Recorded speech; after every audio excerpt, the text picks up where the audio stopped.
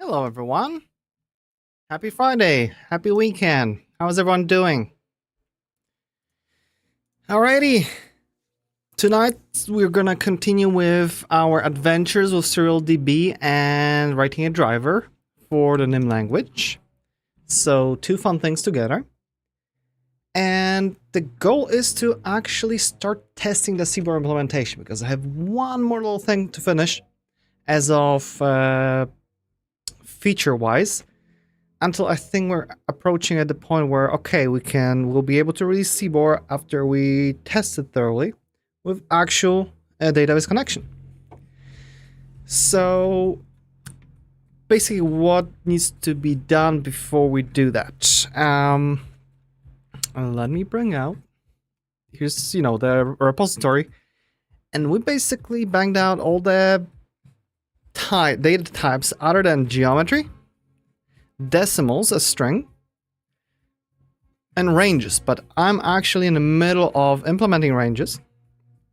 We should have the creation and extraction and stringification and equality checks already created.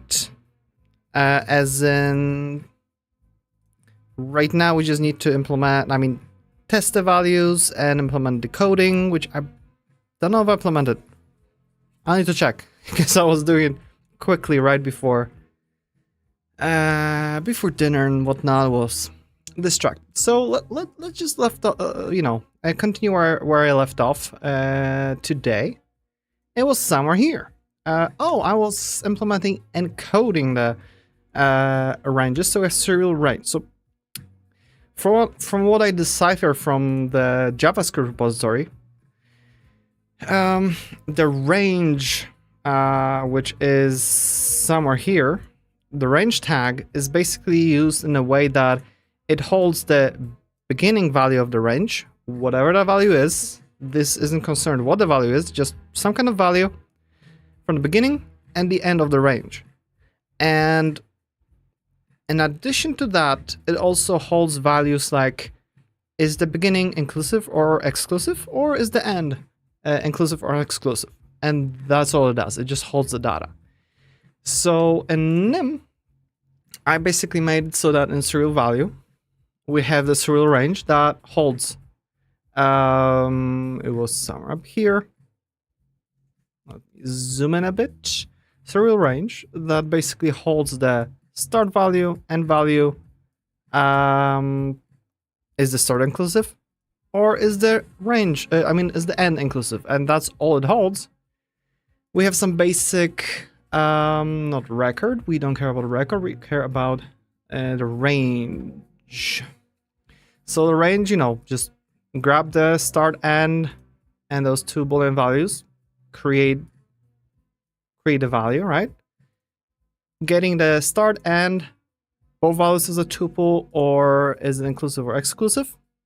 Again, simple like that. And that's it. And I'm actually thinking we should have one as in get all the data to extract it once, because notice that every time, because these are methods defined on a serial value, which is more like overall value that can hold any kind of serial data. Therefore, every time we get, when I say, hey, grab start, grab end, grab this and that, we're basically checking if this is an actual serial range 4 times. So maybe we're just gonna add we could probably just copy it, right? Yeah. We could probably just copy it. Come on.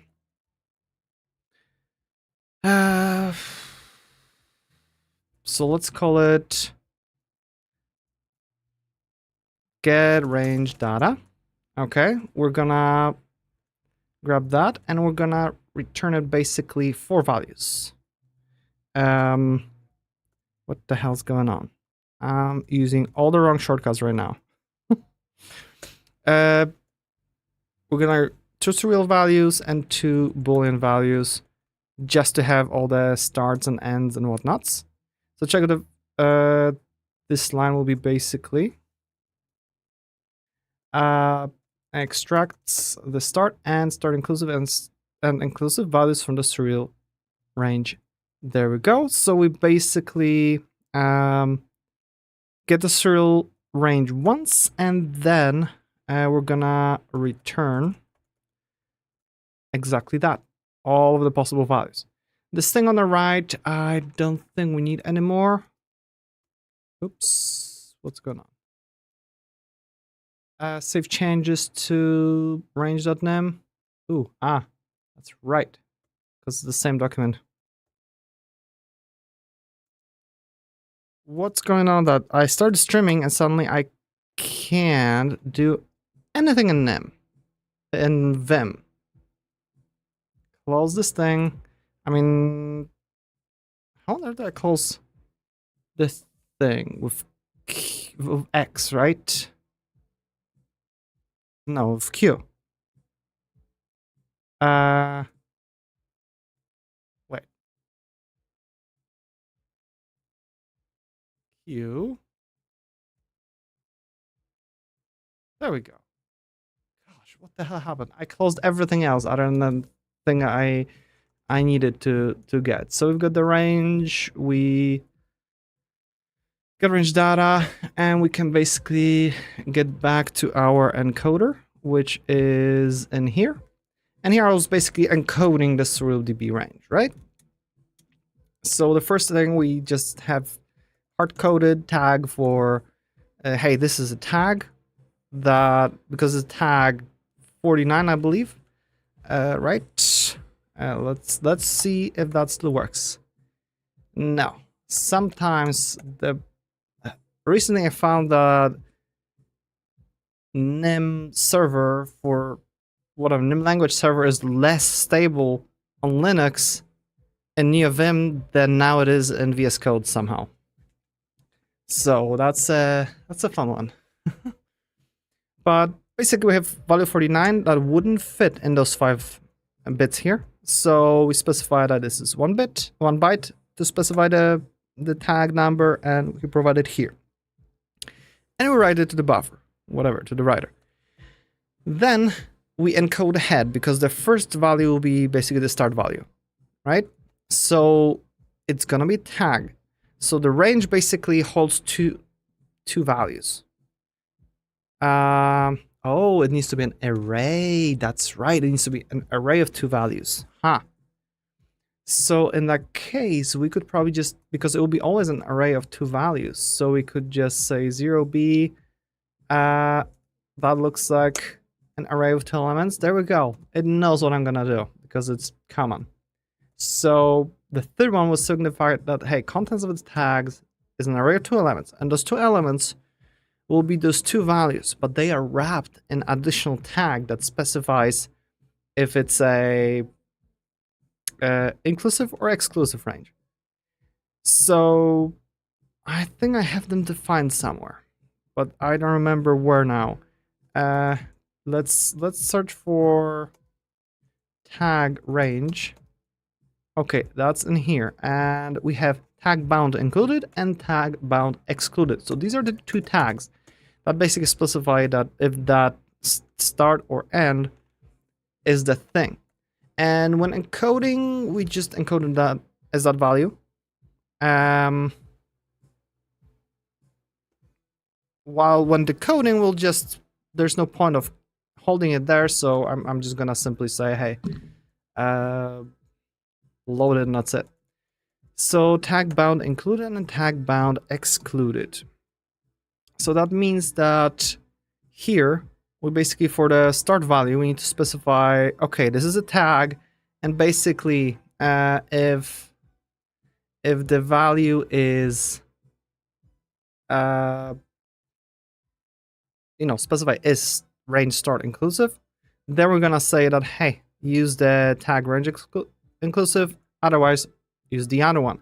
And I believe I need to, no, they're probably fine. Yeah, just like that. And then we need to encode the value, the actual value of the thing. So in this case, writer dot encode, and we just give it the value, because the get range start is another SurrealDB value, I mean serial value. Therefore, the encode will automatically call recursively itself to encode it. So it could be an object, it could be just a value, it could be none or null. Who knows? Could be anything. So that's it. That's the start value. With the end value, we're just gonna say the same thing. Encode head. If range end is inclusive, then we just do the same thing. And then the same thing will be for encoding it, the actual value. And I think that will be it. That's all that we have to do to actually encode it. Yay! No big deal. So while I'm at it, let's also go to the decoder. Okay. We have tag future. We have, okay, so this is going by names. So we want to go down, right? F and U. So we're gonna go off tag range and we need to decode it. So range is encoded as an array of two values wrapped in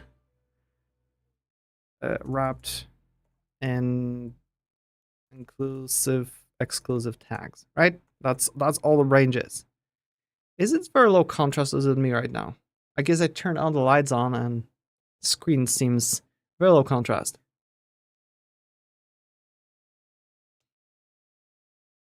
Let me just check the microphone and everything. Okay, microphone seems to work.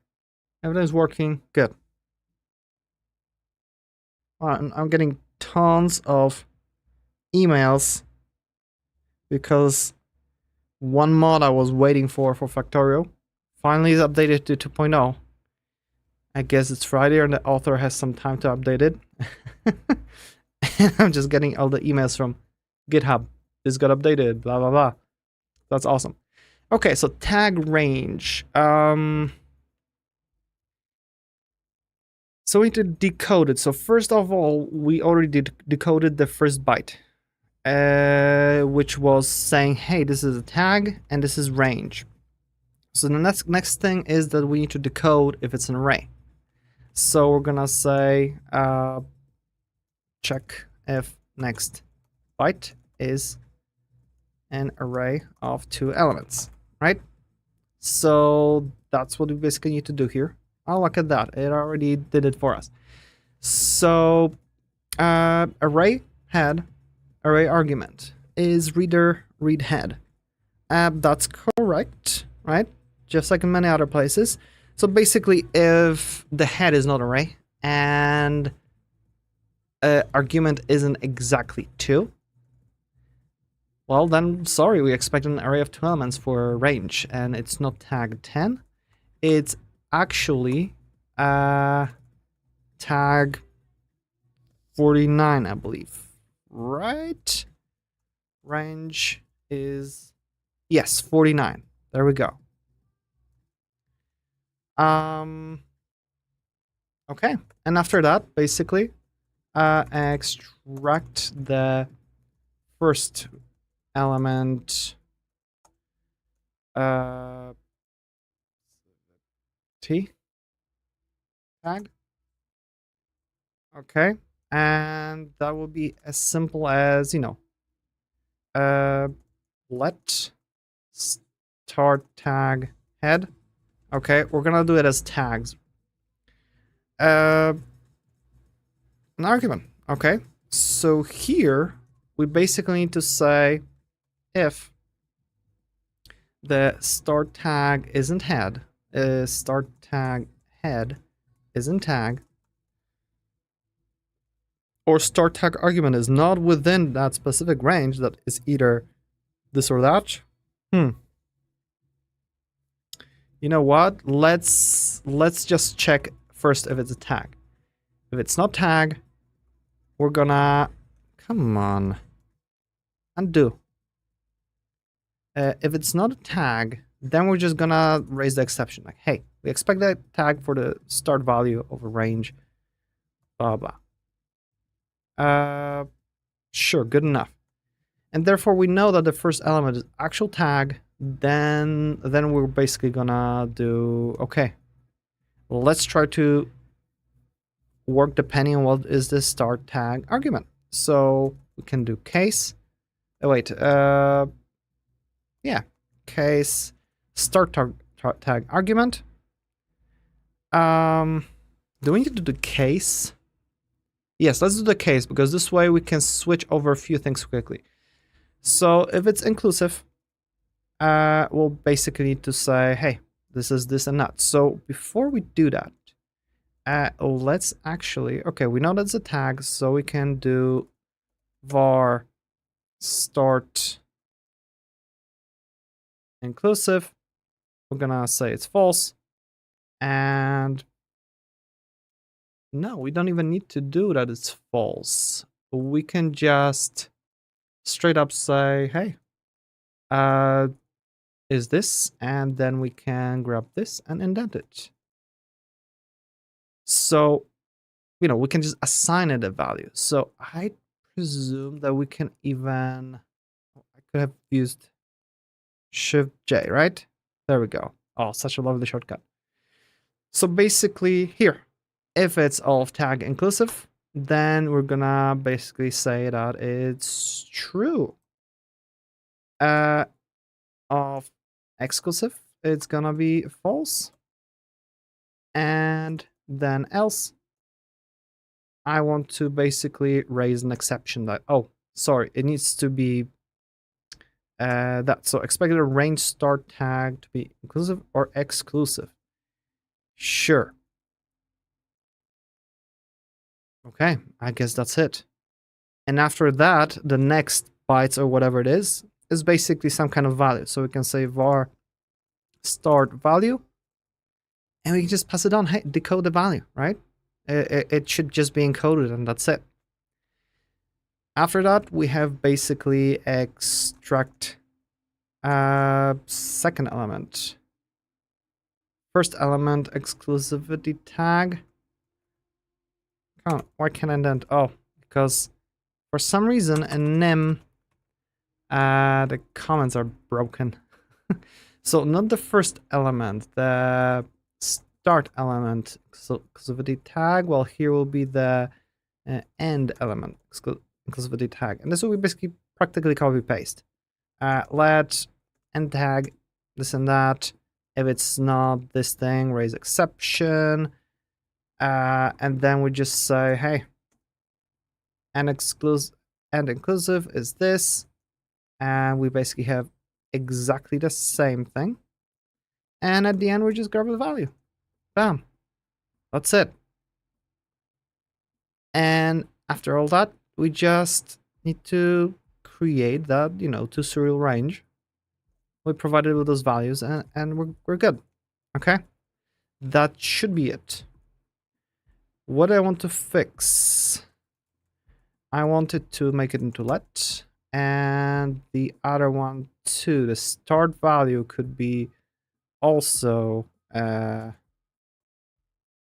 same thing. So let's just do this and that, and the last one is already let. Okay, cool. Yeah, I think that's a good start. I think it is. Can I generate code for tag range inclusive? I'm sure it will be possible. Let's try to run the existing tests. Well, not that one. Come on. Nimble test. Let's see if that works. Okay, so values range nim expected closing in a first line. What?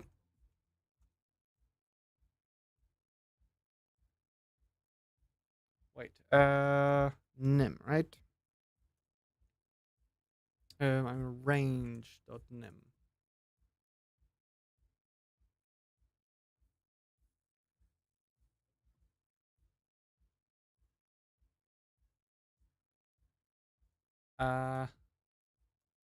What the hell's going on? I have 49 here for some reason. What?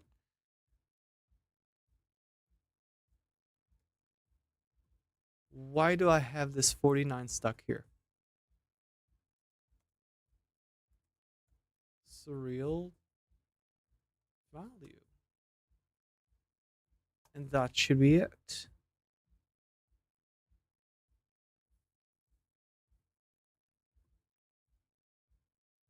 Equals and a thing. Let's try it again.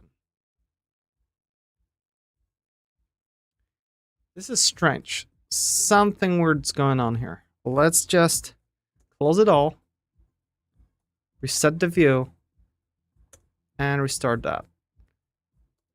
It was... Wait. Wasn't S for session? Q, S. So what's going on here? This is all good. First element, second, third, and fourth. They're correct. And that returns a surreal value, and we convert it and do things. So why can't I run it?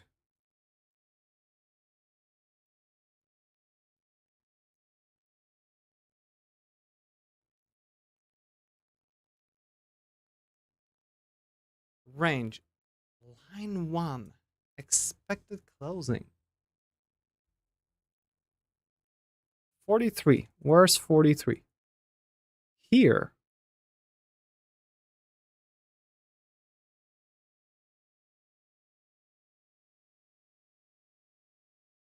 What?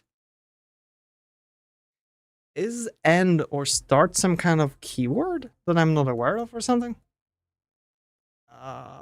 What the heck?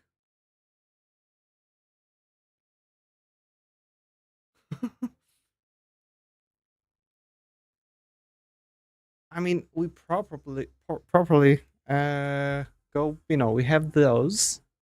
This is correct, right? The LSP correctly finds it to be a single thing. Unless it complains about this.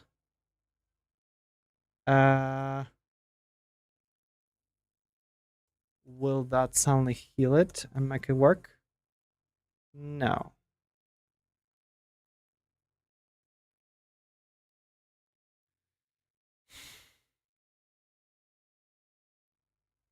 Okay, I must say this is a strange error.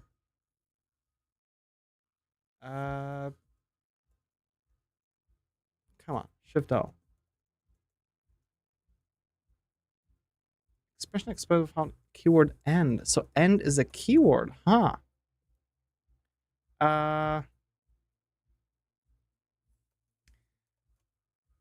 Start value.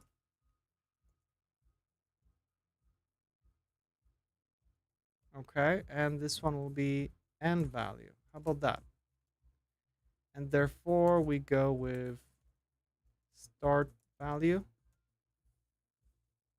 and end value.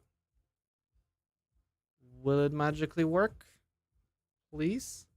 Object constructor needs to tie an object type. I guess it's really complaining about it not being a single line. I need to learn how nym expects those to be formatted, because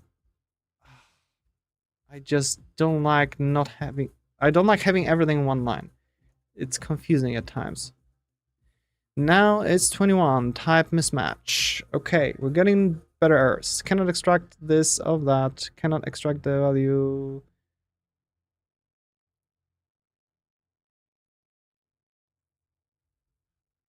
Oh.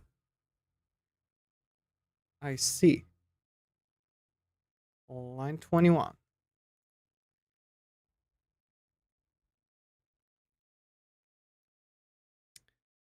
Let me see how I had that done in somewhere else. Let's say in something else that had a range of things, that held a range of things. with two things. What was that tag? Duration. Okay. Set the duration. We have new exception. This and that. Um,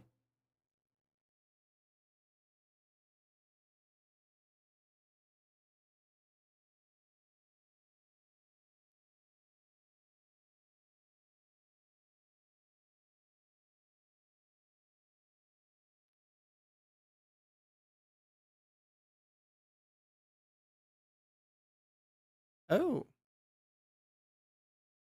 look at that. I call it serial duration, not on something else. On duration, because I have separate duration. That's why we have tabs duration, tabs values duration. And this is fine here. Cannot extract the duration. Percentage sign is absolutely fine. Let's copy this line and compare it, not with this one. With this one. Let's paste it here. I mean, it's exactly the same thing. Oh, nearly exactly the same thing. So we just need to have this thing here, right? We're missing just that one. So let's search for all the value dot kind. Okay. And we can basically add the $sign in front of it. All right. And that seems to be all. Let's try it again. And the playtime of errors happens again. This time it's shared, where we try to serialize it. I think 106.16 shared 106. So serial range, when we try to return value. Oh, I see. That's a rookie mistake. This one. We need it to be replaced with a $sign. Oops. Control Alt return, yes. And now we just press this button to repeat. There we go. We need $sign to make it into stuff. Okay, we compiled initially.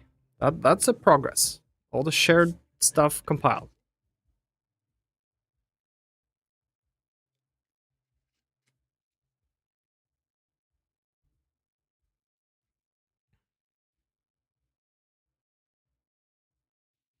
And we've got an error in undeclared identifier tag range inclusive in our encoder. So I guess we're just not tag range inclusive. Really, that one's unavailable. Our encoder, and that was line 131. Oops.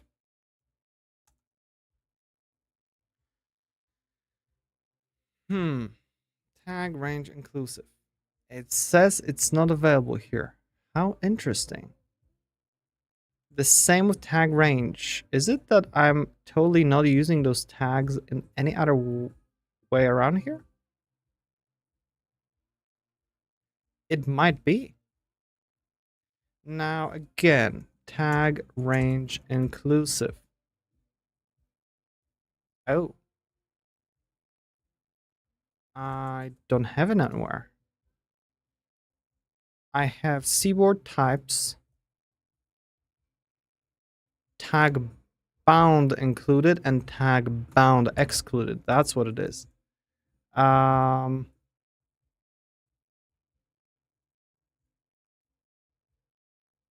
So instead of having tag range, I should have it tag bound.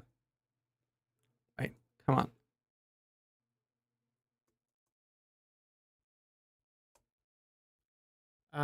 Tag range. It should be tag bound.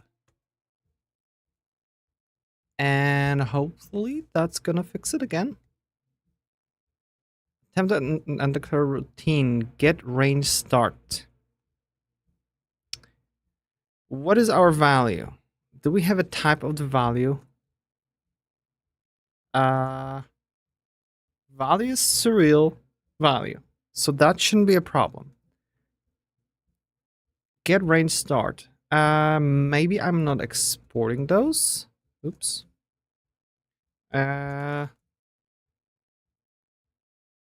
Range times values.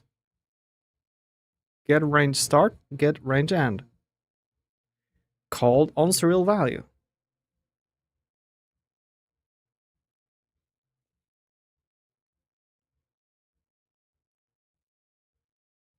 Get range start. Maybe it's just gonna compile and the thing is just complaining about it. Tag bound inclusive. Now. Oh, because I probably have it include rather than inclusive.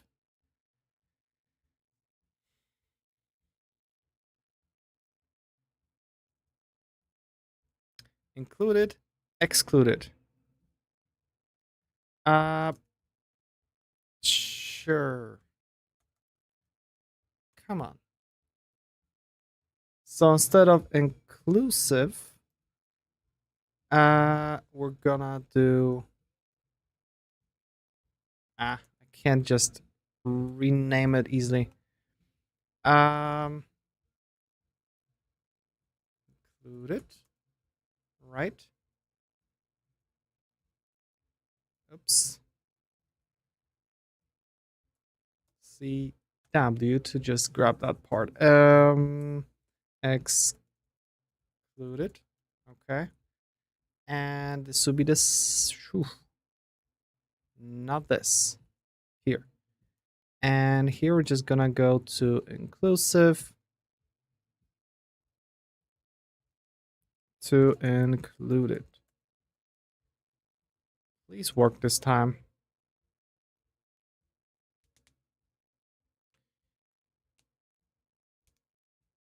Okay, there's progress. It's just one is head major. Wait, number 3.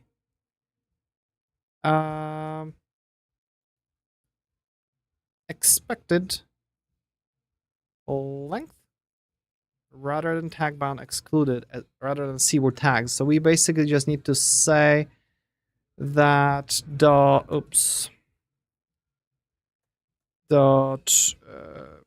was it? UN64? Come on. Where was it? Yes, UN64. Okay. And the same thing will be here. The same thing will be here. And here. And hopefully that's going to be a little bit better. Did I save it? I hope I saved it. Undeclared identifier RIRE and encoder.nym. So instead of RIRE, right.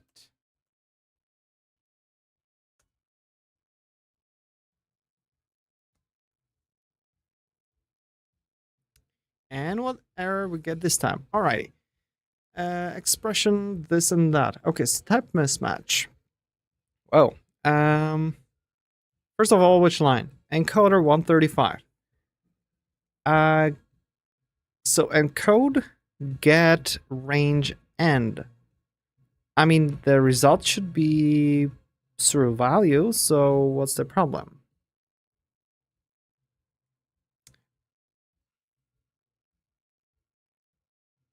Oh, wait a moment. What? Get range end. Oh, that's right. Wait, we got a value. This here is the value that we're calling. What? It's on this. Well, it thinks expression encode here. Right, proc and it thinks of a file or a file or a file or a file or a file.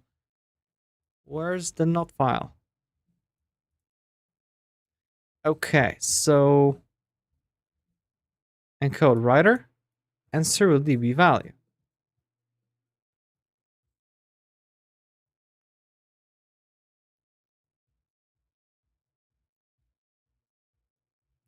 So that's probably the first one. So we're not giving the CBOR writer? What the hell? Oh. Writer. So I'm basically making mistake twice in the same word. Second time. It was a long day. Sorry about that. It's the end of the day for me. 9:40 here. PM. Okay, this is going on for a little bit further this time. We got to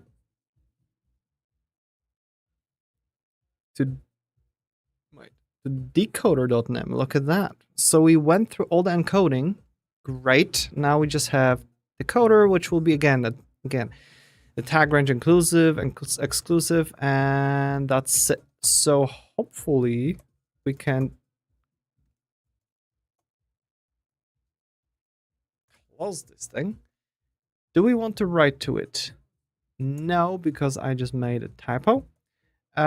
This we shouldn't need anymore. What is this thing on the left? That's not a buffer I want open. And how about this one? Disappeared on its own. Okay, good. And we're in the decoders. So we were somewhere here. Tag record. Where's the range of tag range? And now we've got that problem. So whenever we have the tag range inclusive, come on.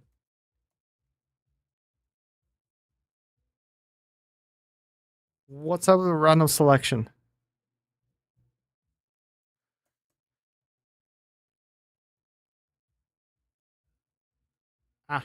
It's that visual mode that's glitchy sometimes. We have this one and this one. Tag range, bound included, right? That was the first one. And then we have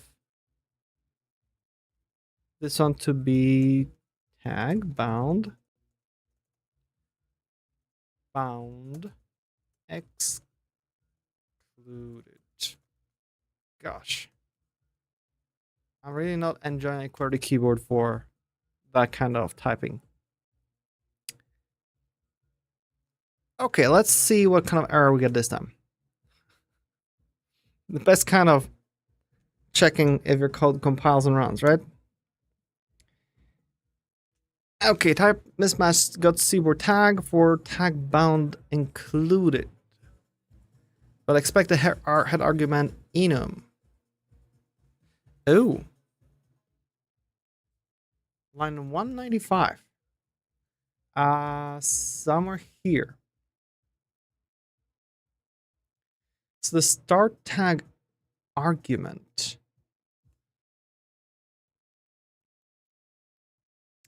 Okay, so look at that. So this is an argument. That means that this is not an actual value. We should actually extract. Let's do argument length. Whatever, argument value. Get full argument. All right. And I'm gonna change another argument value. Let's call it start tag argument. Okay, and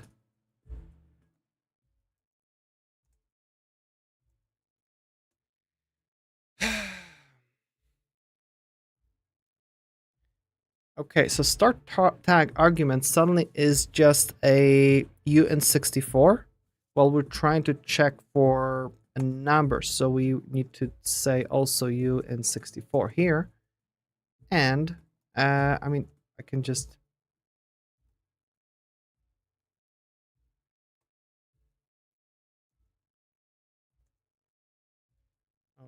okay, and we need the same thing here. So first of all, I'm just gonna repeat this part here if I'll manage it.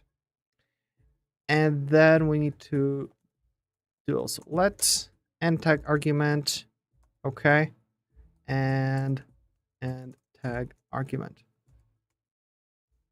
And that should fix that issue of type mismatch.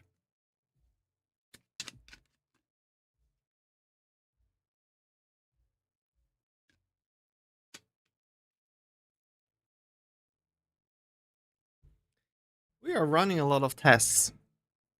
That's a just gigantic amount of tests, but that's good because we're catching all the possible errors, especially when we'll start refactoring, improving, optimizing. These will be really invaluable. Okay, this is good. We passed all the tests. They were not testing the range per se yet, but that's what we're gonna do now. We're gonna test it. Okay, so that's that. So I found that I have GG to get UI, and I could try to figure out how to use this thing, right? There's stage. So yes, I would stage that change. And navigation left and right. Oh, look at that. I can go around here. Next hunk, previous hunk. We have only one. Okay. I can add it, right? And then we have an encoder. Yes. Quit C. Control C. Oh, not like that. The heck?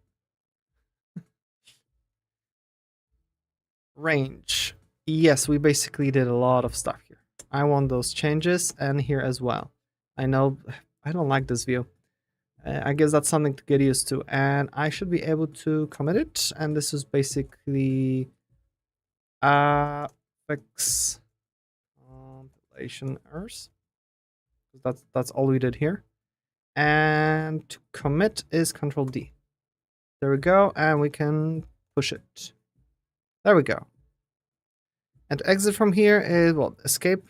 No, Control C. Yes. Okay, I guess we just pushed it. Let me verify that because I have no experience with that interface for Git.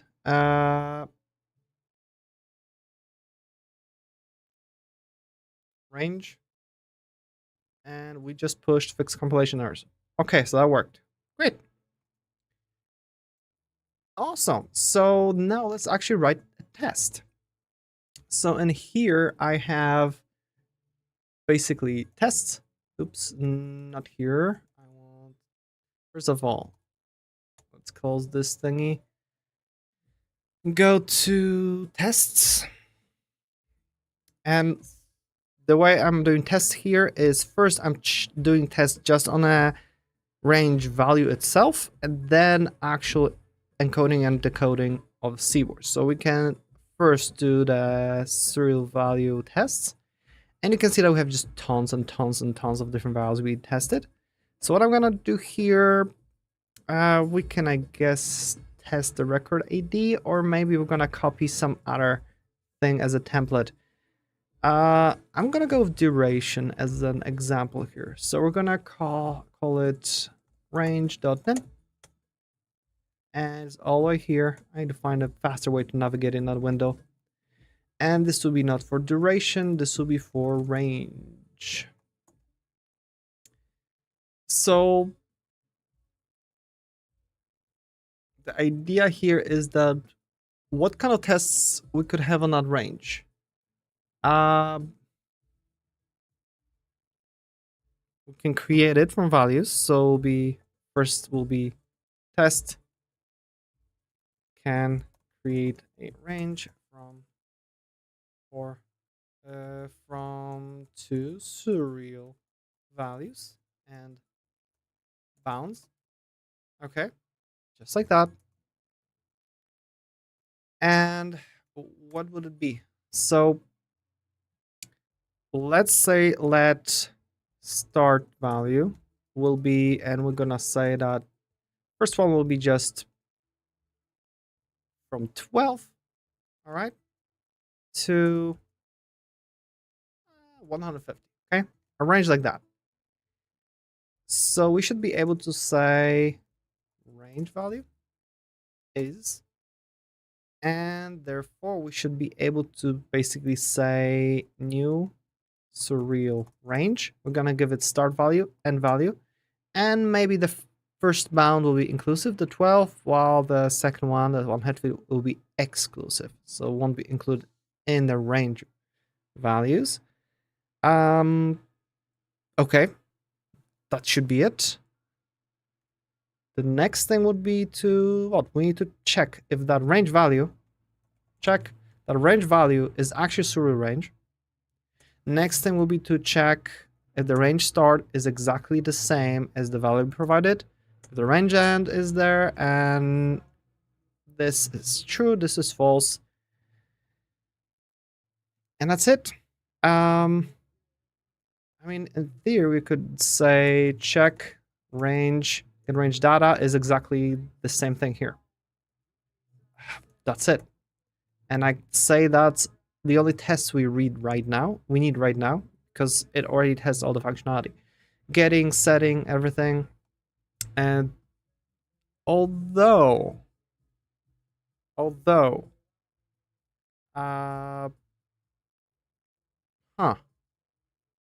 let's do, whoops, delete to,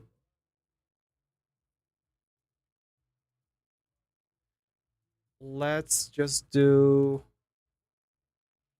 not only can create the range, but maybe can compare ranges.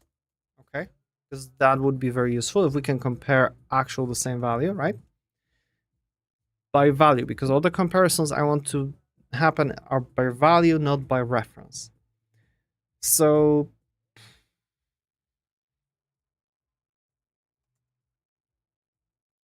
let's do start range will be new surreal range. We're gonna say that this will be some different values. Yeah, let's do something like from the value of, because the range in theory could be just floating values, right? Minus 12.5. And let's make it float 64. And then we're gonna have another one that will be to 8 point something. Come on. And then there will be both. Oh, maybe the first one will be exclusive, the other one will be inclusive. Okay, just like that. This will be our first thing, and then we're gonna copy it and paste it here. So let's call it start range. Those will be range 1. Okay. Oops. Range 2. Right? We have two separate ranges created separately, but with the same values, but given as literals from scratch. So, these are two complete copies separately created, not related to each other. Therefore, I should be able to do check that range equals range 2, and that should be true. And that's it, I guess. So that's our test for our stuff. So we don't need that duration here. Seriously? We don't need the duration. Do we need sequence utils? I don't think we need that either. Oops. Come on.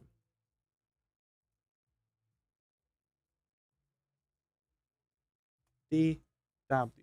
There we go. So let's go to our tests, which will be just in the .nimble file. For surreal value, record ID, range will be alphabetically in front of it. So let's just do I mean, just paste it, go to the thingy and CIE range. Okay, that's it. And just like that, we included that test. So let's run it and see if that test fails or it does not. Oh, straight up. Undeclared identifier, new surreal range. Ah. So why is that? New surreal range. We don't have that defined. What? Oh, we have two surreal range. Look at that. It should be new surreal range. Because two surreal range would mean that we just grab some kind of value and magically convert it.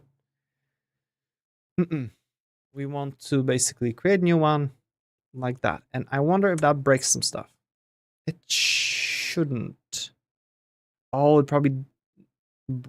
Okay, we went through a lot of tests. Values shared, all that stuff. Now we go to... particular field F65. Really, I still have that. What? Sure. Let's replace it with 4. The same thing will be here. Oh dear. Such stupid mistakes. Okay, we already got past that, so that's good. We have the reader, writer, and coders. And encoders should be fine, but I wonder if the coder compilation will fail because we might have, you know, when we decode it, we need to create surreal DB value. There we go. To surreal range, line 216. 216. So it was right here. Instead of 2, will be new. And that's it. It should all go through. Now it's going fast because it's pre-compiled.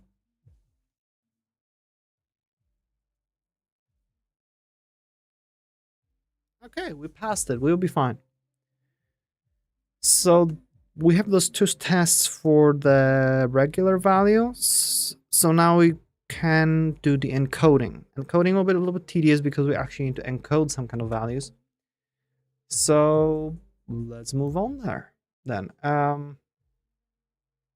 We can probably just close this one. We can straight up close this one, and in our encoder, we're gonna basically go CIE to be range. And we're gonna do that. There's no way to quickly create a file, right? I need to go here. Close this one, go to CBOR, encoding. And we're just gonna clone again, maybe duration, because that's kind of similar. It has the 2 values already in there, so we could make it a little bit easier. So let's copy it and make it, and the duration will be range. Okay, but it doesn't open it straight away. Okay, so encoder range. Cool. So should encode range. There are no like variants of ranges, so I mean there are, because we should encode all 4 possible values.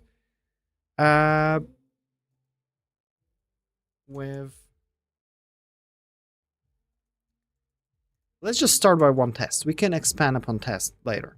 I just don't want to drag it on during the live stream too much, because I want to get to testing, because maybe I'm completely missing the point of ranges, and me writing a million tests right now about just ranges will just make it like, really? Because the thing is, there's no documentation about the range tag, therefore I simply don't know, you know, is it good, is it not?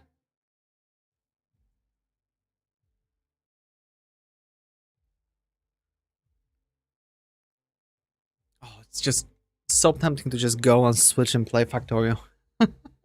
It's just extremely tempting. Now that my favorite mod, Factorissimo, got updated to 2.0.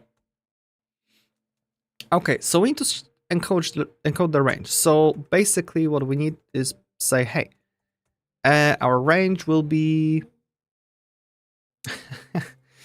It suggests that we just encode like that. No, new surreal range. And let's choose something simple to encode. Maybe I'm just gonna make it just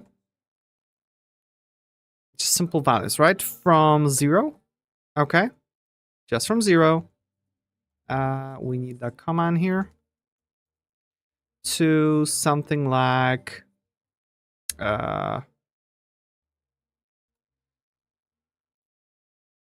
one nice number, 16. There we go. Even better. 255. There we go. Whole byte. Entire byte. Good. And sure, false and true. That should be good enough. So that means we can get rid of that. And we don't need those things here. So now the idea is that we actually manually, we actually turn it into bytes. So we encode not the bytes, not the duration. I want range. I hope that range can be a word here and won't get confused. So encode it, and we should basically get a sequence of bytes. So now we basically need to compare it to an actual sequence of bytes. Therefore, we need to figure out how it works here. So the thing is that, the thing is that range is a tag. So it's 110, it's number 6. That's a tag. And then here we basically need to have encoded the actual tag number. But because a range is a tag number 49 that doesn't fit in those 5 bytes, we need to say that this is, I believe, 24. So I can again do a quick search. 1 byte. Yes, that's 24. I absolutely love this grep functionality of NeoVim. It's awesome. So for that thing, we can encode number 24, which will say that after this byte, we need to follow it with the actual value as 1 byte. So 1, 2, 4, 8, 16. 16 fits in 24, so we flip it to 1. Then 8, 16 plus 8 will be exactly 24. So there we go. This should be our value. So then the second byte needs to be number 49. So I can actually just say, hey, this is 49. It's gonna code it for me. This already has specified as u and 8 as that value, so the rest of the sequence will follow that pattern. So great. So we have specified that this is a range tag, and therefore the next thing we need is basically an array of 2. So for that purpose, it should be just an array of 2, right? So array is number 4. So for the first 3 bits, 1, 2, 4. So this is an array. Okay, 1, 0, 0. And then we'll have 2 elements. So within those first bytes, we just make it 0, 0, 0, 1, 0. Because this is 1, this is number 2. Okay, so this says it's an array of 2 elements, and then we need to encode those 2 elements. And they're encoded as tags. So I can probably just delete everything else and start with that. So again, we will have 0b because we in binary, 110 for tag, and then what tag, because we wanted this to be not inclusive, so we exclusive. So I can search for range. Wait, was it bound excluded? And we can see it's 51. Okay, it's just value 51. Again, we won't fit it here. Wait, what? Oh wow, I just discovered a cool thing. Insert mode key maps. Previous scrolling down, Control F, Control D, all those things. What? Insert mode key map. L to complete tags, Control C to close. Flash, find files, no ignore. Okay, so this is insert mode key map for telescope, I guess. Send to QF list. Select horizontal, vertical. Control X. Control X. Nothing currently selected. Ah, cool. Whatever, because it doesn't work here. I'm in input mode and it just inputs that. Great. So 11000 for, again, just 1 byte. And next is we just need to say 51 for that excluded tag. And after that, we just need to give it a value. And in this case, it's 0. So we do binary 000 for an integer and just the value of 0. And that's it. Then we need another tag for the second value, which will be 0b110. And I believe it will be 50. So it will be, again, 1 byte and 50. Let's just grab, check that. That was bound included, because we got true there, it's 50. Yeah, so it'll be 50, and after that we just need to give it that value, which will be, again, positive integer, and value is 2 to 55, so it won't fit as a 5 bits, so we need to provide it with 1 byte, so just like before, and the value will be basically 255. And that should be our encoded CBOR. At least that's my expectation. We'll see if that works. We can just delete everything else, and there we go. Let's save it, and let's try to run it. Do we have it included in our Nimble? Yes, we do. So let's run it. Let's see what happens.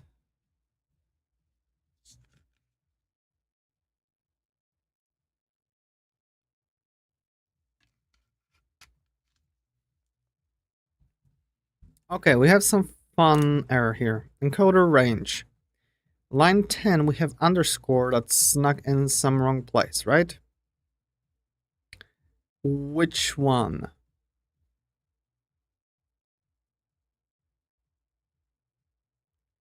Oh,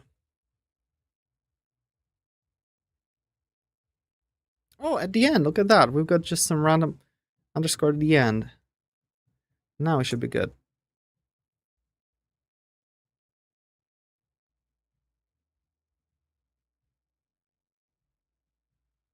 I can probably increase the font a little bit just to make it good. Okay, we passed everything.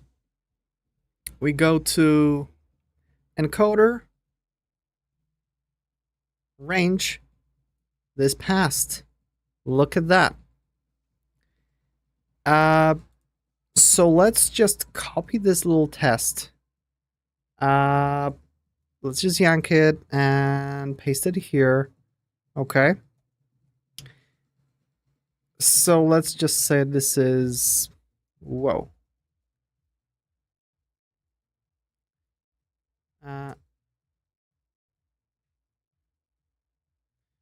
Range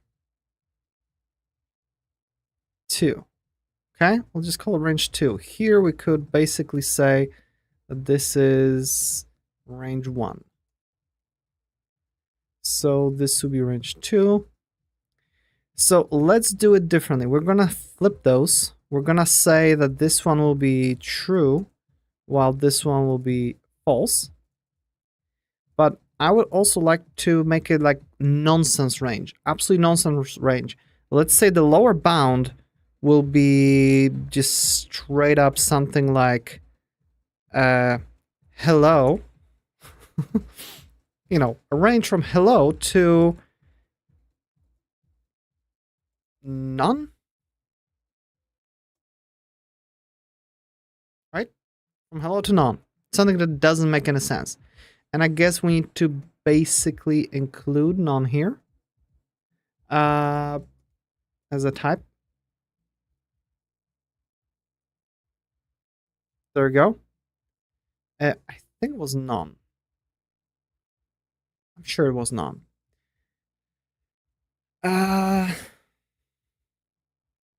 That's good. And we messed that one up. It needs to be here. So we encoded it, right? And then what I can do is I'm actually gonna just swap the this one will be, wait, this one will be 50. Oops, come on, using all the wrong shortcuts. What the hell am I doing? Repeat, replace with 0. This one replace with 1. There we go. So again, it will be a tag range that has an array of 2 values, where the first one will be saying that it's included, so it's 50, and then the value. So the value here, it cannot be that anymore. It needs to be a string. And we're gonna replace that string with hi instead of that. Hello, or sure. So a string. First, let's replace it with hi instead of hello. It'll be less encoding. So how is this string? String is type 3. So we just do this. Okay, it's a string. And how many elements there are? 2. So, okay, 2 elements. And now we basically will need to replace this part with actual those 2 values. So I'm gonna resort to the usual. New tab. UTF to hex. And we're just gonna say hi. We copy this part, go back here, we just straight up paste it, and the only thing we need to do here is add a comma. Okay, that's it. We just added 2 hex values for hi, and the second value is 51 for excluded bound, and we need to encode none. And I don't remember how to encode none, but I know that in constants we have non-bytes, because non-bytes is a tag. It's a tag basically. So we can just copy it, right? Null byte. Oh.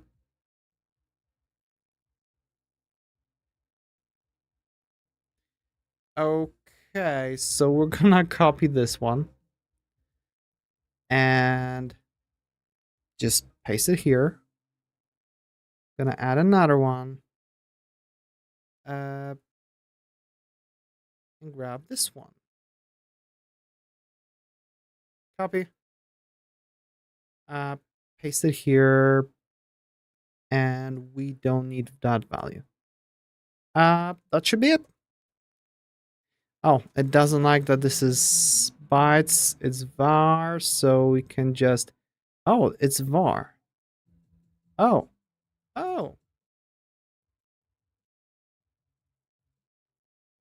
So we can just do this. have no such thing as range. We're just gonna do this.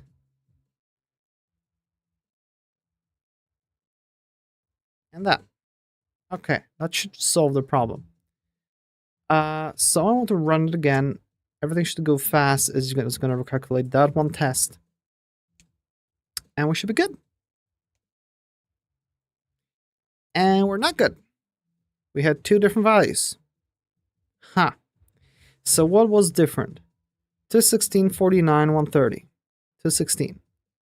Those four values are good. 50, 98, 72. Same. 105, 216, 51. Oh.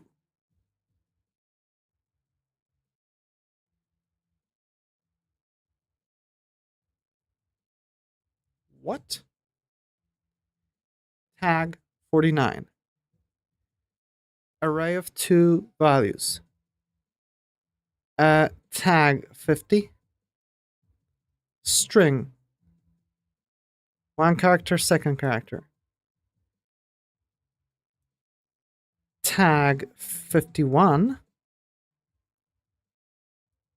which is a tag with that specific value, which does not make any sense. What? But we're missing that one value. This 105? No, 105, 74. After 105, we have another 216. What the hell am I missing?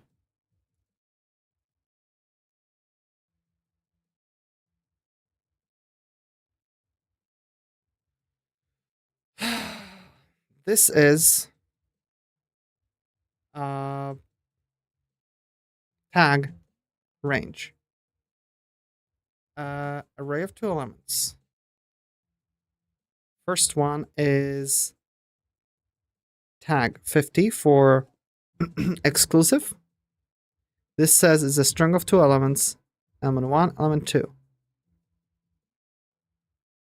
Oh, and then we had 51, but we're really missing this little thingy, which says that, hey, this is supposed to be a tag.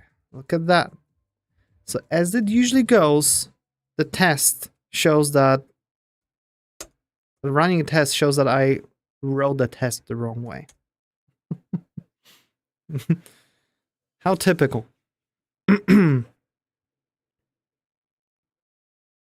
Okay, looks like we passed it. Cool.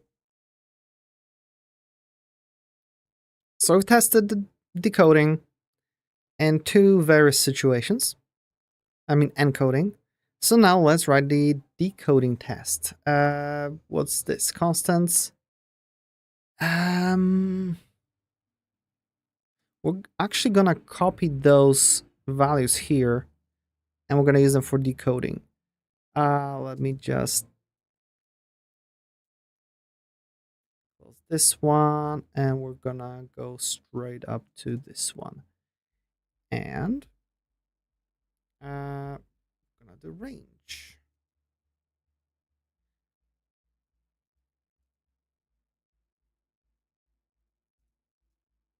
There we go. So now we need to create that range. That means that we close this one, we go to decoding, and here we're gonna copy duration again and change it into range. There we go. So this will be decoder range.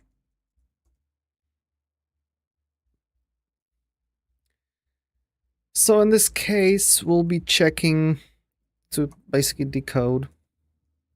Well, can decode range. I know it's a very basic description, but yeah. I'm not gonna even make anything crazy here. Let's just delete this part as well. So we have the idea that we have something decoded. So we have those bytes. So what we can do here is we can go to our encoder, grab those bytes, okay? And we can just say, you know what, let's replace those with this thing. Because we know that encoding it works, we already put that work. I'm just gonna reuse the thing. So when we decode it, I need to check that this is surreal, range, okay? And then we basically need to start checking the internals of it. So we need to check that the decoded get range start is get range start is basically new serial integer 0. Sure. Although I don't like this kind of thing, let's replace it with 0. Okay, because I can probably just do this, and this thing here will be the encoder. Yeah, so this is what we're doing here. How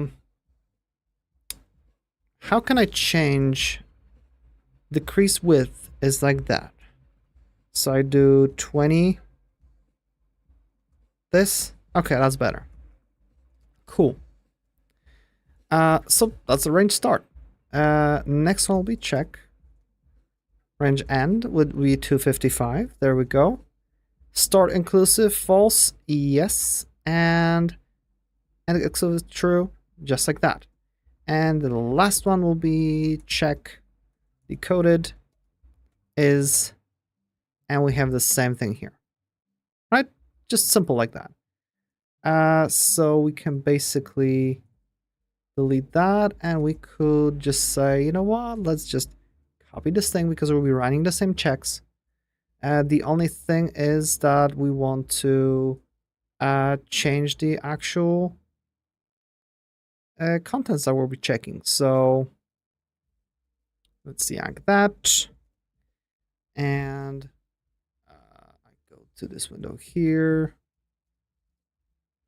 paste that thing, and now again, so we'll range, but this time range start will be high,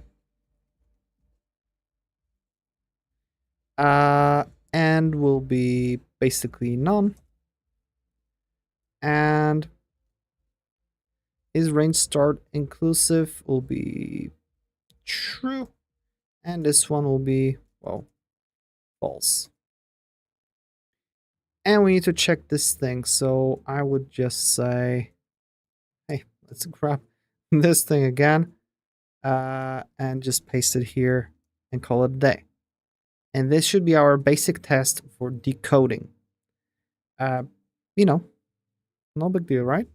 It just complained that none is not defined, so let's go to our types and replace the duration with none. Okay, decoder and unit test, all that stays the same. We already have it in our Nimble file, so it should all pass. I hope it's gonna all pass because I'm tired of running all those tests multiple times. Decoder object, oh, it didn't pass. Definition of decoded, previous, oh, of course. Of course. I mean, we don't put anything. We just redefine the value. Redefining, overriding the value. Yeah.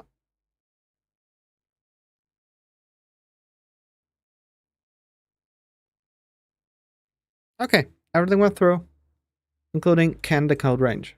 Beautiful. So now the last thing to do, first we can close that window. We can actually close this and that. Our Nimble, I'm gonna save for now. Shared, we can close.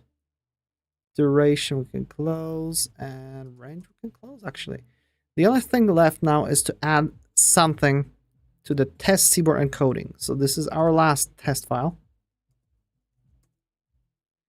Here. You can go all the way to the end. And all we need to do is basically test, encode, and decode range. So what we do here is basically we create some kind of range. And here I can actually go a little bit more fun. I'm gonna just replace it with this a little bit nicer operator.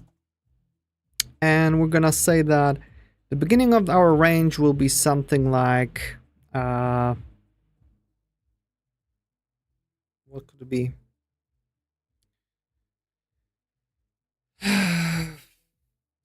This thing that has, I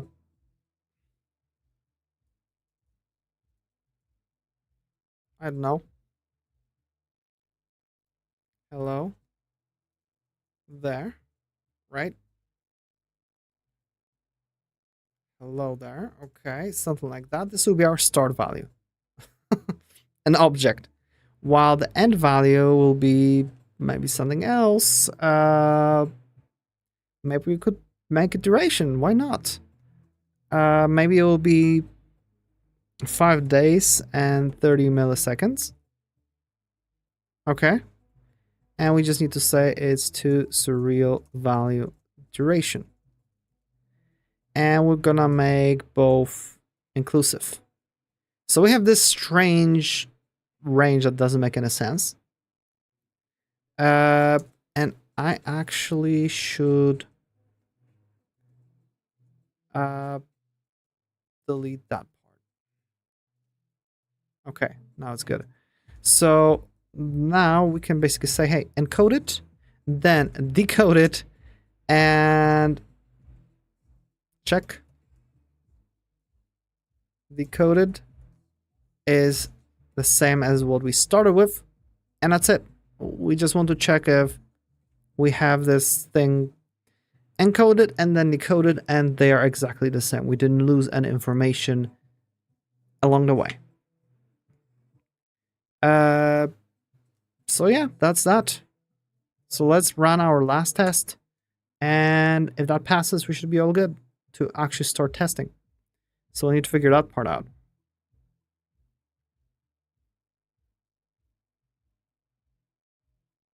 There we go. We finished. We tested everything. Everything works. Oh, that feels good. So, let's go to, wait. Here, we basically fixed that part because we had, yeah, to turn into new. Okay. We had the same. To are named to new.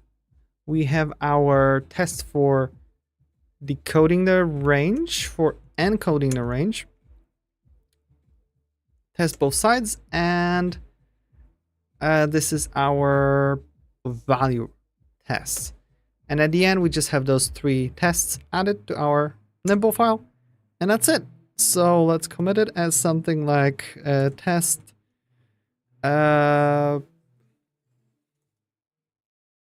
range value, comma, encoding and decoding.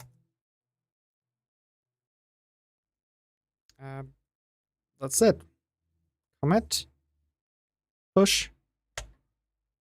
We pushed, and that's it. So now what I want to do is basically be for branches. How could I check out this main branch? There we go. I mean, we need to approve our pull request now. Create an approve pull request. There we go. So go here, push 20 seconds. So this will be the range. So implement range value, comma, whatever. Implement encoding / decoding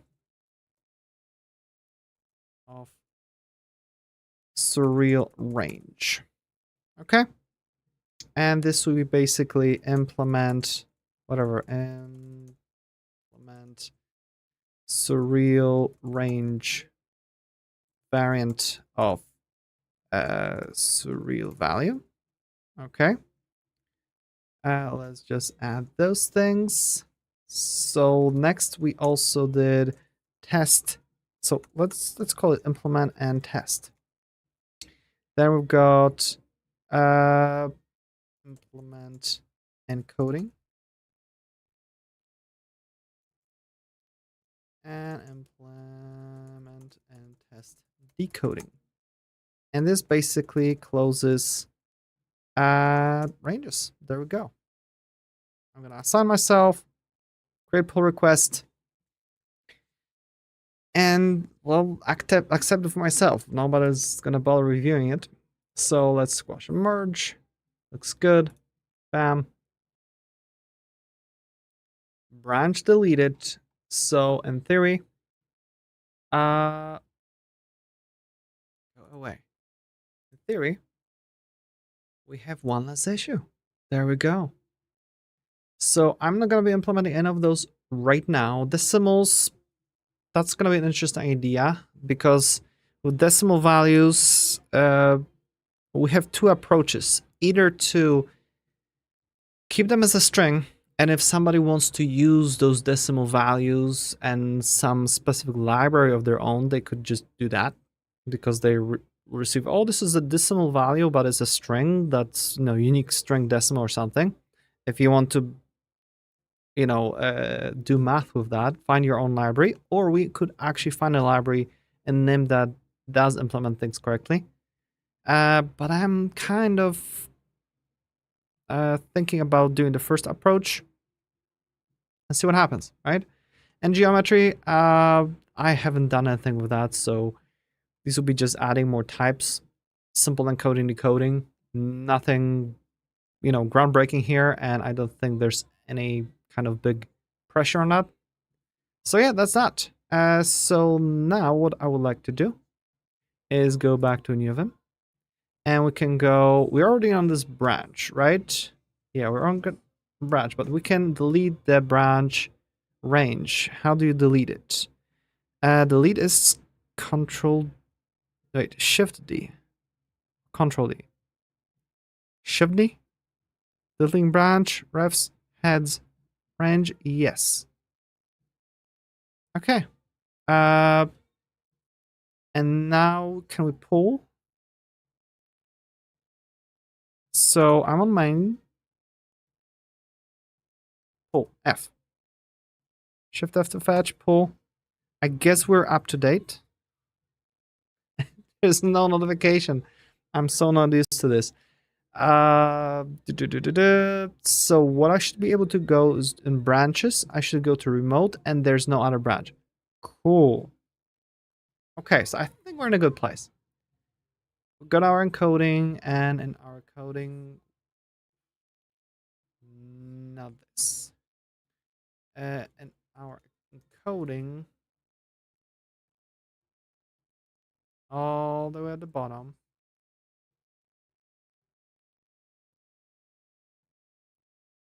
Yeah, we've got that. Cool. So let's start by closing this, and we also don't care about the nimble. What I care about is the surreal.nim. So this is the file where we can actually connect to the database, log into it, sign in, switch to the database, sign into it, and actually send some kind of, like, hey, select test item 1, 2, 3, 4, 5, right? I should be able to run it and actually connect to the database. I have the database running, the connection strengths here are fine. So I should be able to just do nim. What the hell was it?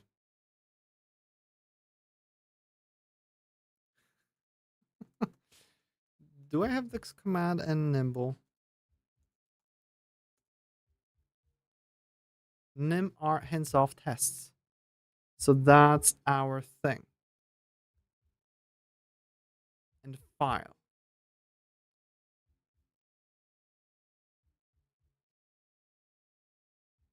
Wait, what the hell is that? Nim are hands off tests.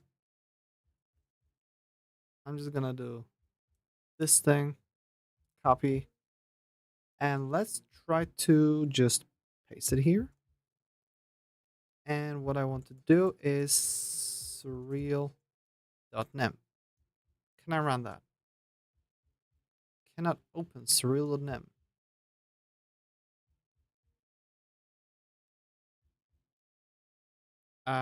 ls. Oh. Source/surreal.nem. There we go. Connected to be starting listen loop. We got response to this. We signed in and we got a response from the actual database, and we can see that we got age 99, ID is a record, test item 1 2 3 4 5, name ban, state sleepy. I'm not right now. I'm not sleepy, not anymore. And then we got the random errors for closing a socket, which I will just ignore for now. Okay, that's good. That means we run the file. Everything worked.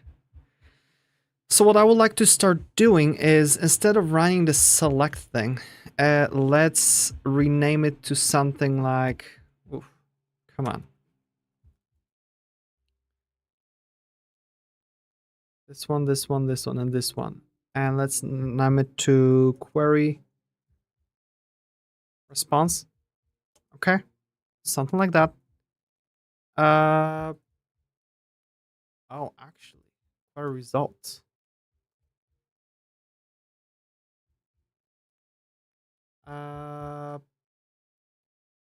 Sure, this is good enough. And instead of running serial select, we're gonna do serial query, and therefore we're gonna have surql here, and this will be our query here. So let's do something simple like return 12.5. Okay, I want to see what we're gonna get as a response, and instead of calling it select response, I'm gonna call it I hate this thing.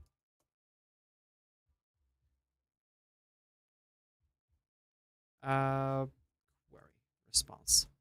Okay, cool. Let's try to run that and see what happens.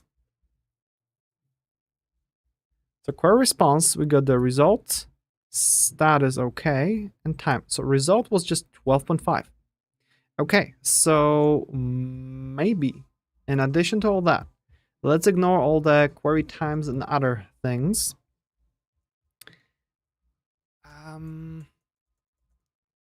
Let's just, it'll be query response okay, and because it is already serial value, we should be able to just grab result out of that and just print that out, I think. Let's see. Error socket close. Wait, where's our response for query ID 3? Uh-oh.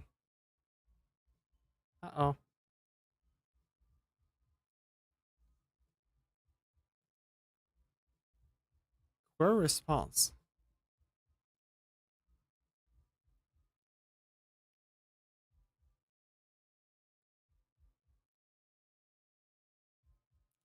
That didn't work.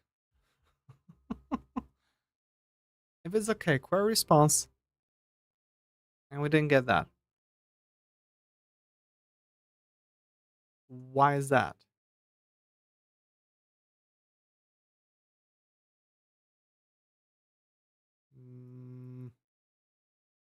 Oops. Let's run it again and see what the hell. Query response. So the result didn't work for some reason. Why is that? Oh, because this is an array of responses. That's what it is. Therefore, it should have thrown an error, and it didn't, which is not great. So this okay, we basically need to do wait, get sequence? Yeah, get sequence. And we're gonna say 0. Out of that, we're gonna grab the result. Yeah, that should work.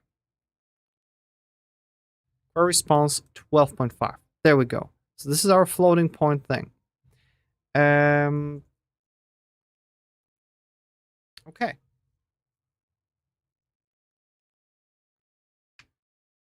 In some way, I would like to be able to have like a debug print of the entire thing.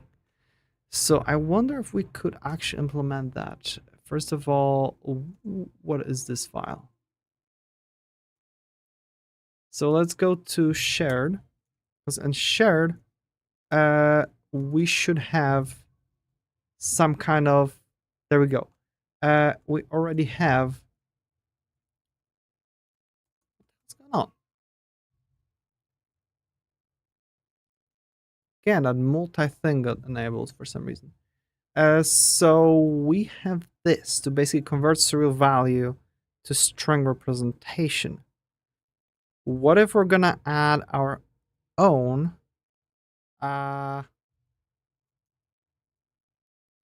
somewhere down here, and we're gonna just call it proc the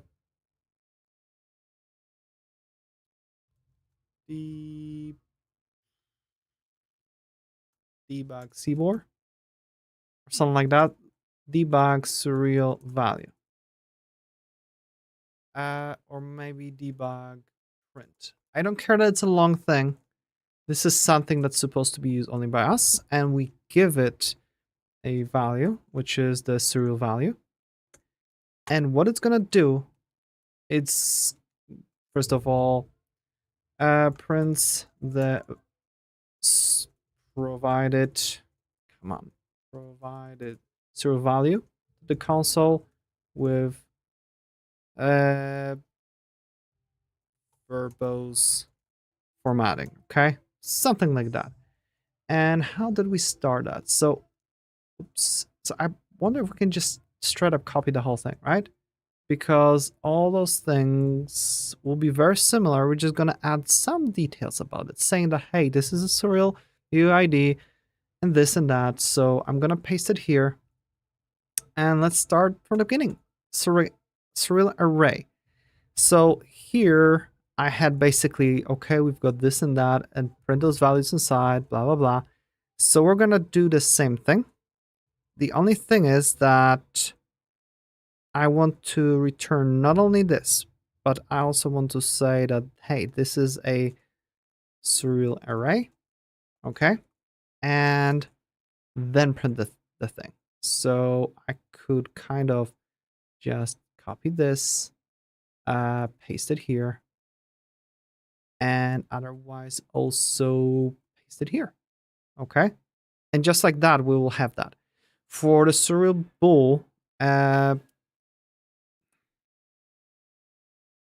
mean, it's very explicit that it's a serial bool, right?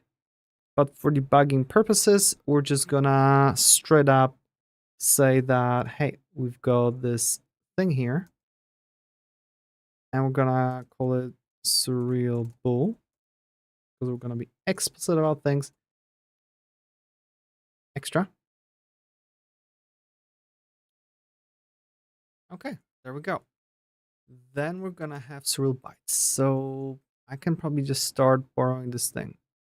So it will be from here till the $, actually. Let's copy it, and we can just do this. Where the hell did C come from? Oh, from cast. There we go.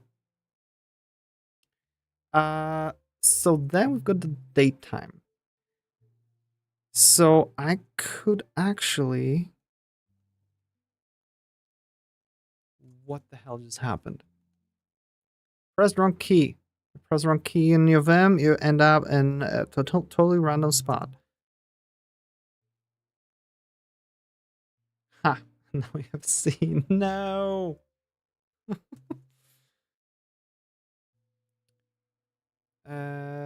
What did I just do? Undo. Select. Till. $, space, paste this thing. Okay. This will be surreal date time. And this is gonna be just surreal date time, right? That's it. Surreal duration. Again, we just undo. I guess we're just gonna write everything ourselves.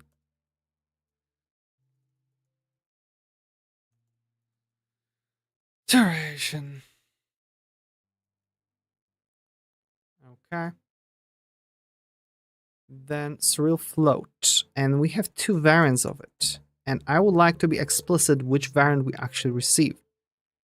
So in this case, again, I need to do this surreal float 32.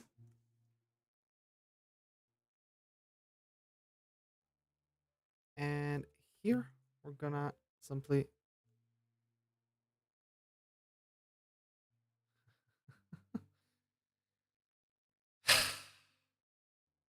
up, select till $, yank it, go down,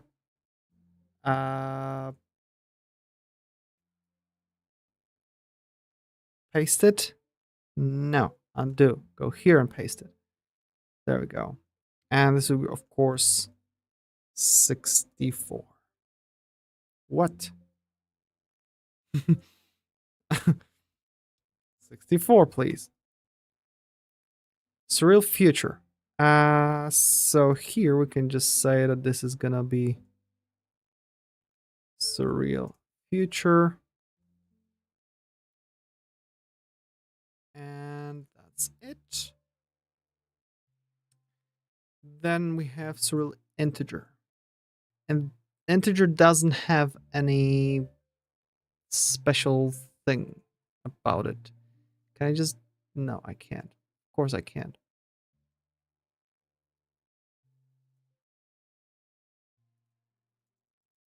Surreal integer. There we go. I need to select this thing. And instead of yanking it to the general buffer, I'm just gonna yank it to, I don't know, buffer M. So buffer M, paste here. No. Buffer M, paste to the left. So this will be surreal none.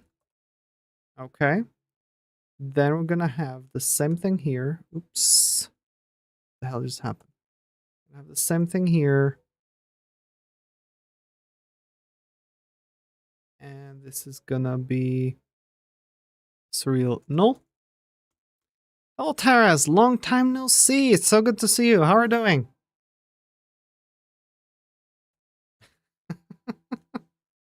You can see I'm excited.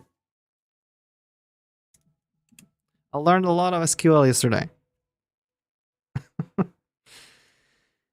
Okay, next we have surreal object. So we can do it similar way to what we had previously. Something like surreal object, right? Let's just yank it and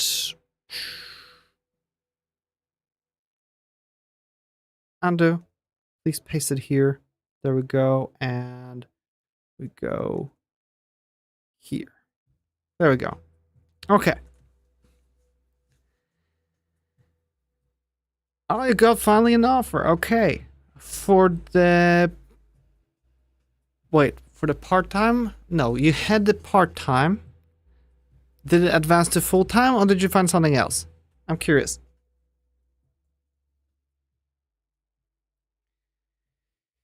And then we have surreal range. Oh, that's right. For surreal range, we had the operator and then we basically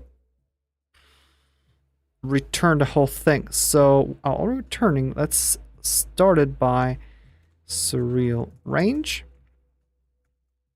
And then we have the start operator and end. So we can be for sure that this is a range. We're nearly done, right? Oh yeah, just a few more. So here, instead of just saying, hey, this is a record, let's just do surreal record ID. Okay. I mean, let's just do this. Okay. And I want to get rid of that little space. Not on debugging. And then the last thing will be serial record ID, serial string. Oh, this is actually not going to be end because we need to call this function recursively. So we're going to fix this afterwards. Serial string. Yeah. Come on.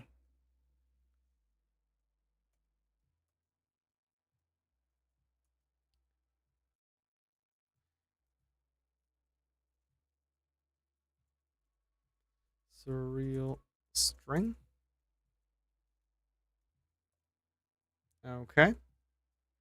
And then we go serial table. And Tara says, I got multiple offers. I picked one from Snapchat. I'll be doing codec and video player development.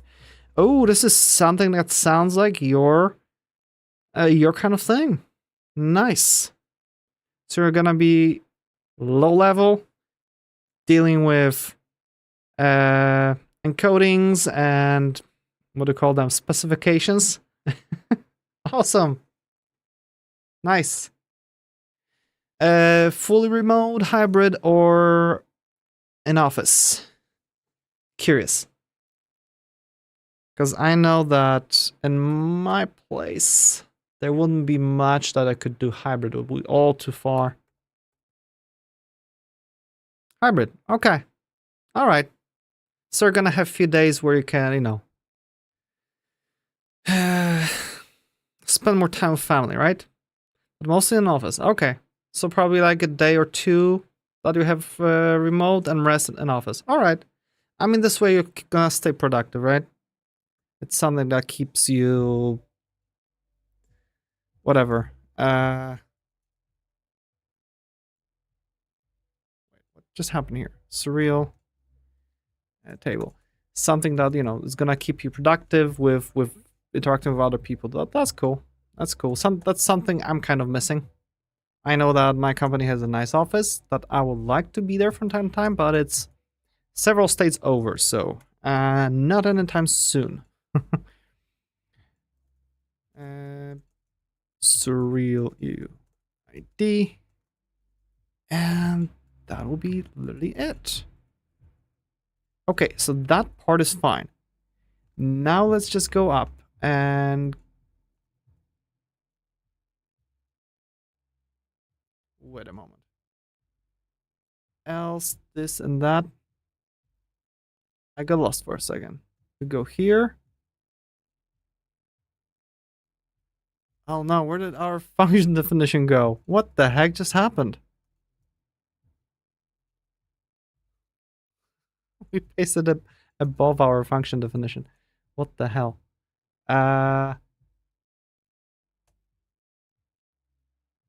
So let's paste it.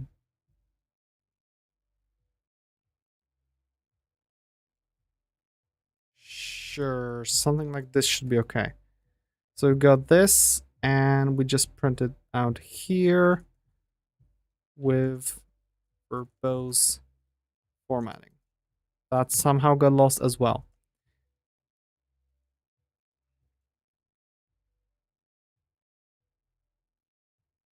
Okay. And we're missing from UID extra stuff under it. Okay, that's what we were missing. Undo. Actually, what the hell did you just do? This line go away. Select this, yank it. Let's actually go. I don't know what's the shortcut to just go to the next thing. I can do next paragraph, and as it happens, it actually is correct. Okay, so this should be good. Can I convert this to a string debug representation?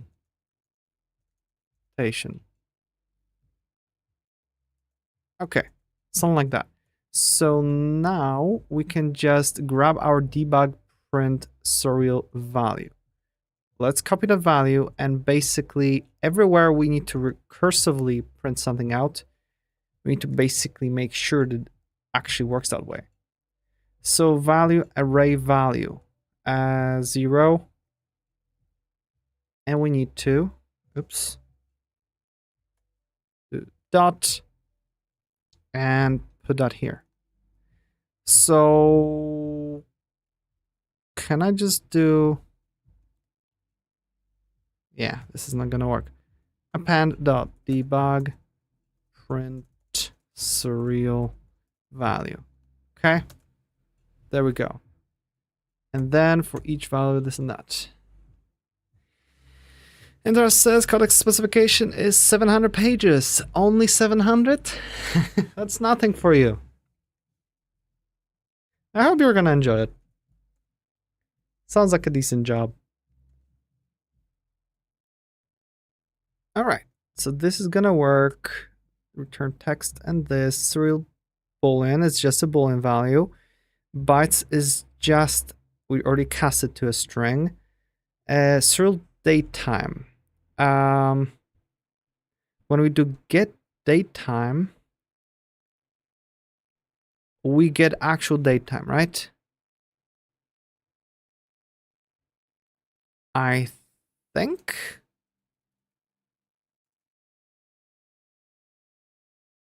Yeah, no LSP definitions file, so I think that's gonna be fine. Value duration in seconds. So duration is just numbers, float is just numbers, future actually uses the thing. So we don't use this thing. We just add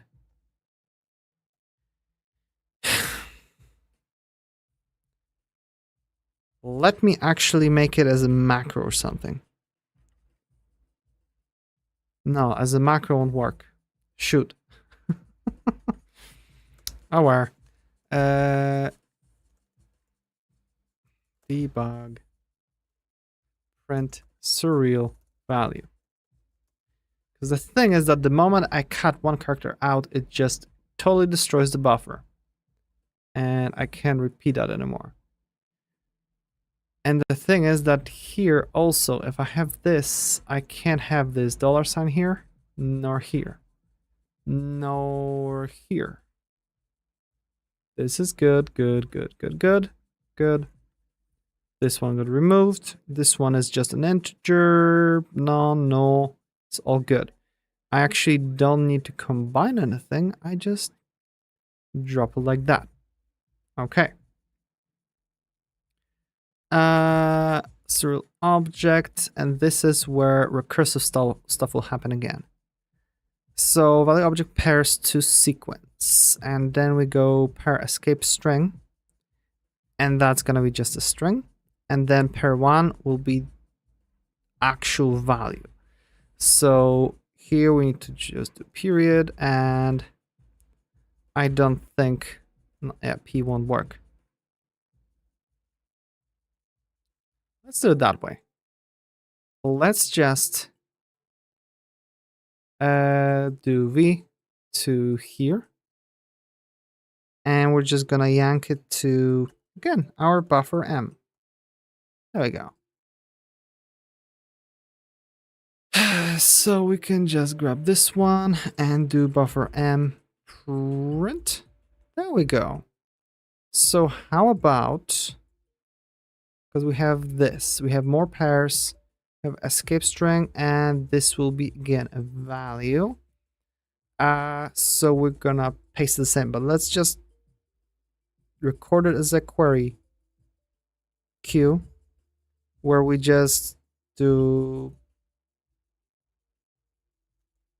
buffer M paste and end of query. Therefore, I can speed it up and I can do add queue. There we go. And now that I already used add queue, I'll be able to even go even faster. But that allows me to just go and find those $signs that we don't want. So let's actually do a search for a $sign. Which doesn't work because search for some reason goes with something else. Oh well.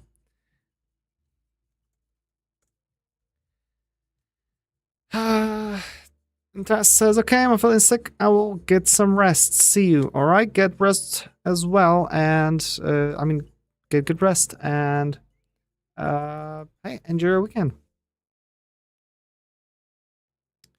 The pairs here, and this, and delete it. And we already have it as serial value. That's good. Serial range. So again, a range is where we actually print the internal values. So I wonder if I should enclose it in actual parentheses or something.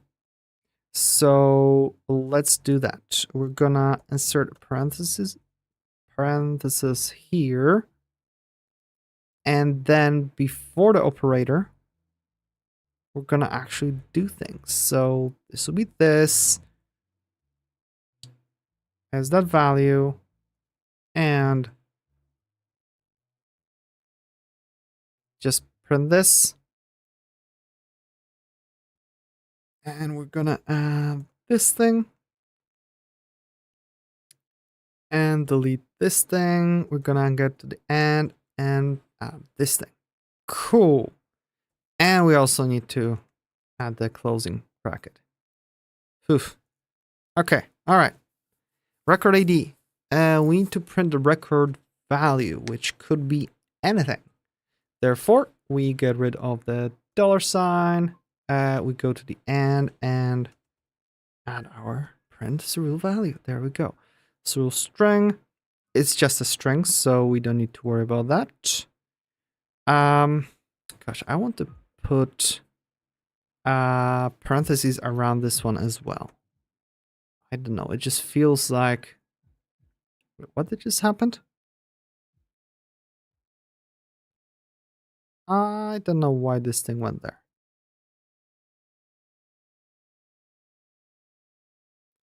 Input. This thing, please.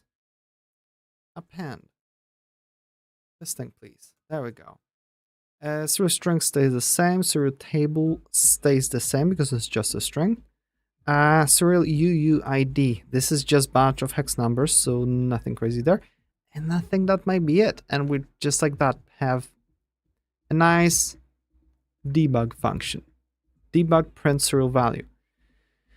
So after all that, we can go to not the Nimble file, but to the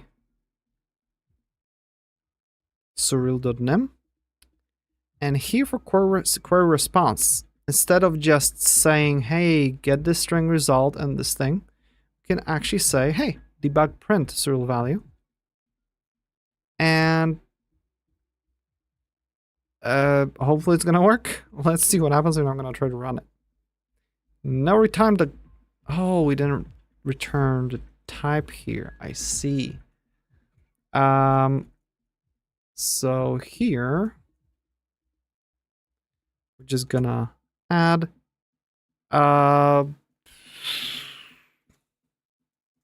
it's gonna return a string, right? That's all we want. So let's run the whole thing.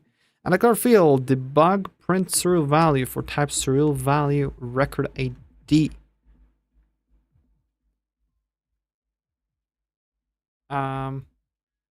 Okay. Bug prints serial value. Okay, I defined here shared is added everywhere. It's supposed to run on serial value. I have the file saved. What? 181. And shared. Okay, 181.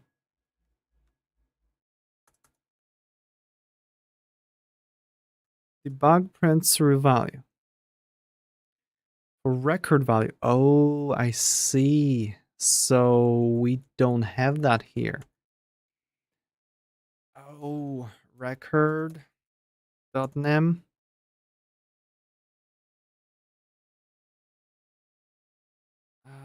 Escape ID part. Okay. Those IDs. Ay, ay, ay.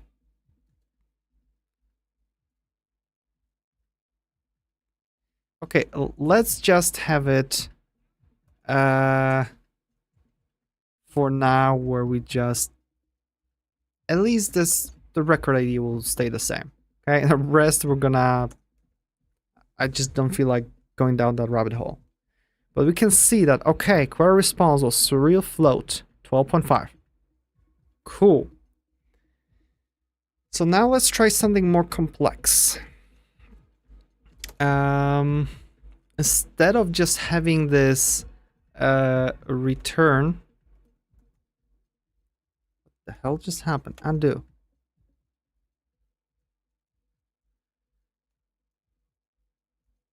Let's actually go and return something else, like maybe an array where we have a number, that kind of number. Hello. I mean, we can just probably do single hello. And what else would we have? None, null, maybe some kind of record like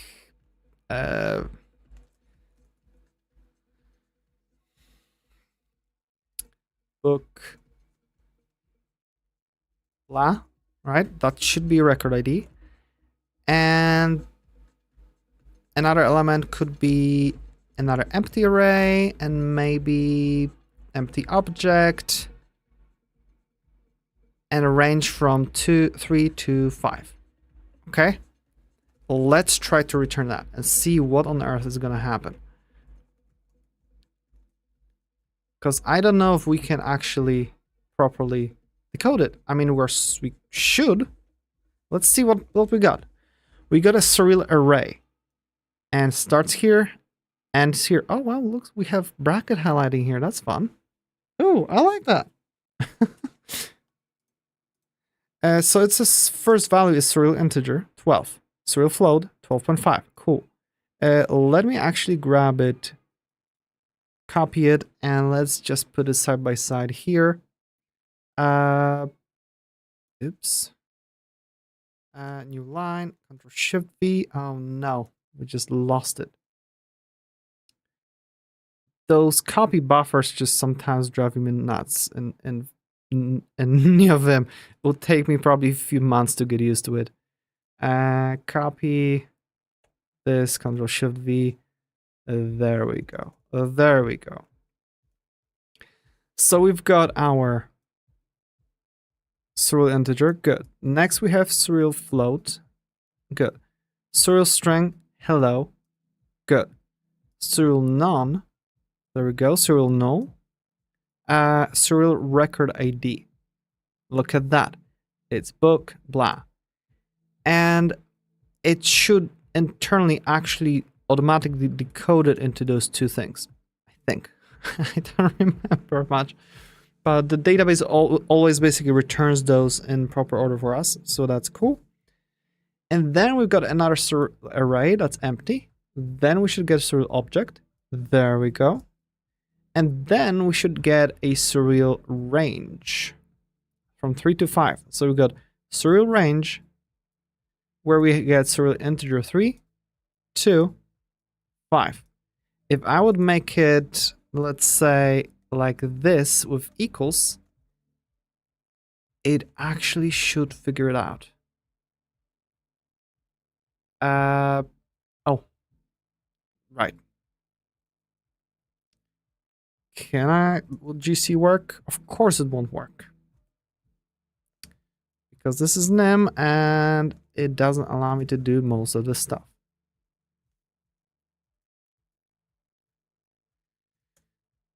Okay, come on. And here, there we go. We got the proper codes for that. And remember, that's a response from the database. Okay, so we've got encoding of ranges. What if I'm gonna create a range? Because in theory, it's possible to define a range like this, and with one infinite end. Is that allowed to actually send to database? Expected a tag for the start value of a range, tag 49. Oh, what? Expected tag. But we got something else. Okay. What did we get?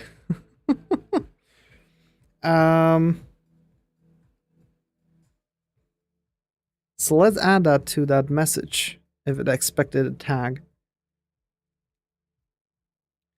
That should be an decoder. So we have expected a tag for the start tag up here. Expected a tag for the start value of a range. Okay.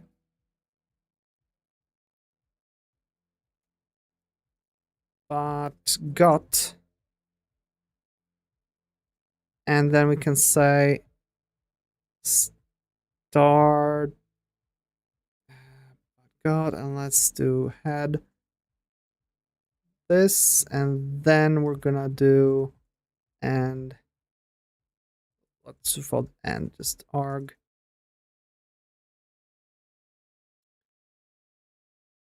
And it'll be start tag argument.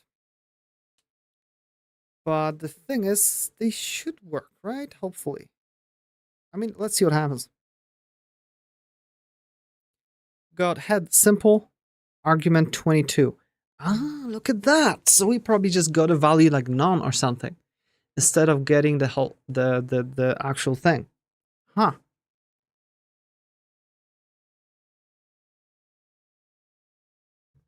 Well, that complicates things. That means that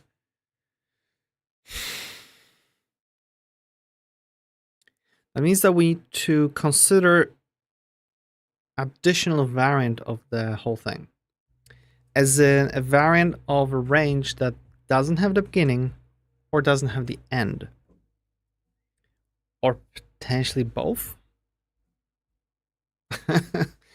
I don't know if both are possible.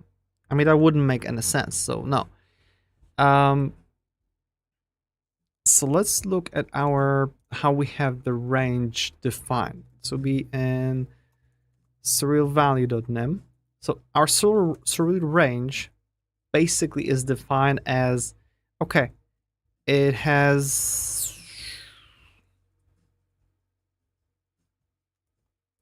a range start value,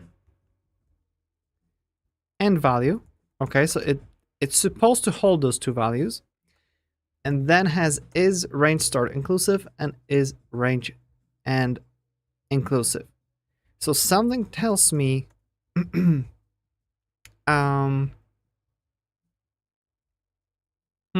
could I approach that?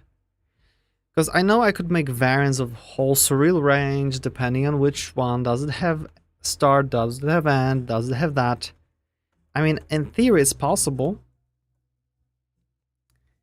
In theory, it will also save some data because we could have those variants. No, it wouldn't save much data, no.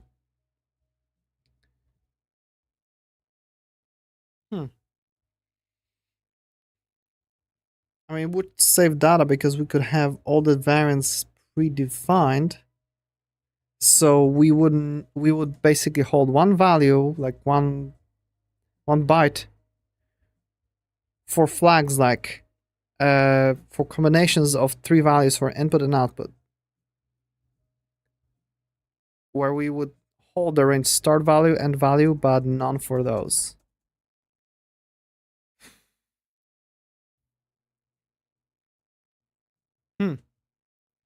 Because now if we need to make them optional, that would mean that I either need to make this thing from, start inclusive to maybe range start type or something that defines, is there value, is there no value, is there something. Also, what kind of value am I going to be holding here? Because I can't just put nothing. I could make it optional in theory. And then we've got this thing. Huh. So let's think about it. Let's pretend that we have some kind of additional type here. So we're gonna say case range kind.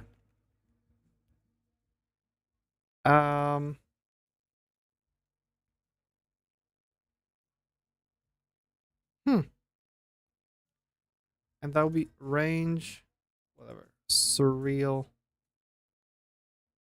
range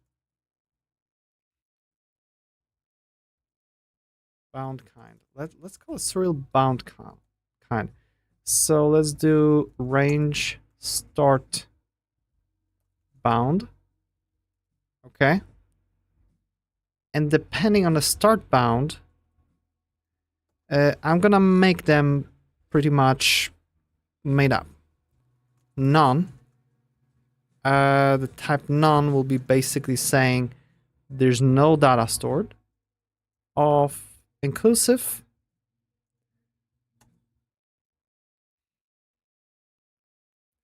Range start value. Sure. And let's make it inclusive or exclusive. Okay? Something like that.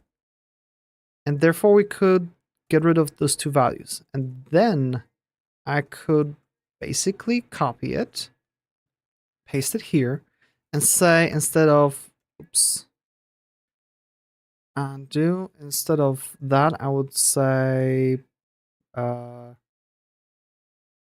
range end bound, right? Non-discard, exclusive will be range end value. And that could be it. The only thing to make is now the surreal bound kind. So we could actually add it here.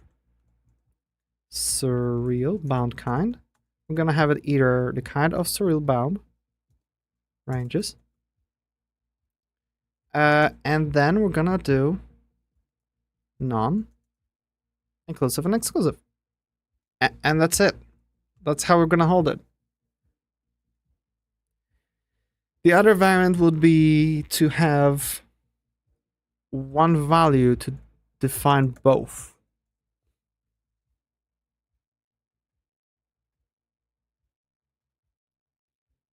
But that means we would have, oh, well, let me think about it. So let's pretend that we have that. So we would have basically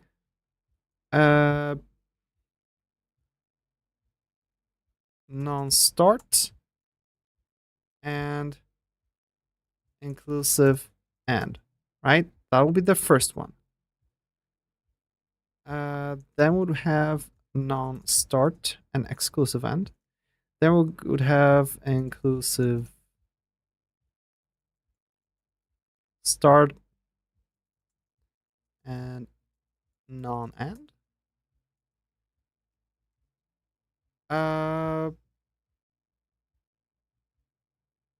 No. Undo. I want exclusive start and non-end, and then we're gonna have inclusive start and inclusive and then we're gonna have exclusive start and this, and we're gonna have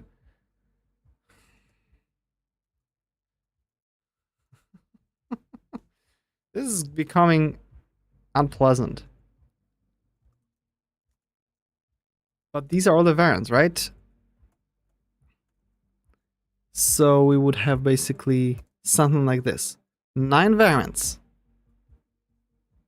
Not 9, actually. 8 variants, because we can have non. And what that means that we have just 1 byte to represent all those values, rather than 2 bytes or dealing with What the hell is this blinking? I'm not touching any keyboard. What? Gosh, this sounds like it. This would be the most optimized option. It just wouldn't be pretty. What would it look like if we actually tried to implement it? Let me actually grab. I'm gonna yank that to, like, let's say to L. Okay, just in case it's saved into L. So let's do backup and register L. There we go. So here we wouldn't have range start bound. We would make it range bounds. Okay. And then we basically need to say off non-start and inclusive end, or non-start and exclusive end, because they both would have the same thing where we have only the range start only value. So that causes it so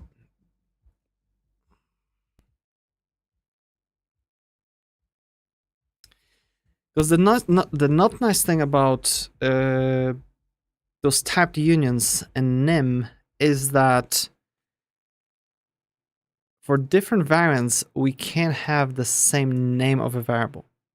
That means that this one needs to have that start quite unique, the end quite unique, and a bunch of other stuff. So let's just straight up undo this whole thing because I don't like it, this idea. I know it's not the most optimized, but it just works. So let's actually go here. Let's just do this thing. There we go. It's non-inclusive, exclusive, and therefore we have our bounds for those two. And that would be it. Okay. Range start bound, range start value, range end bound, and all that stuff. So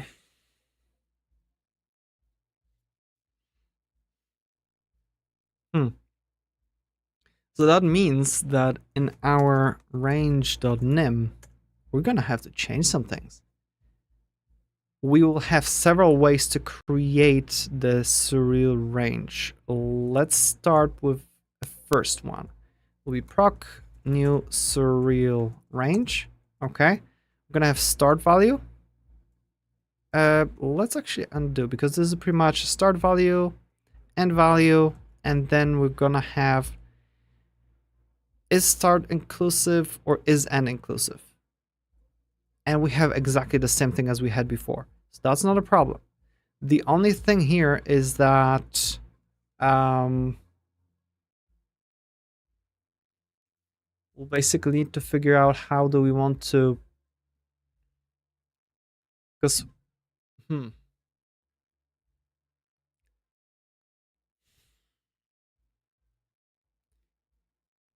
of surreal range, right? But in addition, we have a range start bound and range end bound, and that defines which values we add. So range start bound.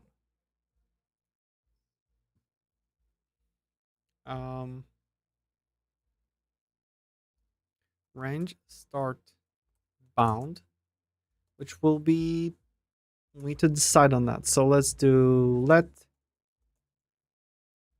start bound. So if start inclusive will be inclusive, otherwise exclusive, right? That makes sense. So range start bound will be start bound. Okay, there we go. And therefore range start value, we can provide it. Then we're gonna have range end bound will be end bound, and we provide it here, and therefore everything all the way to here can be deleted. Okay, cool. Can I just split it, please? Because I just don't like having it like that.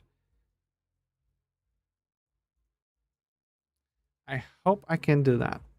I really, really hope. So we have start bound. We're gonna have the end bound. I mean, probably be easier to just say let end bound is this. There we go.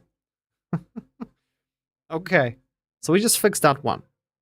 The interface is the same of the function of the procedure, but we changed the actual value that is being stored. So now we're gonna have invariant proc new surreal range, and this will be basically start value, surreal value,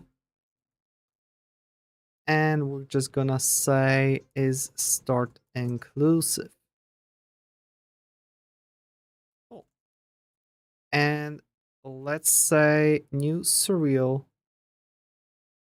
Oops.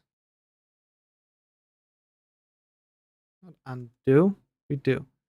I want to get to that star. Asterisk. New surreal. Start only range. Okay, it's ugly, but it should work. So we say if it's inclusive or not, and it's gonna return a surreal value.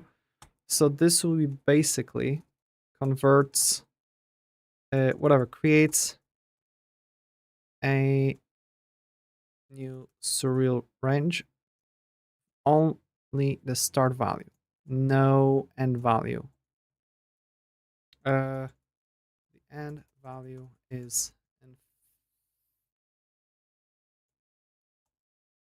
infinite, I guess. Or should it be called unbound? Bounded?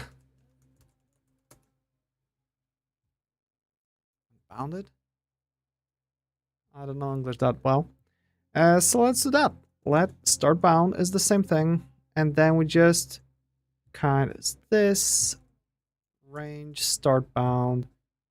It's that start value and range and bound is none, and therefore we don't need to define. We actually can't define the range end value because it doesn't exist.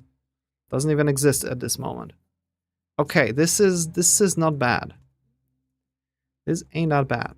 So let's just copy it. Okay. New surreal start end only range. So here we'll, instead of having start value, will be end value is end inclusive. Create user only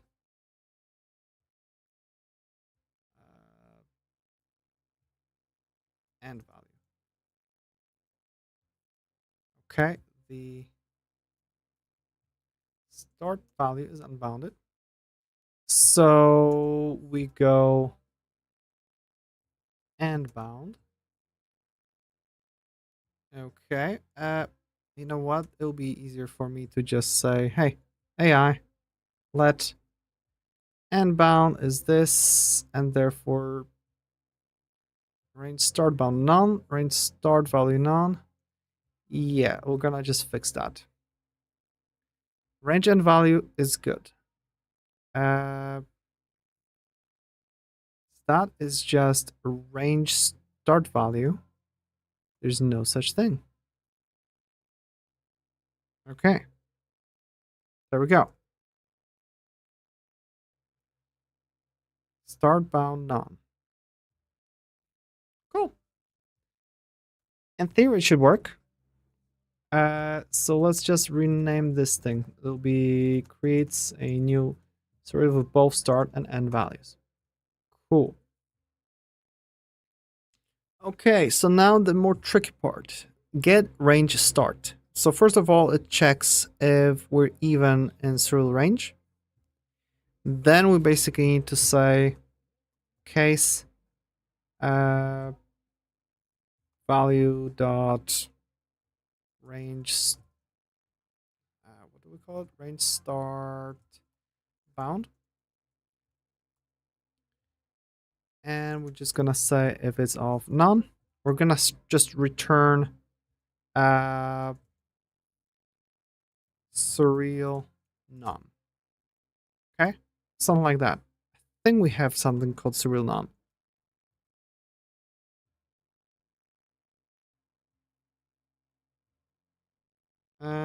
Maybe not. Oh, surreal none. Encode and decode. Yes, we have an idea of something called surreal none. So that's good. If none, and we actually start to, hey, give me the range start, even though it doesn't have anything, it's just gonna say it's none.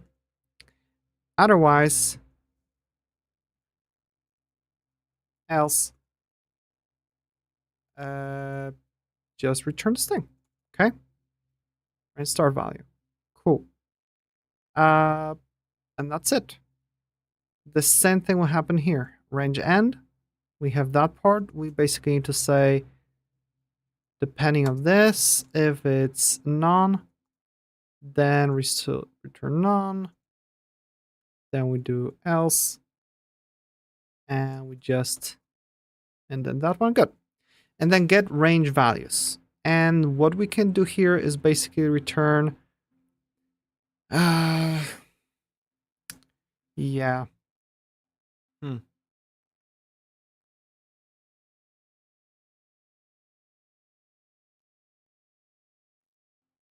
What the hell is wrong with this?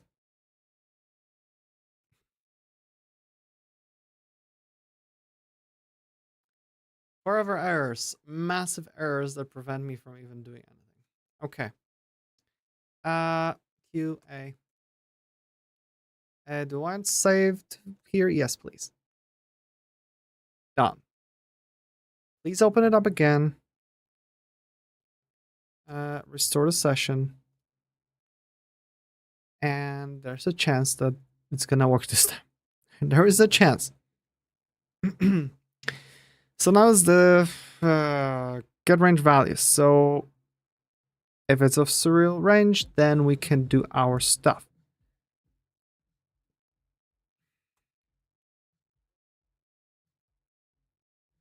So in this case, I want to do it differently. I want this. So if value kind is not serial range, okay, then I'm just gonna bring this thing here. This way, the rest, all this here, I already know that it's serial range, and I can just do nice stuff. Looks nicer, feels nicer.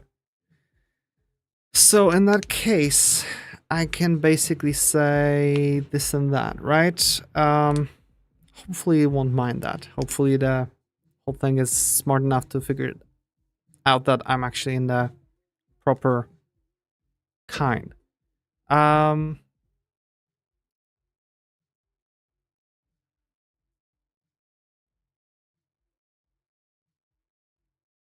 Let me think. I wonder if I can make it easier. So let start value is if value start bound is none, right? True none, otherwise get a range. And then end value will be the same thing, just for the end. And I can just return it like that. Okay, I definitely prefer this notation. So how about I just use it here? I mean, I can just yank this, and I should be able to replace this whole thing. So let's replace this. Let's actually move this exception up here. because this one is correct. Start value is this, so we could actually straight up say, whoa, what the hell just happened? Oh, you can do that. R for replace and press a key. Huh, that's fun. Return this. Okay, this is better. This is better. This is more concise. Probably from the Surreal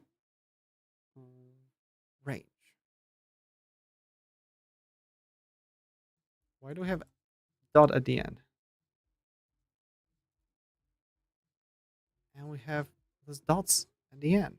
What the hell? What's up with periods at the end of a documentation comment? Unless it's recommended? What? I might be losing my mind right now. I don't know why I had dots there. But okay. Look at the range start. That looks good.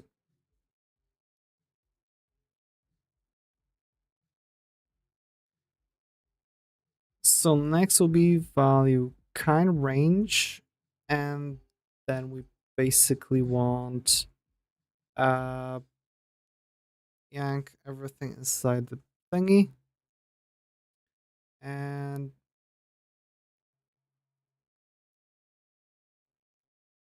paste it here. And therefore here we have the start bound. I could replace that, right, with this one. So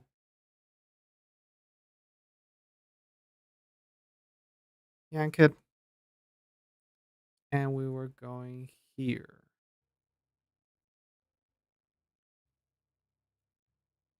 Paste it. There we go. And all that goes away.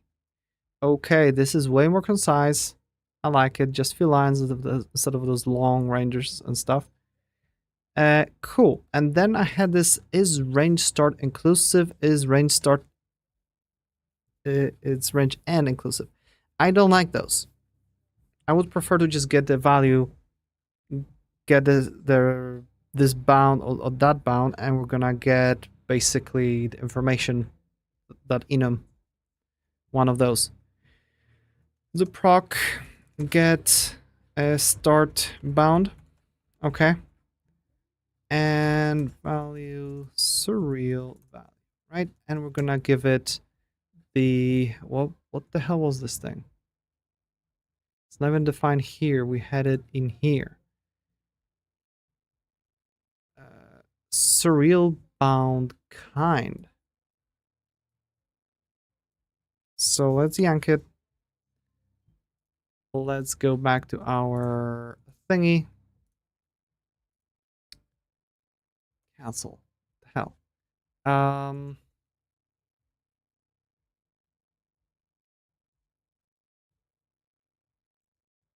What the hell? Those random edits that happen just drive me nuts. Here.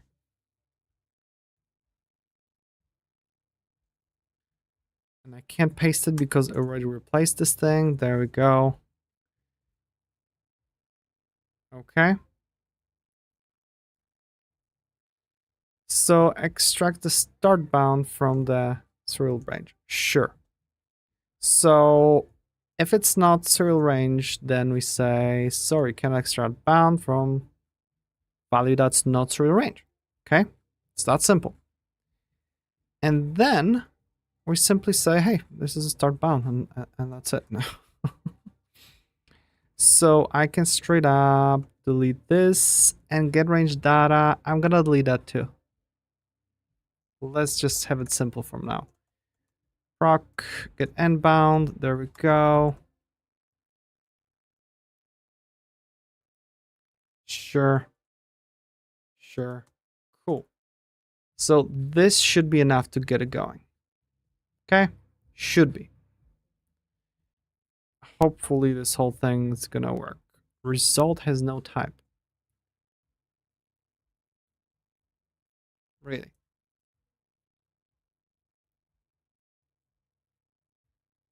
We'll see if that works. Okay.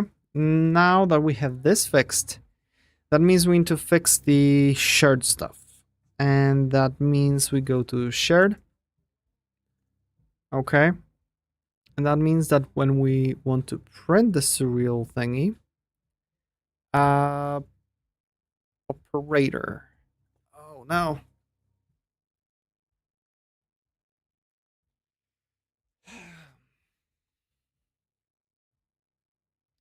Okay, so I basically had this thing here. Ay, ay, ay.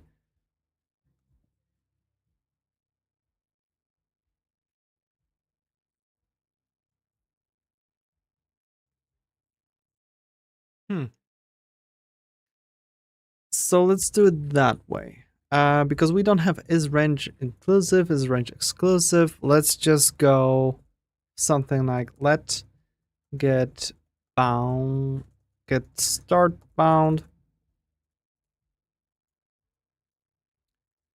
And we're just gonna say value, get start bound. Wait, why did I call it get start bound? This is just gonna be start bound. And then we're gonna let end bound. There we go. And the operator will be a little bit easier to read now. So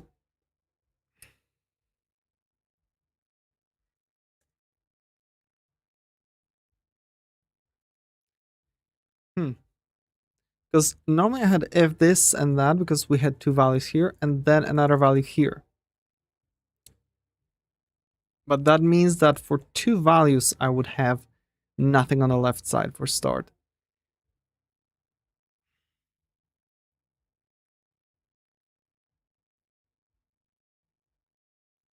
Let's use a case statement instead. Okay, we're gonna say case start bound. Okay, of none or inclusive. Okay, we know that we'll be starting with nothing in front of the two dots. Okay, so we're just gonna do 3 dots for now, or just discard for now. And then we're gonna have of exclusive, and that would be again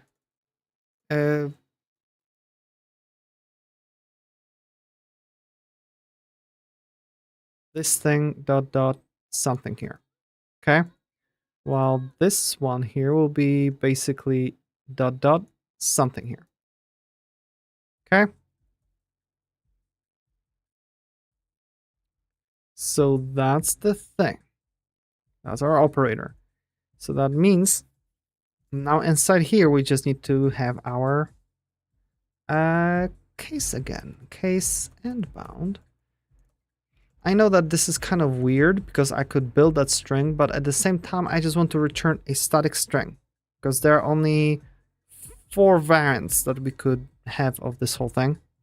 So this will basically perform 2 checks and have the whole string rather than reserve stuff for the string, append by extending the array, and then the end value. Okay, let's append by extending value.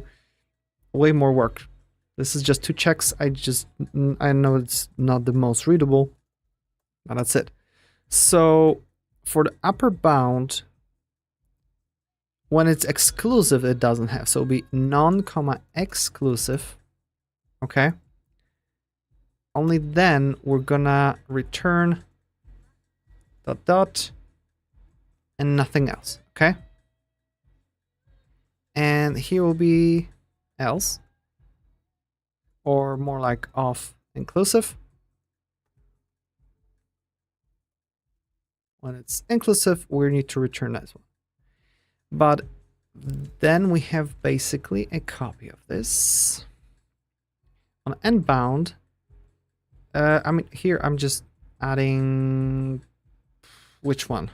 Which one was it? I should have a copy of it here.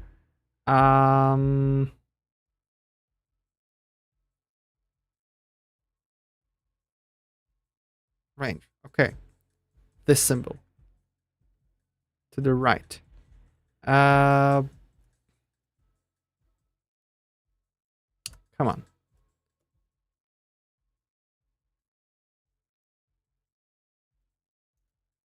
Okay. Okay. And that should be it. That should be our operator. And therefore, we can just use the here. So in this case, I can just copy this whole thing, and we're gonna use it up here. And this one in our range, this thing will be replaced with that ugly thing. But it should work. Should. So I think that's it for this. To serial, this stays. This is to string, to float 32, nothing else here. So that's that. I would want to go to value. There we go. And here, do we need to do something here? All this stays the same.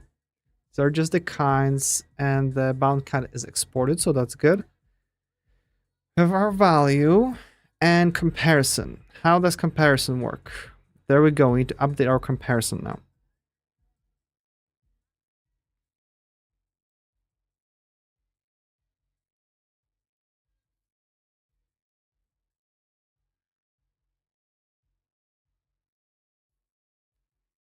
So let's do it multi-stage instead of one return.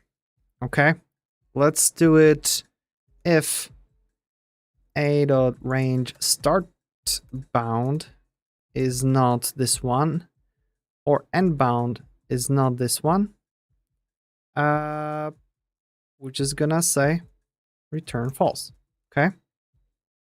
So we're gonna check the bounds first. This is a simple check of a single value. Bam, done. And now if there are no differences then we can say if the start bound range start bound is not none, okay, we can simply return comparison of those values for the start bound. And then if end is not none, we can return that. Otherwise, if we go here somehow, that would mean that both were none. So that's something that should never, ever happen. Like, never, ever. So I'm gonna start doing the Tiger Beetle style thing. And I'm gonna assert that that this should never happen. Assert false, right? How the hell do asserts work in NIM? Can I just get to definition of it? Yeah, there we go. Condition and message. Raises assertion defect with message if condition is false. There we go. So we assert false and this say range surreal range has to have at least one bound. Okay, that's the thing. And just like that. Okay. I guess I need to at least have something return false. I guess I presume I need to have that end here. And this says ill-formed AST. How is that? Come on. GD. Untyped for this first thing and then message. I guess I need a comma here. And that should make it happy. Yeah, now it's happy. Okay, cool. I'm happy that I was able to assert something that should be impossible.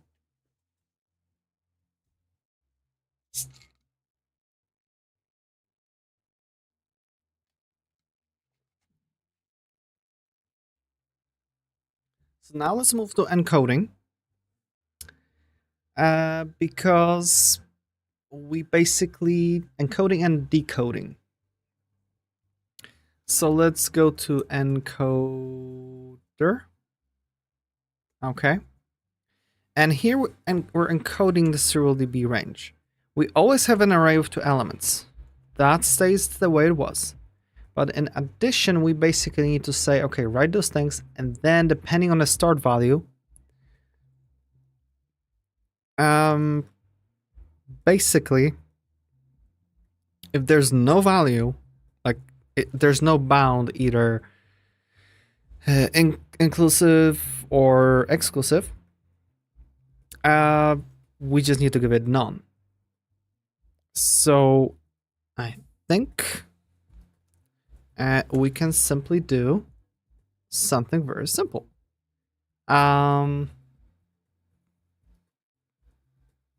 So let's add a simple case. Value gets start bound. Okay. And if we have off none, then we're gonna straight up we need to basically do writer, encode this and that. So how on earth are we doing, how are we encoding none? Write bytes, none bytes. There we go. We just copy that line. So yeah, just paste it here. And that's it. So that's our none. There was nothing here. Otherwise, of inclusive, we're gonna have our inclusive value, which here suggests that I'm doing this thing. Encode head, tag bound included. Yeah. And then of exclusive, we're just gonna do this thing. And writer, encode that. So that's one option. But I'm wondering, should I even do that? Because again, this whole thing is static. I could just make a static byte straight away. So let's do that. Writer, write bytes. And we just need to give it some bytes, right? So we'll just have 2 bytes.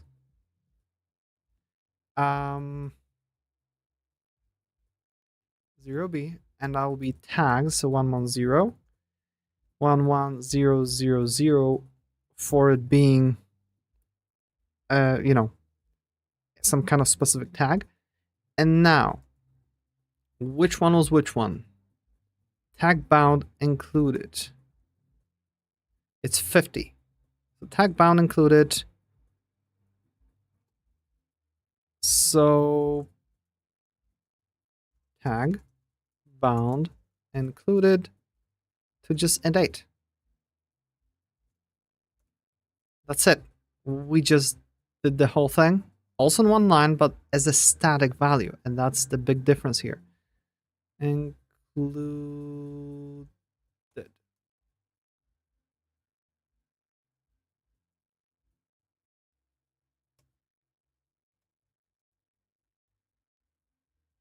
There we go. And here will be excluded. We're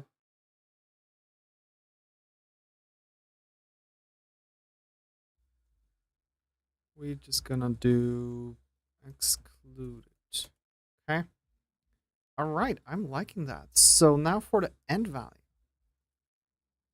we can just delete those and say, hey, case, value, and bound. If it's none, we just straight up writer, write bytes, non bytes. If it's inclusive, we're just gonna say exactly the same, included. And we're just gonna say, hey, this is the end range, and exclusive is gonna be the same thing for excluded.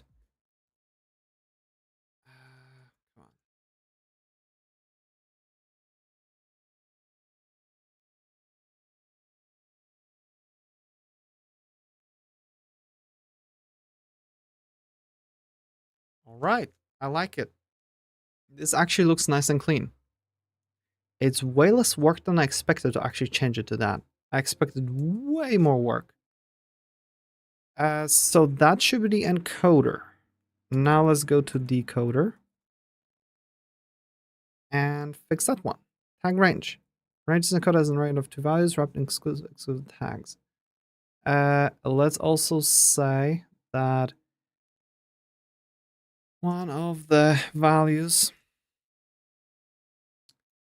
can be none if there is no bound. Okay.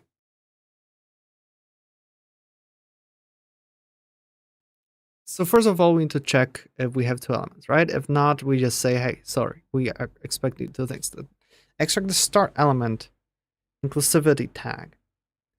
So this is the thing where we need to kind of change how we do things. Because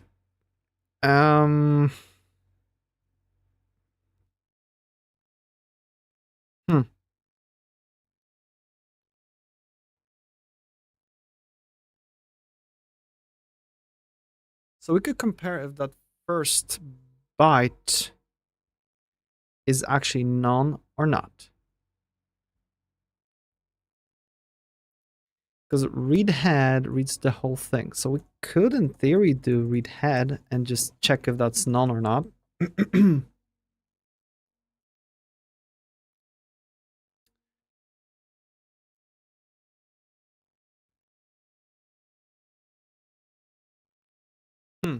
Because the thing is that as we go, first we need to read the start value, then we need to read the end value, and we would kind of need to store the value of the actual value, but we could just temporarily hold something else, right?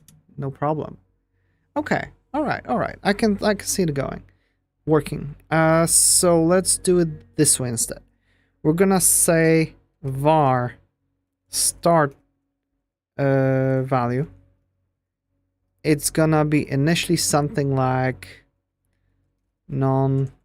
surreal none, because this is just a reference, just a pointer to already existing value that's constant or whatever. It doesn't change, nothing can change in it. But we're already at this point saying, okay, start value is of type surreal value. Then we can basically read that head and do case start tag head. Okay. So if it's a tag, we can basically continue with that, right? Because it's a tag. Otherwise, oops, come on, undo. Otherwise, we could say off simple. That will be our non-value. And I would actually put it, yeah, down here. And then we have a third one, else. And in that else, we can say, hey, expected a tag or none for the start value of a range. I got this and that. Okay. So that will be that part. So if it's a tag, we can basically say that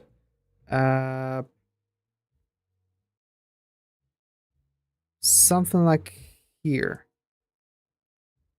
What did I just do?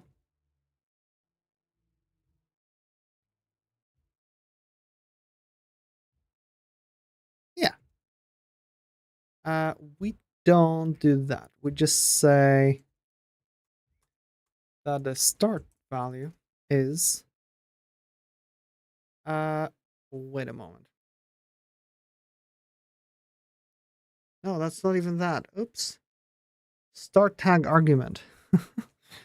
Okay, so we're here basically reading the whole argument. I see. And therefore,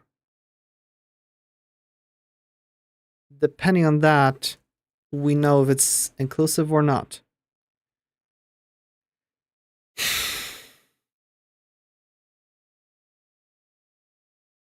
I see. So let's grab this and just plop it somewhere here. And of course, it's not formatted correctly at all. But that's not a problem. We're just gonna say that if it's tag bound included, we're just gonna say it's inclusive. This is gonna be exclusive. Okay. And that's that. So actually what we should have is bar start bound. We're gonna start that it's none. And then we can basically say that here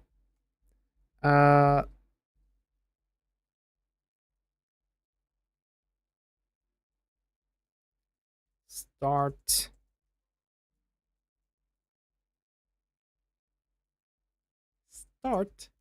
bound. Gosh, I can't spell. I'm sorry about that. Here the start bound is basically inclusive or exclusive because we're in a tag. Otherwise, it's like, sorry, but expected a range start tag to be inclusive or exclusive. But we got something else. So let's actually do but got and we can just give it the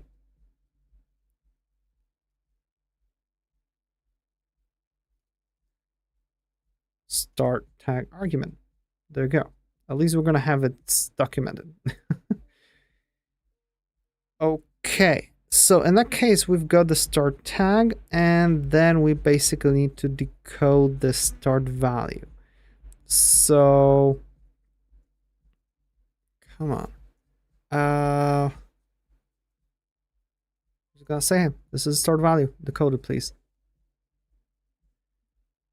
And after that, we will basically do the end element.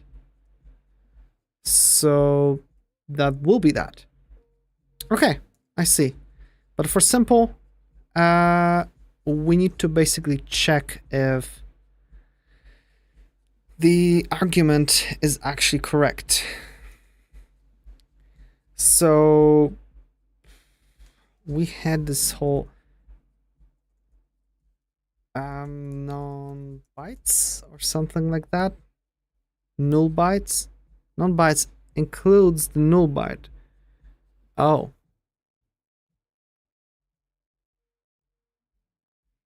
One zero one one zero. Which is what?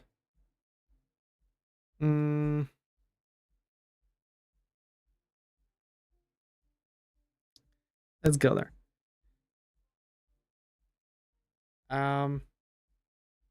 0. I mean 1, 2. So we've got 2, 6.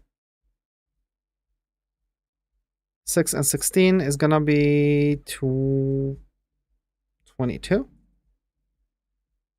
22. Okay. What the hell is 22 then? 80? 22?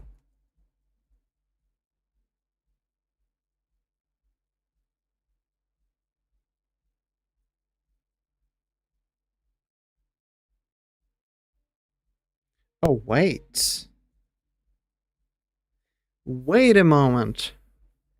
Non-bytes, not non-byte. What the hell? So we'll need to also do that in encoding, but we're expecting that. So we should actually receive a tag instead. Ah. Oh.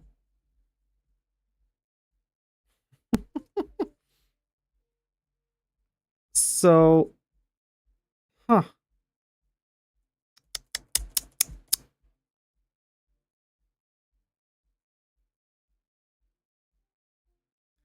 Okay.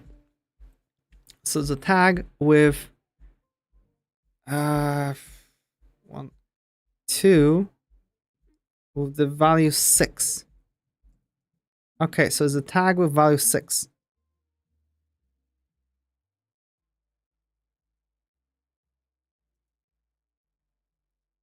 Value 6 tag none. Okay, all right. So we'll actually have of tag none. Okay. And that will make it that is none. Okay. I see. So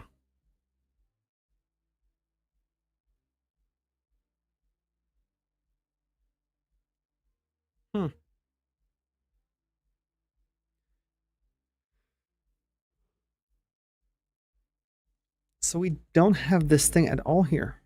That means we could simplify it a little bit. So let's say, okay, that means we can simplify a lot actually.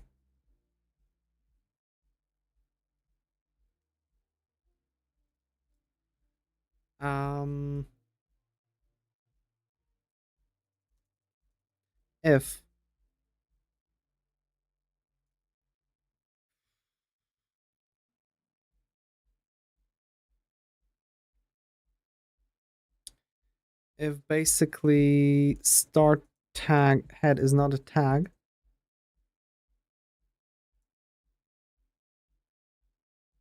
then we're gonna have that one exception.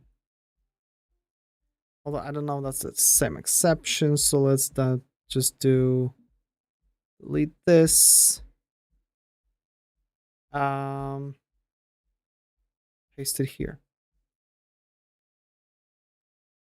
Okay, so basically if it's, we got a tag, if it's not a tag, that means there's a problem. Therefore, we don't have to have that exception here. We don't need to have those two lines at all anymore. We're gonna just say that our tag bound, start bound is something and start value is something. Then we can extract the tag argument.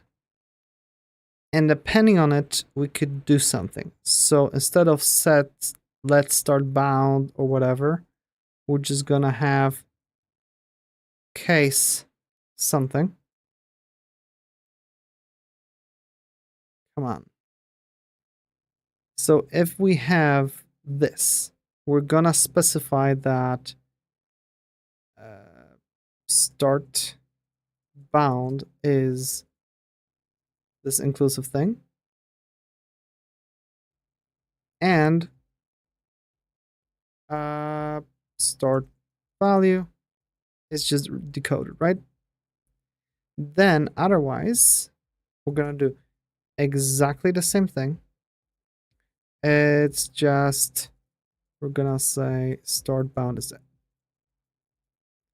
exclusive, and the same thing here. So no big deal here. But if it's none, we only are going to say start bound is none, and that's it. And this way, that's it. Okay, this is not bad. This is not bad at all. Let's just add some space here. So we've got, come on. Okay, good. So we've got extract the start element, inclusivity tag, and the end element. So we can just straight up delete this thing. And we're gonna start over the same thing. Let end tag and head is this thing. Okay. Range end tag. Whatever. Come on, undo. I had to fix those keys to have to explicitly accept something rather than enter like, oh, I want a new line, and bam, accepted some random AI crap. So extract the element inclusivity tag. So we're gonna get a thing. So if end tag head is not a tag, okay, we're gonna have raise the exception, this and that, but got that instead. Okay, that's simple. Then we're gonna basically say end bound, we start by none by default, and value is none by default. And then we're gonna do in case of end tag argument. I need to extract it first. Let end tag argument is this, and depending on it, if it's included, we're gonna do end bound is inclusive, and we decode the value. Otherwise, gonna do this thing. Let me just switch that song off. It's just ugh.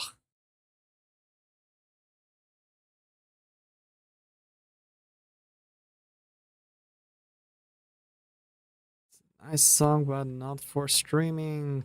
Go away. Delete. Next. There we go. Okie dokie. So we're here. Come on.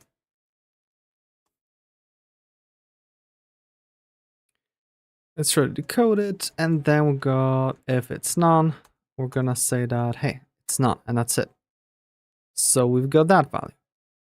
And not all cases are covered. Huh. That's true. Else expect range and tag to be inclusive or exclusive. I got this thing.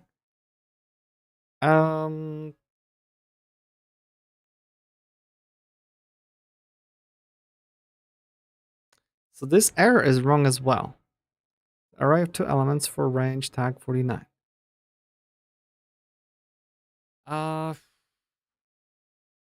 Start tag to be yeah, inclusive exclusive. So we can just do that thing. No problem. It's just this means if it's not a tag.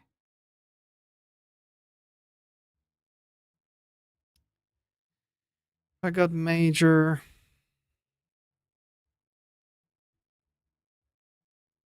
Start head and wow. Major this thing. Start tag head and let's just do it like this. Arg. Go away, AI stuff.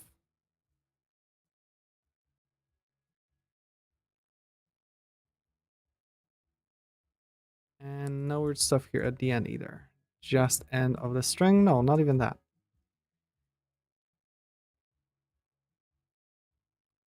Okay. Let's just copy the whole line. And here, we're gonna straight up paste the line.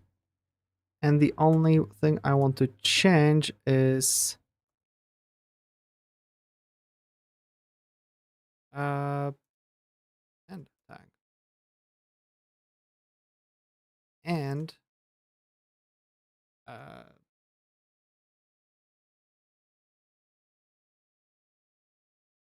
come on.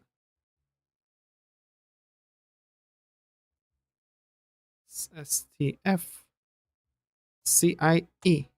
Oh, there we go. And tag. And the same thing here. Okay, there we go. So this should be for the tag here. Then here we need to basically say else. Raise new exception. Expected arrange tag to be inclusive. And but got this. So I would just have exactly the same error. Because it's pretty much the same thing. So, and here I would again copy this one and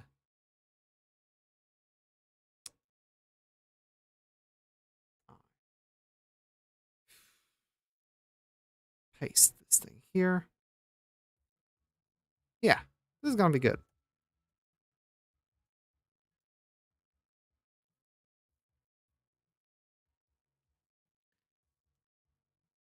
And this here now depends on depending which set of values we had. Oh no.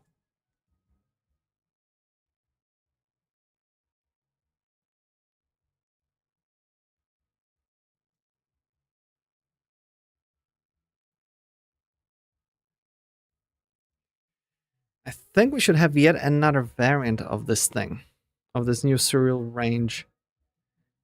Do I want to go that route though? Probably not. Yeah, let's not go that route because that wouldn't be static. That would be like dynamic decision making and whatnot. So let's say case start bound is none. And then we have case end bound is none. We have to do, oh, we're doing decoding. So let's do raise new exception. And we can say, come on. Can't decode a range with both bounds set to none. And I'm just gonna say that that's it for now. Okay. Just in case we'll know that there was an error. Why? I don't want to log it too much right now. Don't care. In theory, we shouldn't get that from the database. But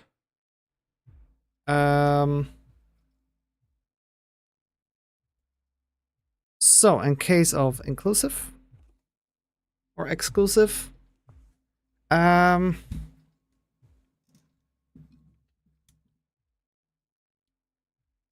mean, it will be both, right? Inclusive or exclusive. We basically return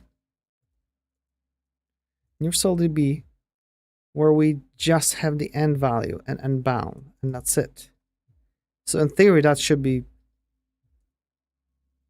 Wait a moment, I'm not doing that, right?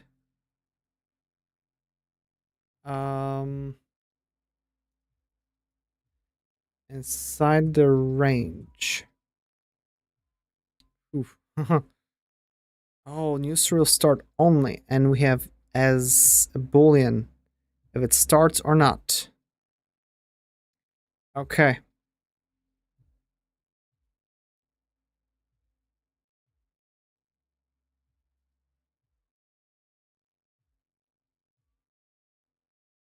Come on. So let's think about it a little bit differently.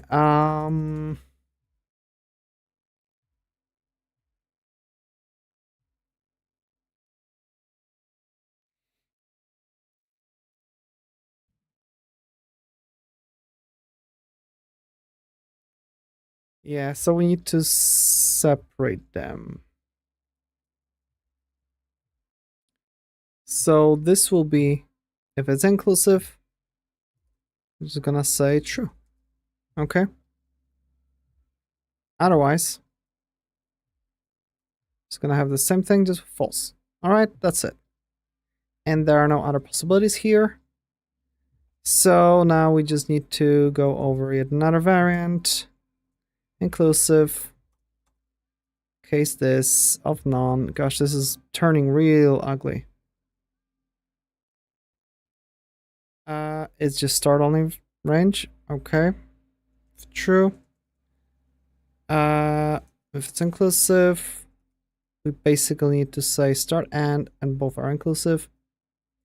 And here will be, we have both start and end, but the end is not inclusive.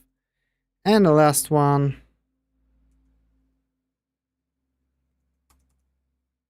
Bam. I mean,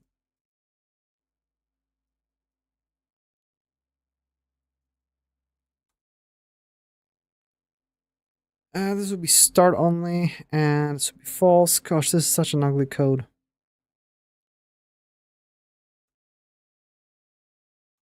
Ugh.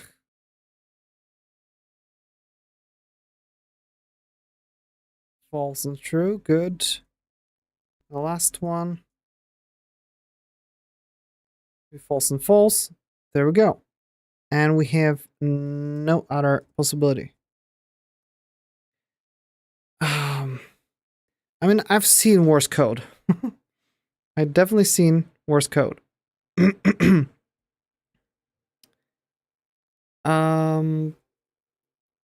This should be fine. Right now it's just errors out because everything is an error right now. So maybe that's okay. Gosh, tag range turned from short thing into this whole massive thing because of those additional null values. And I really don't know what's the point of that range to be sent back and forth. Oh, and that means our tests are wrong now. Are they? Yeah, they are. Test. We need underscore and it will be range. So let's go with serial value first. Can create range from two serial values and bounds. So let's change it into can create range with both bounds. Okay, something like that. We're gonna have start value, end value, and then we're gonna basically say serial value range, and we have true false for each one if they're bound or not. So that's gonna stay the same.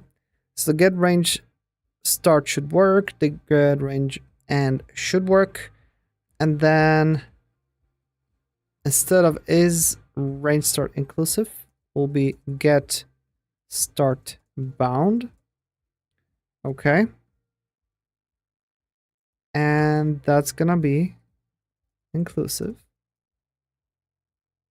and the other one will be basically and exclusive. Okay, and we don't play with this thing. That's it. This one should work. Can compare ranges. That should work. So in theory, that test should pass. I hope I can run it as a nimble test. Because it should compile and run before the other tests run. And mismatch, serial bound kind of none, but expect a non-type object. Oh yeah. Oh yeah. Types, values, none. Oh no.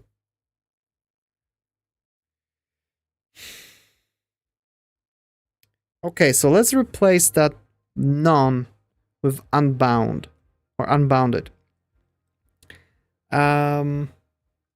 This will remove conflicts with some of the other stuff that we have. Not decoder. Let's just go straight up to serial value. Okay. And up here we have our thing here. So instead of none, let's make it unbounded. Okay. And I can probably just copy it and start pasting, replacing. So in here, instead of this none thing for SurrealDB range, I can just paste unbounded. Okay. And that should work. No extra values there. We're good. So next thing would be here in comparison for the range. And here we have the none. So we can again paste it with unbounded. Just nicely replaced.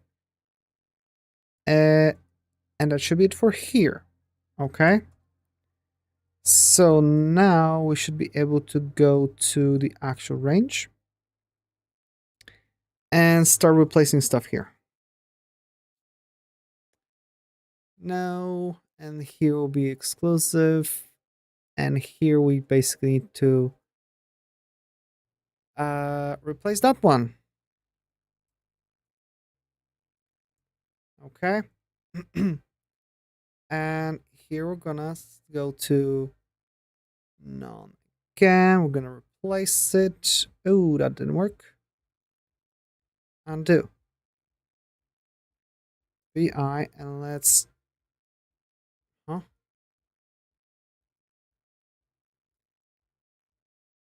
Come on.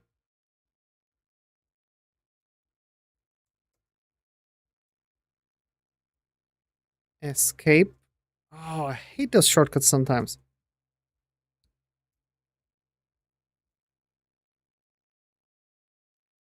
Yank inner word. Get range start. If it's not serial range. And then again, we have this non thing. But I think we can just go this and that, and that, and that. And I could just paste it. Okay.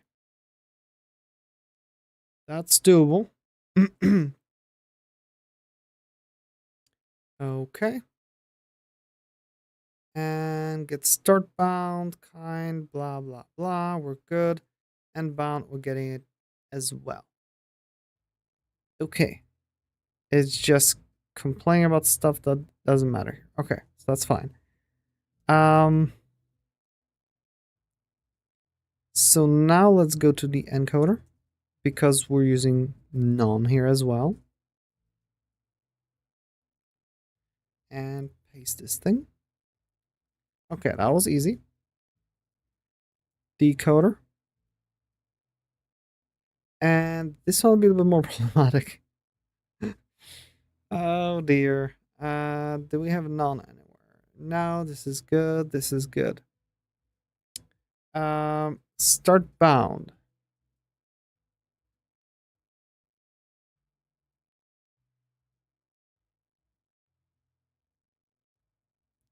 Nope. VIWP. There we go. That's good. Tag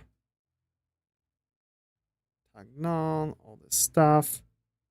VIWP. What? VIWP. CIW. Unbounded.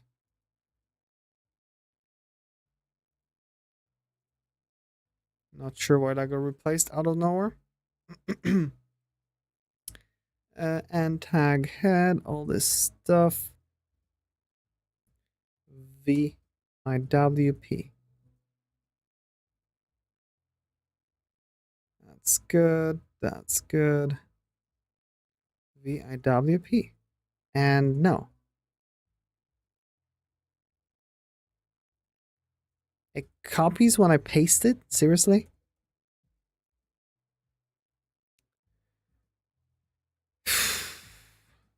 Let's see if I can. Nope, that didn't work. That wanted to go over the whole thing. Good.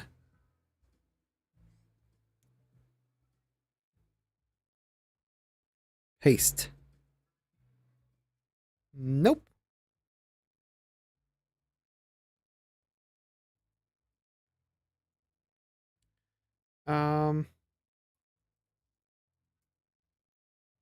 Please just work.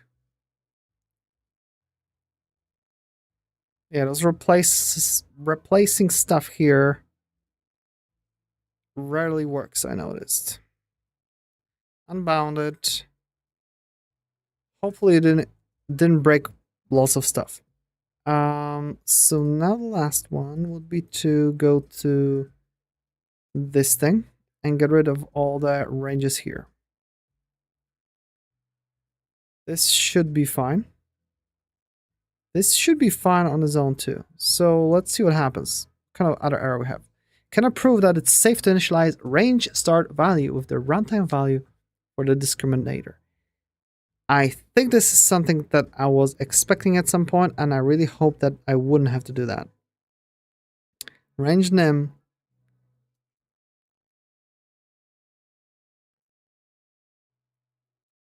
Line 6.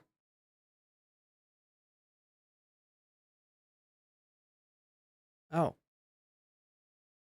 Create it and range start bound is this. Range start value, blah, blah, blah, blah. So what?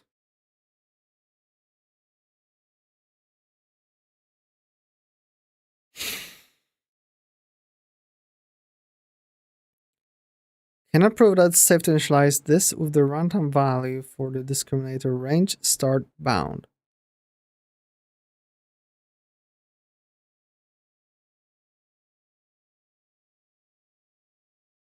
What?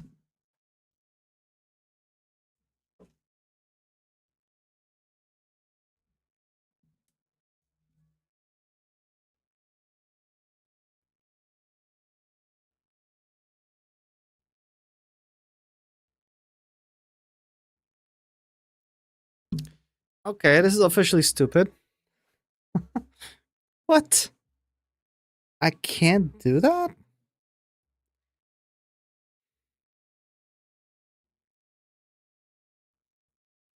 I mean, these guarantee that you can do it.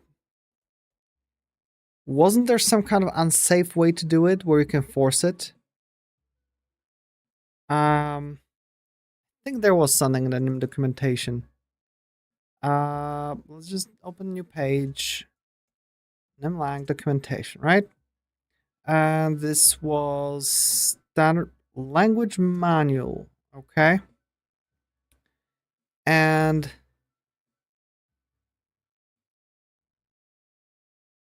now what? We search for something like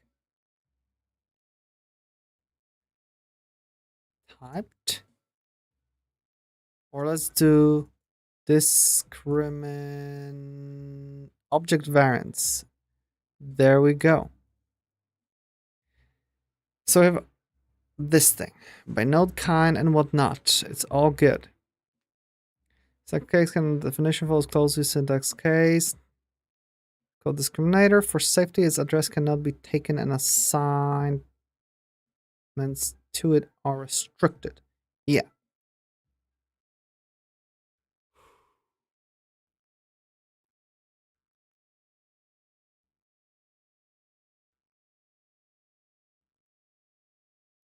The special rule the discriminator kind can also be bounded using the case statement. Possible values of discriminator variable in a case statement branch are a subset of discriminator values, blah, blah, blah.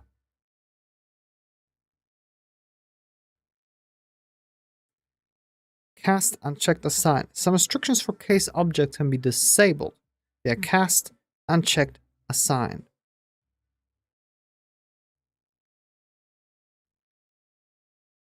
Token kind with this and that. Okay.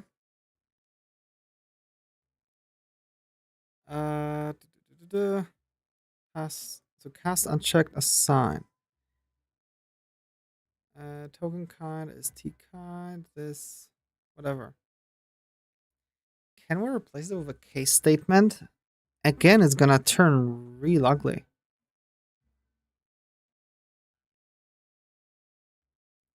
I mean, in theory, we could.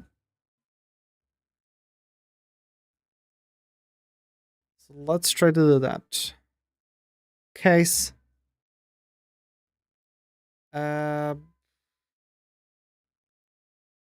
Is start inclusive. Oh, this is so dumb. Of true. Case is end inclusive. In case of true, they're both inclusive.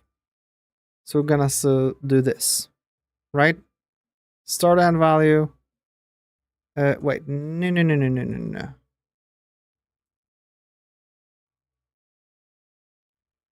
Return surreal value, kind, range start value, range end bound. Okay, so this is like nice and hard coded in that line. Oh, false. we're just gonna have exclusive here and the rest is fine. Okay, let me just make this font lower, so smaller, so I don't jump as much. And then we're gonna basically say a false. And it's inclusive. Return. Oh, off. True, of course. Bam, this thing. And exclusive. Exclusive, good. Exclusive, good. And I mean, that's it. So in theory, this could go away. This is real ugly, but maybe, just maybe, it won't be complaining about that specific one. Can approve line 21. Which one is that? 21. Now will be this one. Okay, that's good because this means that this whole thing worked.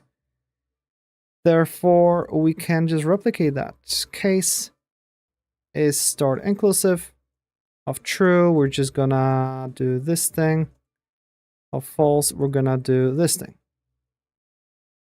And the other stuff will be unbounded. Okay. All right. Did that work? Yes, now we move into 29, which is this one, right? Okay. Same pattern.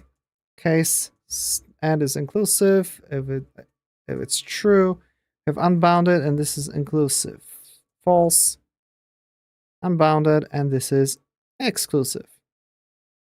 And that's literally it. And please tell me this is the end of it.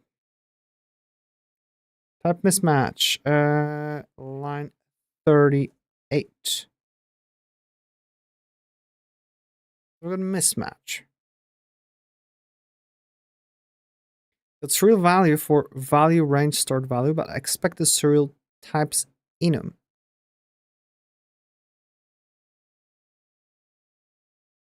Ah. Value range start bound is this. Wait a moment.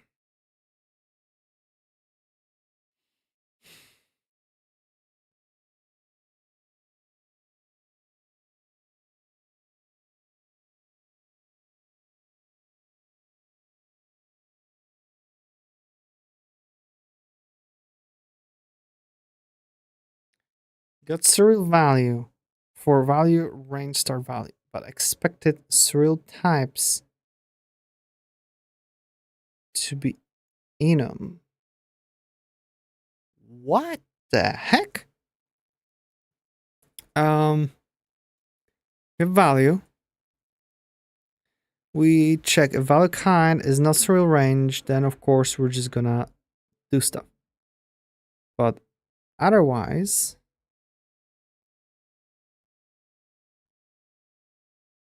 if so return. If value is unbounded, then do this, else do that.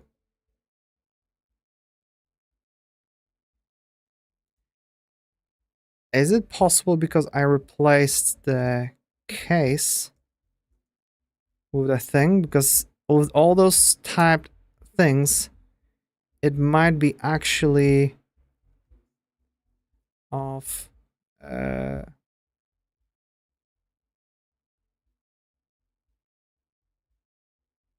because, you know, I replaced a bunch of the stuff with those if because they take less space, but it might be that I actually need to have them.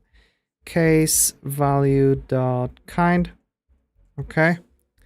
If serial range, then we're gonna do case value start bound of unbounded, and we're just gonna say return serial none. Otherwise, range start value. Okay.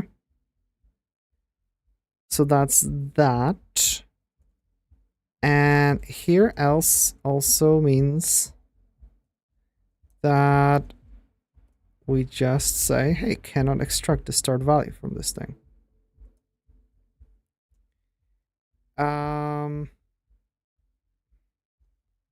Will that stop complaining? Type mismatch got surreal types for surreal none, but expected surreal value ref. Line 40. Okay, maybe it... No, surreal none.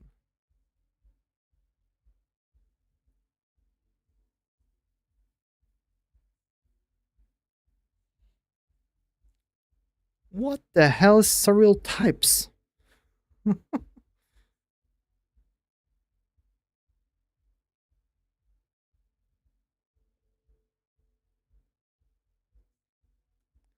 Surreal none.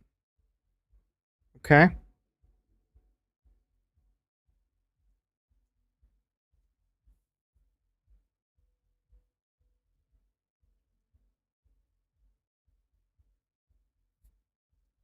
Is.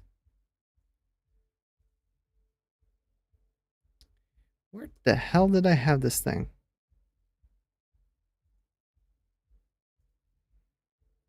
Surreal none, surreal none. None.nem.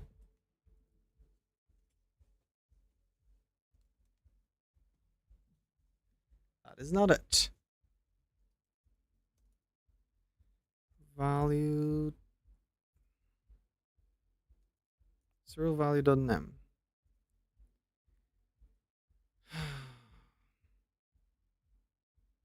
No, no. No. Is it in shared? No.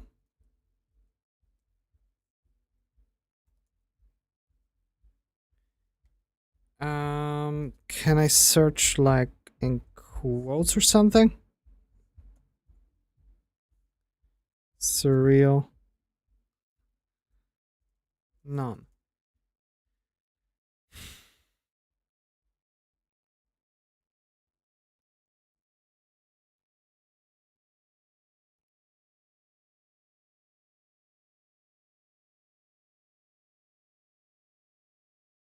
Values. None. We have let surreal none. Oh, that's my problem. We don't need that one. Come on, where is it? Here. So this would need to be with lowercase surreal none.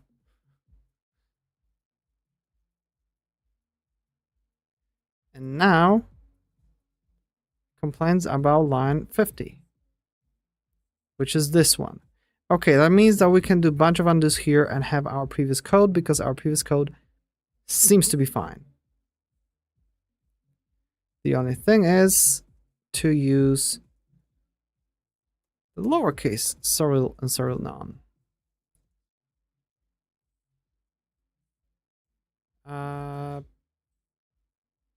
That's it. So let's do input, save. There we go. Now we've got under current identifier surreal vlaue.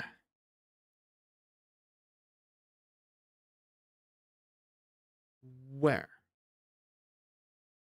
That's in range.nem. So here.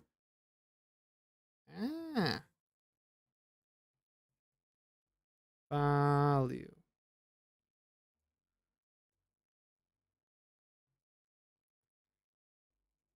Another test.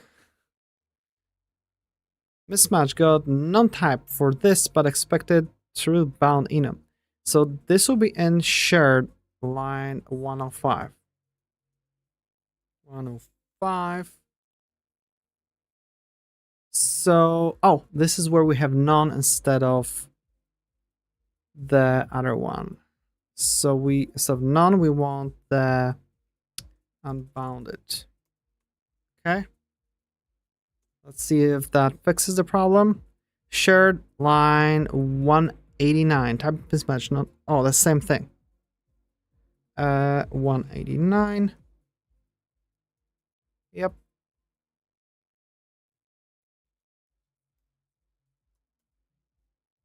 There we go. Unbounded. Of course I made a typo. Why wouldn't I make a typo?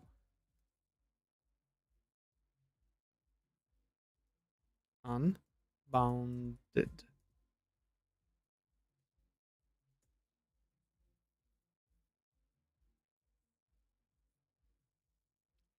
Wow, we're actually running tests.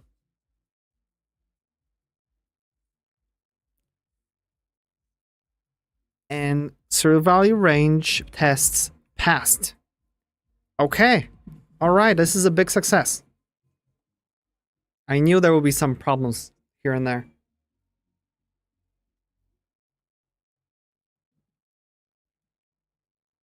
That is super awesome. Oh, what about our stringification code? And then suddenly we got to the point where our decoder doesn't work. And coders seem to have passed, which is surprising as well. But that's that. So shared, don't we have the stringification here or something? Oh yeah, I took care of all that. Okay, that's awesome. So this can go away. This in theory can go away. Test real value range. Okay, so we have can create both. Can create range with both bounds. So I want to do test can create range with only start bound. Okay, so we're gonna have the start value to be something like maybe negative 1 2 3 4 5 6 7 8 0 1 2 3. Maybe not. Let's keep it simple.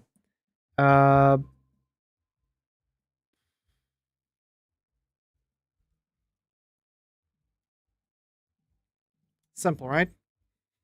What is a simple value? Maybe we want it to be null. How about that? No, let's keep it simple. Freaking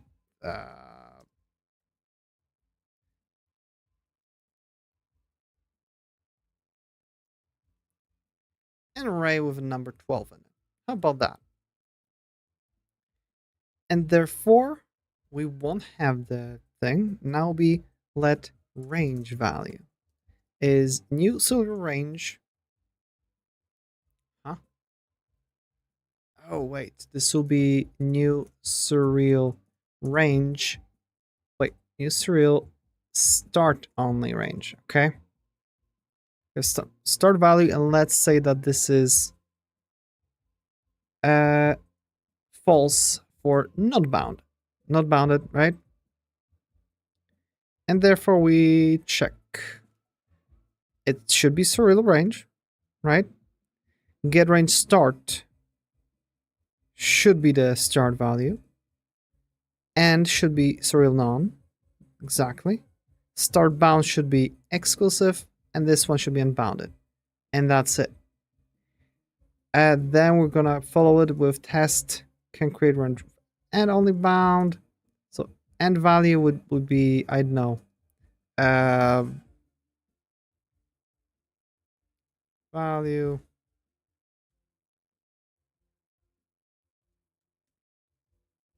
There we go.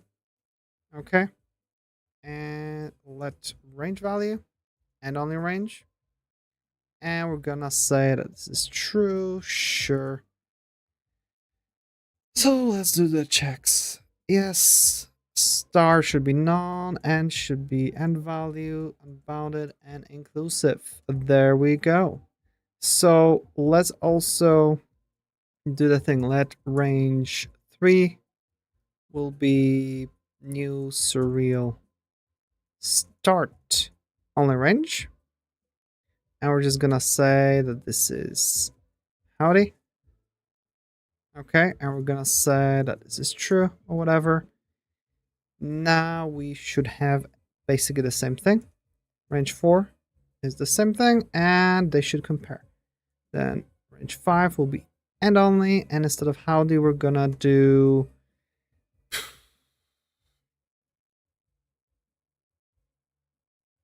sayonara.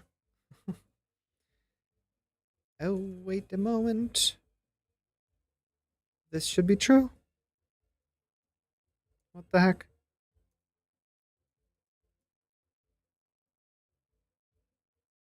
Let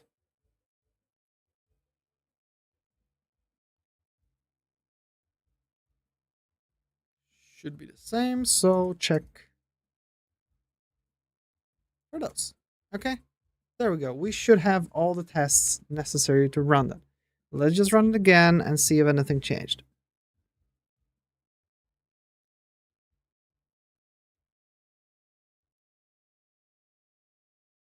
So encoding ranges somehow worked, but overall, range can create without bounds and all the stuff. So that is absolutely awesome. So we can close those tests and we can take a peek at our encoder that we have here. And let's take a look at it again. So for serial range, we start with those two. We do this. We have unbounded, inclusive, exclusive, and all those things.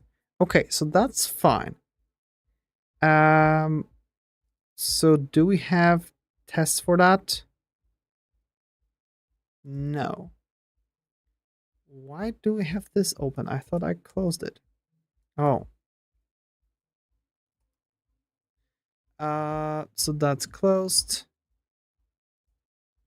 Test encoder range. There we go. So should encode range with both bounds, okay? Because that's what we did here. We have new serial range with both bounds. We tested it, and then the other one. So next one, we're gonna test should encode with only start bound. And we're gonna make it simple. Var range is start only range, and we're gonna say that this one here is, whoops.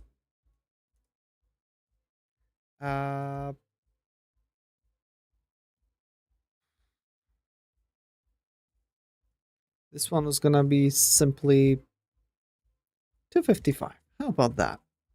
And we're gonna say that this is inclusive.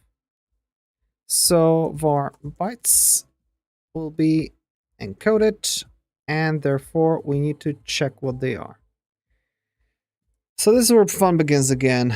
The same thing, this is the tag, and then the first one should be array of 2 elements. Yep, the same thing.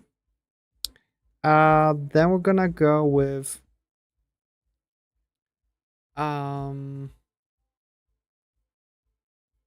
this 50 should be true, inclusive. And then we're gonna have the value 255. So this thing is correct. Okay, cool. That's enough of a test for me here.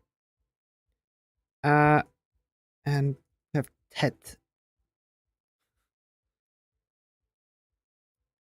Test should encode only end bound, and here we're gonna say that the range is end only, and we're gonna say it's false. Bytes. And what do we have here? We've got the start array of 2 elements, and then this here shouldn't. So okay, so we've got 2 elements, but we encoded only one. This tag with this value. The next one needs to be basically the tag for none, which is 0B110 to be a tag, and then it was 6, right? So that's that. Okay, so the similar thing should happen here. We have this array of 2 elements. Why do I still have this thing here? This doesn't need it, this doesn't need it here, and this doesn't need it here. There we go. 2 elements. The first one should be 0B110 00110. Okay? Because that's a null element saying that, hey, we ain't have stored value. And then we have the one that says that we have the exclusive value. That is a string of 2 elements, and we have the hi. That should work. Let's see if it works indeed.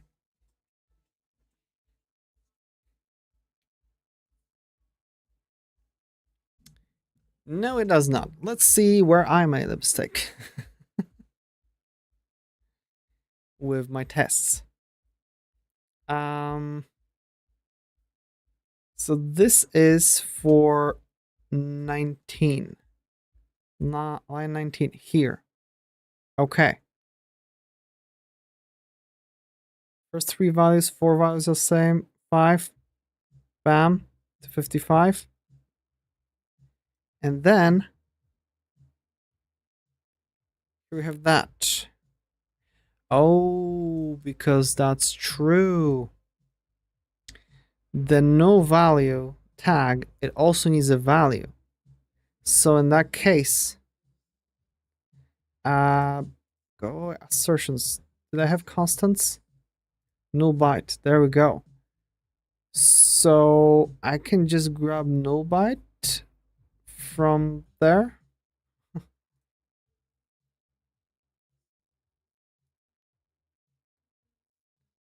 Let's not even do that. Let's just grab the whole value.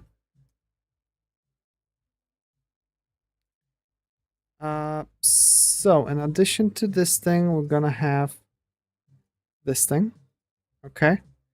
And the same thing will happen here. Oops, not here. Come on. Insert mode. And what the hell just happened? Insert mode, space, Ctrl-Shift-V. There we go. Something tells me that AI stupid shit just makes everything worse. Alrighty. Please work, please work, please work. And it worked, right? No, wait a moment. Oh yeah, it worked because we're suddenly getting errors from decoder. So encoding works. Okay, encoding is checked off. Cool. That means that we can move on to decoding and finish that. What the hell just happened? This, go away. Close this buffer. We don't need this buffer either. Let's go to test decoder range. So that's that thing, but we also need to go to the decoder overall to see if we have that. So in the decoder, it looks like we implemented it. Okay, so when did I do that? For tag range, we have all that stuff. It's just serial value. Okay, this is probably just a bunch of bullshit here, those errors. So I'm not worrying about that. We'll see if that works. Because the error we got mismatch and decoder 202. Oh, really? Oh, so we got something here. Decode. Oh, because again, I used the serial none that doesn't exist. I need to make the s lowercase, and that will solve the problem. And I expect that we're gonna still have an error. Maybe not. Oh no, we compiled the coder, and so we're gonna get to the actual. There we go. To the actual range. So the problem is that we have undeclared field is range. Okay, so we basically need to update our test. There we go. So let's update it. Can decode range with both bounds. That's how we're gonna call it.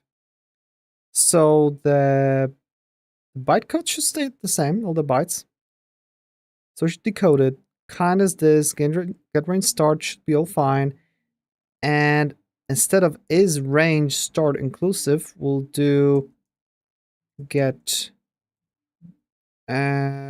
start bound. That's how we called it. And call it inclusive. Was it that thing? Okay, it should be false. So it should be exclusive. There we go. Lovely. Nobody's chatting. I'm just talking to myself. How are viewers doing? What plans for weekends do you have?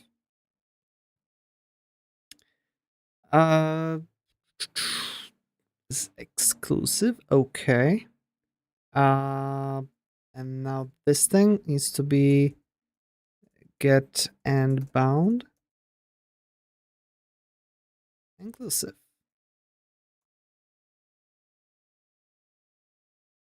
Okay. In theory, that should work. But is it a get start bound, get end bound? Did I really make it that way?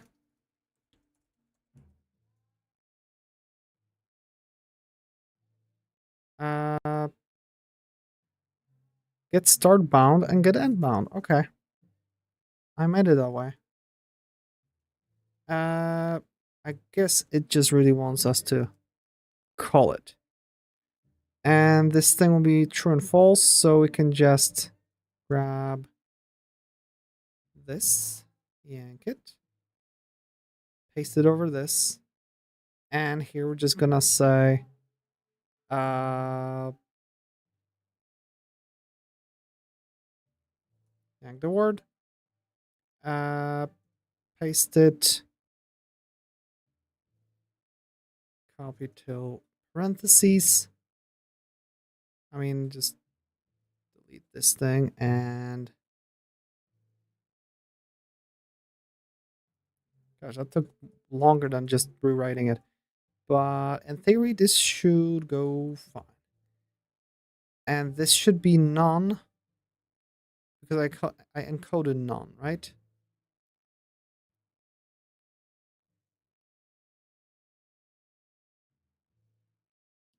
Yeah. This has exclusive none. So it's just a really strange one. And you should go way faster now.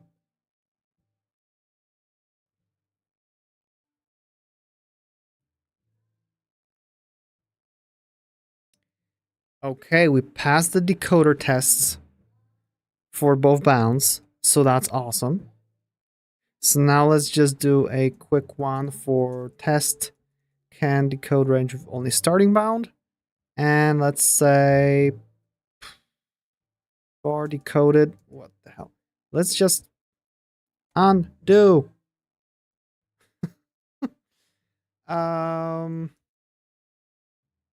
Let's copy this line and just paste it here. So here we want to basically have only start bounds. So we start with the same thing, two values, and the first one will be there. Okay, it will be the 0. There we go. But the second one won't be here. So it will be 0, 0, 1, 1, 0 to make it null. And I need to find that same thing again. Constants. It was this thingy, right? Null byte. So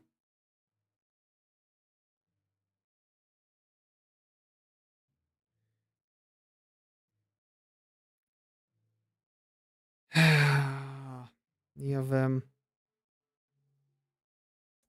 there we go.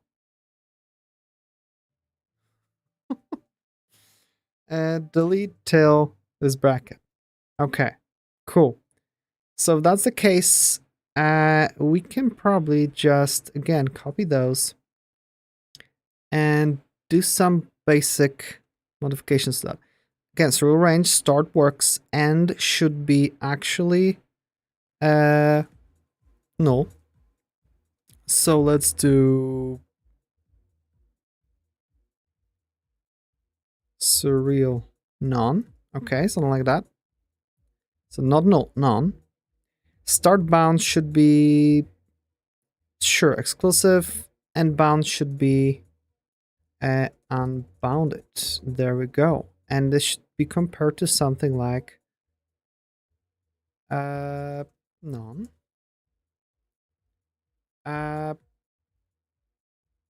False. And oh wait, so this will be new serial start only range. So we actually don't have this thing. And we also don't have this thing. Okay, so that will be that part. Now we basically have copy paste with only end bound. So for that, we just copy and paste this particular thingy. So here we decode again the thing with two values, but the first one should be the null value. So I can basically copy this thing and I would like to replace something. So we got this, two values, and this will be the first value. Here we had it that, hey, this is tag 50 of inclusive, right? And then we got a value that this is text with two things. And now we can paste it over with just a non-value. And this one stays because it's the other one that we actually encode real non-value that we actually want to store inside the range. So that's funny. Okay, that's good. So if that's the case, we can now say that the start should be surreal none. Okay. And should be, I mean, it should be surreal none as well. This way they will both have same value, but the first one is unbounded, signifying it doesn't have the value, while this one actually has the value of none. Okay, so this will be a surreal end only range. So we actually don't have this thingy. Sure. I mean, whatever. And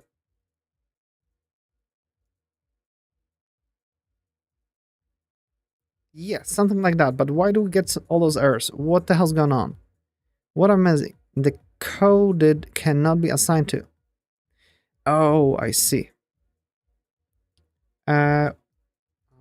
Just doing that instead of... Yes, I'm relying a lot too much on just doing this.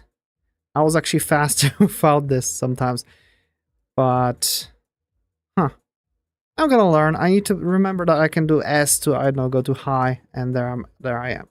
I want to go to S to false, or whatever.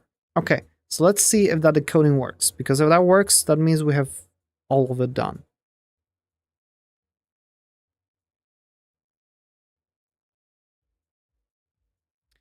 Okay, So what happened here? Expected a range end tag to be inclusive and exclusive, but got major simple 22 value error. Oh. Oh. So we've got none? What? This is line what? 34. So here. So we made some mistake here. Okay. Tag 49 to be a range. This is array of 2 elements. The first one says it's a tag, and this is that no value. Okay? So that part should be fine. And after that, we should get another value that says it's a tag 51 that holds tag of no value with the no value. So I must be doing something wrong here when decoding. I mean, it worked in this one, so why doesn't it work in this one? Huh. Interesting. So let's just look at our decoder code. Because something tells me it's gonna be just a simple little thingy. So extract the start element inclusivity tag, okay?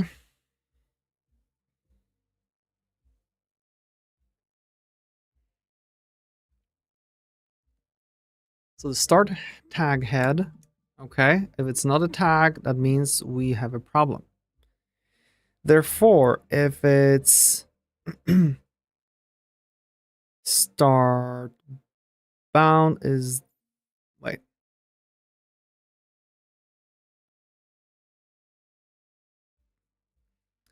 Oh, I see. So we have inclusive, exclusive, and we are not decoding that extra one value. I see. So that means that we need to also read an extra byte. So be let non-value. We decode it. And additionally, we can say if non-value is not surreal none, we need to raise an exception. And this exception is basically expected a range.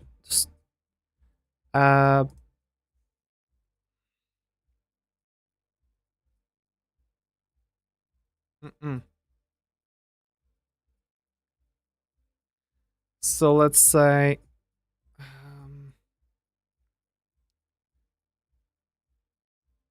non-tag, wait, non-tag contains non-value.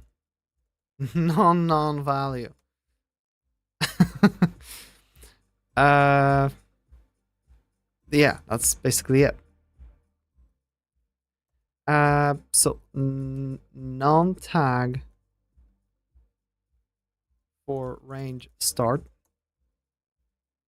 contains non-value, and we're just gonna print it out here. Okay, come on, insert, and we're gonna say that this is the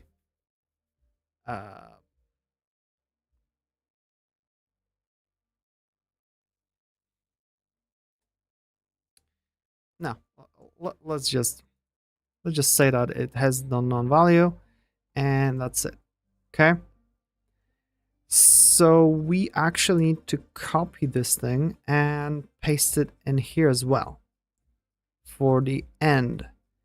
The only difference is that instead of start, we're gonna have end. And I mean, that should be it, right? So that was exclusive tag here, and but depending on those, we just create proper things. Okay, this might have fixed it, hopefully.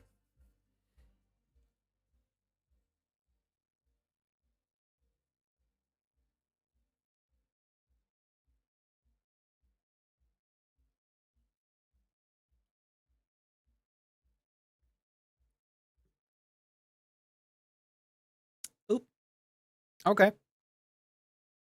But hey, this time we got normal errors. That something failed. Unheld exception, non-tag for range and contains non-value. Oh. Uh-oh. Not good.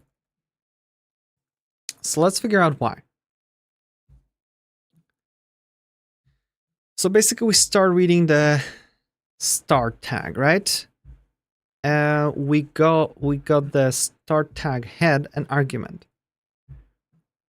And we read that head, right? If it's not a tag, we've got the problem. So we analyze that. Then we do start tag argument. So we got the full argument length. Oh, okay. So we're good here. We did that, and that would additionally have that. So we shouldn't need to do this after all. There should be no need for that, right? In theory, there should be no need for that. So what is different here that we're missing? That this one is failing? Because we already got the full argument. And the end tag argument, if it's tag none. Oh, no, it needs to have that value. So what the heck? But basically, we are decoding the whole thing. This is the read head. Oh, this is basically read the whole thing and expect it to be something. So yeah, we can't decode that because that inside is a simple value. So we don't want to do it. So instead of the non-value, we basically need to say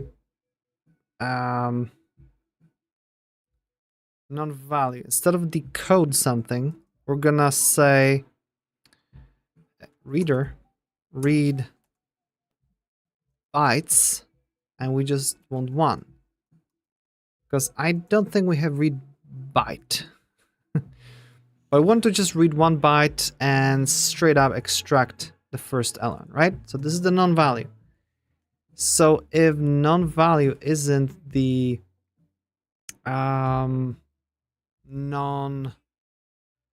whatever, null byte? What the hell was that thing? Null byte, right? Constants. Null byte. There we go. Okay, so that should work. So if it's not null byte, non-value, there we go. So we simply copy those 2 things and replace those 2. Okay. Hopefully that works. Sometimes this kind of fiddling with bytes, different encodings, that hurts my head.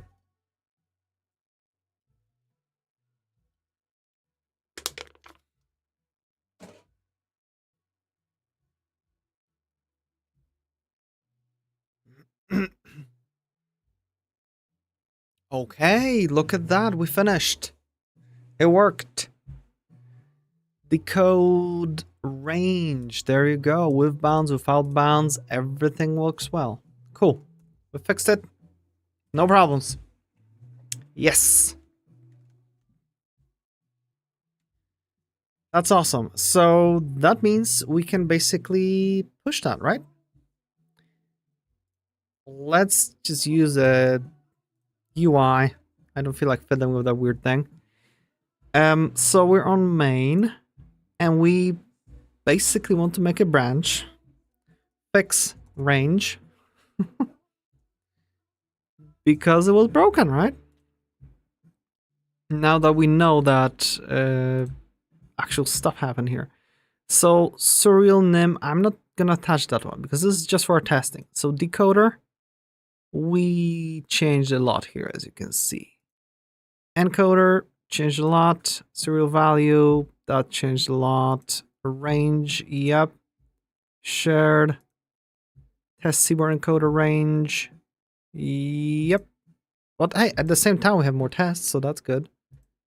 Cool. So this will be basically add unbound start slash end support to surreal range. There we go. Am I like max zoom? Oh, this is max zoom. Yep. All right, and that'll be there. So let's push that. There we go. So if that works, let's go to our browser and create a PR for that where we can provide some details for prosperity. No, for posterity, sorry. Unbound start and support to surreal range. Surreal range needs to support possible lack of bound value for either start or end. And surreal QL that would be, and you can basically say that, you know, return dot 15 or something like that, right? Or return 15 dot dot, because these are the possible values. And that complicated so much. Yeah. Create a pull request. Sign yourself, and this will be. Can we add a label? It doesn't matter. Labels don't matter. Okay, so we just pushed that. Let's make sure we're on a correct branch now. Pull it and get rid of this thing.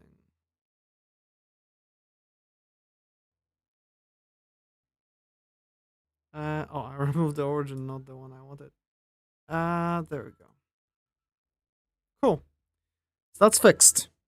Let's actually test it properly in our code. So, SurrealNim, now we have this thing that holds that strange little value. So we could probably just straight up say that this thing was gonna be, I know, 12 to 50 range, or maybe a range from something to exactly hello. Maybe a range from none to or larger to nothing, or range from none to none, or range from null to null, and from book blah to let's do this weird thing to something like from book blah to, I don't know, string breadsticks. Let's just do it not stringy way that way. Just that way. Come on. And now we have replaced it with this. Okay, that's better. And this is gone. And let's try to run a query. It's just ridiculous, but I guess for some reason it could be usable. So yeah, let's try. Ooh, Unexpected token is strand. Expected identifier. Okay, so it doesn't like something. Character 75.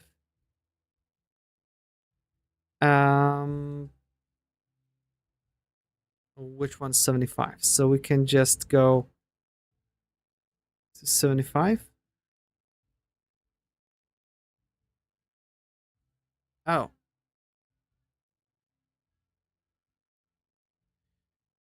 So let's replace it with backtick. Okay, all those strings, we'll replace them with backticks because it might not like single quotes. I don't remember that about SurrealDB now. Oh, now it worked. We just got a trace back. Expect range start tag to be inclusive or exclusive, but it got major simple 22. Huh?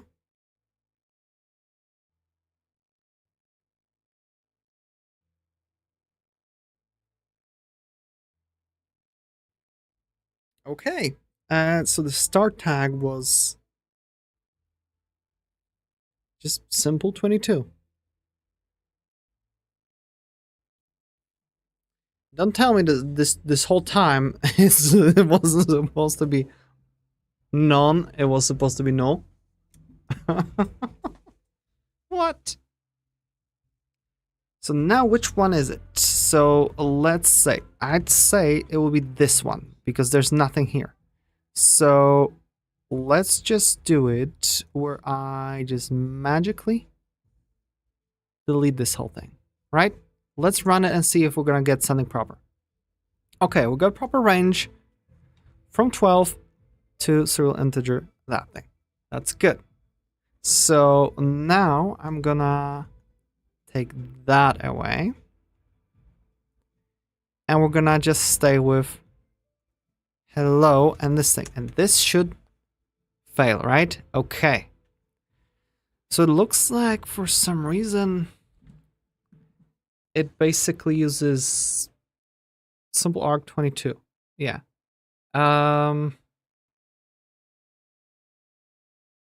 So that might be the problem. Yeah. It uses null value instead of none. So I think we can do that. I think we can manage. I'll be right back. Just gonna have a short bathroom break and we're gonna fix it afterwards.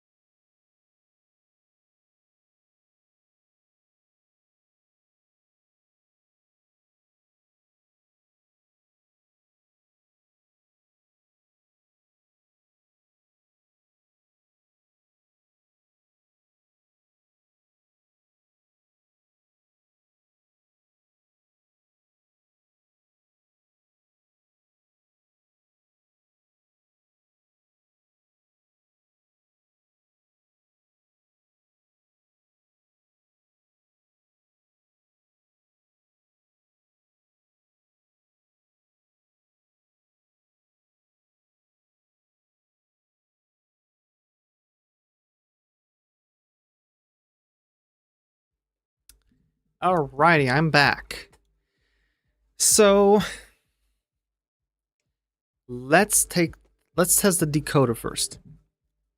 I'm just gonna modify the decoder to detect the non-value instead of null, and that might just fix everything. So do we have decoder open? No. So, let's go to the beginning. Range. Okay, we got that. Extract start element. So if it's not a tag, that's the thing. It expects a tag straight up here. But if it's not a tag, so we basically should have an option of simple here.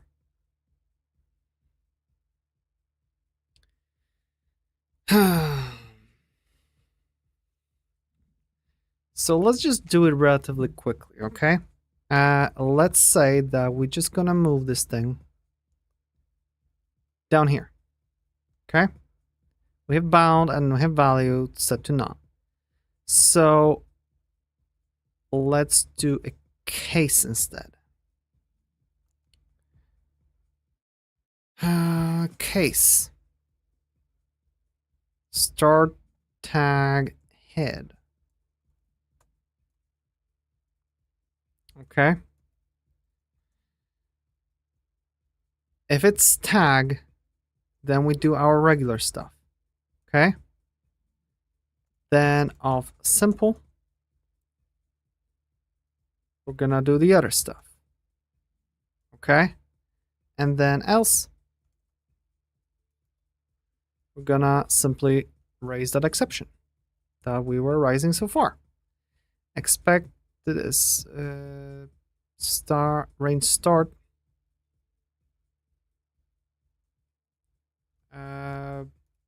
to be a tag or a bound tag or no. Oops. Come on.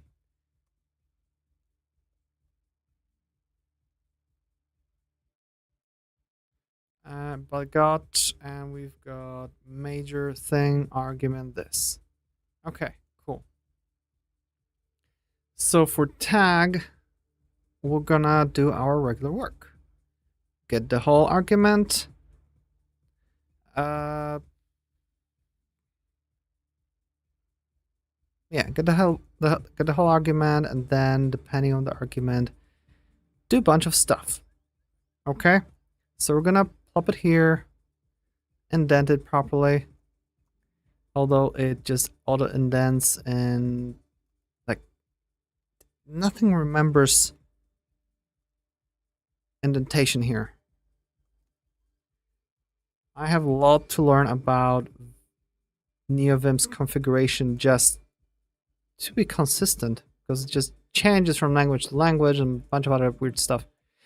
So suddenly we have of tag, and let's start tag argument is this. Oh, my indentation was all wrong.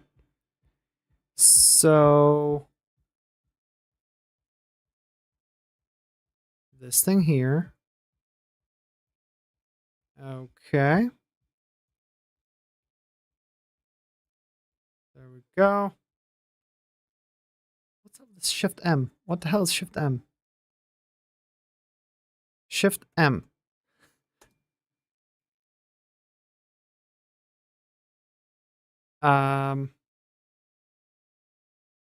Verbose.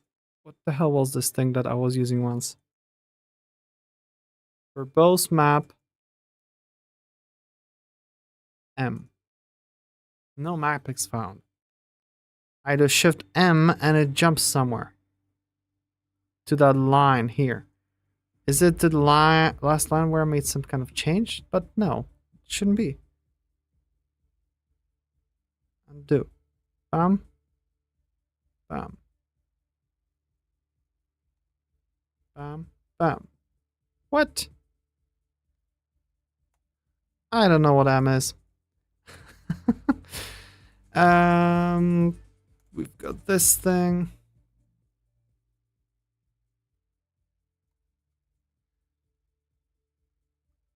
Yeah, and then indenting is just unpleasant, those default shortcuts.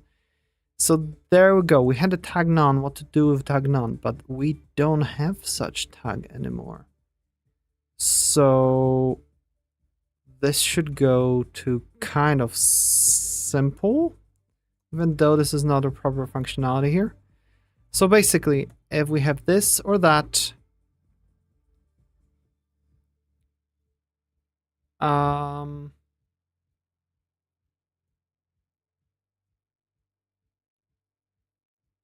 else,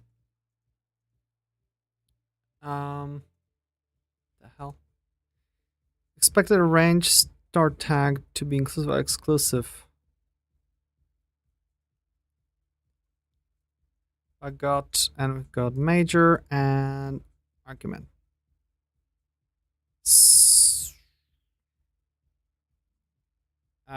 What? So here we have the argument tag to be this, but we can provide basically both ends and not start tag argument. This will be start tag argument. There we go. Yeah, ugly, but it might work. So otherwise, we have the simple, and simple basically means we need to add additional check if the if stacked argument is not in this case will be 22, right? If it's not 22, we can basically say, what's up with this stupid autocomplete? We can say expected, hell, it's just so bad about those. Expected a range start to be bound tag or no. To be delete till this. To be null, but got and we can basically have the same thing. Yeah, that's good. And otherwise, we just say, okay, we got the proper null value. We do start bound, it's unbounded, non-value. We don't need to read that thing anymore. And we're good. Okay. And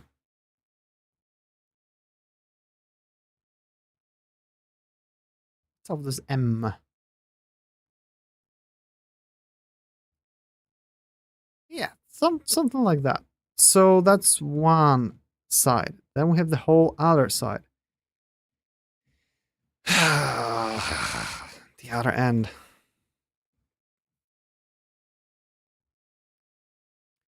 So we're gonna just try to make the most out of it. And comma is highlighted for some reason. Everything's messed up.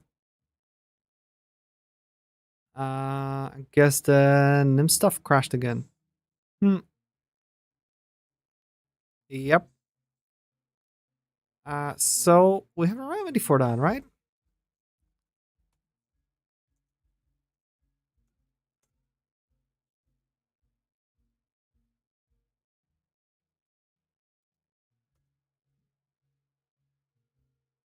Hopefully it's gonna start up now and things will appear correctly. To some extent at least. Definitely to some extent. The whole thing wasn't properly done. But okay, so what the hell happened here now? Out of nowhere. There we go. And this one's complaining too.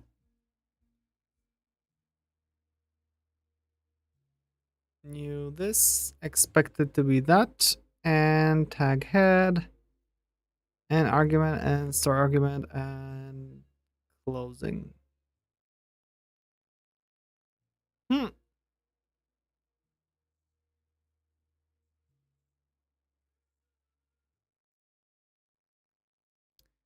doesn't the raise new exception? Yeah, I'll ignore that for now, but I recall, oh, I needed to go to here and basically say that, hey, this needs this part and this needs it as well. There we go. Now it should be happy. So we go here. And now our end bound and value need to be, whoa, put up here. Of course, they all go wonky. Okay, so that's good. Then instead of checking for a tag here, we have end value and bound. We basically have case and tag head. If it's a tag, we're gonna do undo them autocomplete. Okay. And what we're gonna put in there is basically,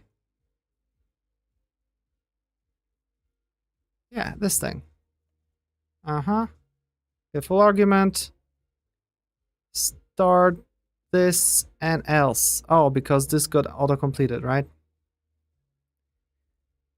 Fine. But it got auto-completed with wrong stuff.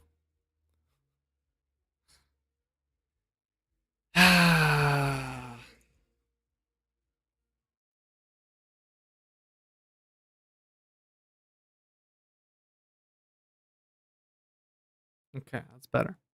So that's gonna be it.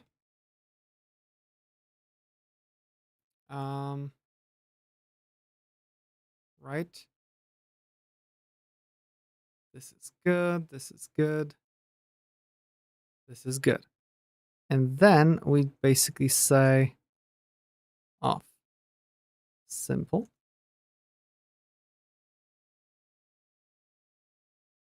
And come on, go away.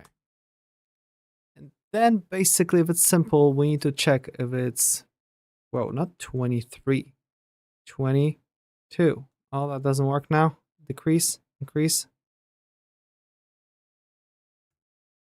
Not this time. 22. Okay. End tag argument is 22. We basically have raise new exception. Expected the range to be this and that.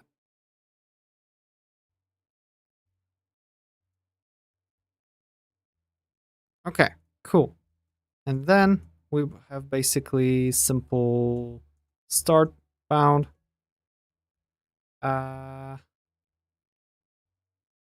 Is bounded. Okay. And then we've got the big else.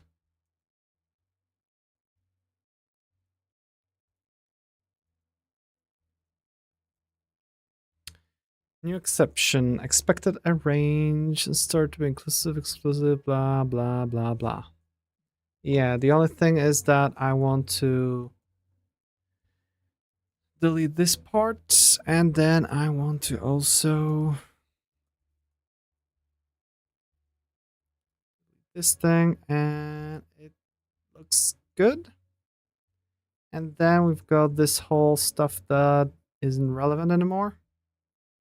So we can simply delete that part. Let's see what happens when we try to run this thing.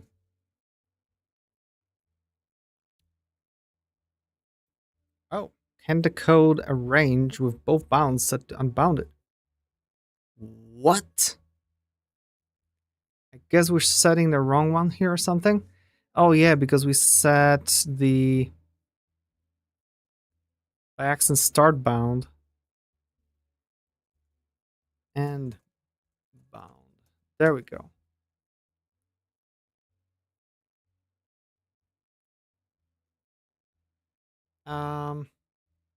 Again, no error.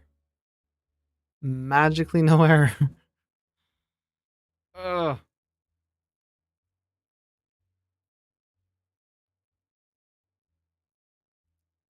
What if? I know.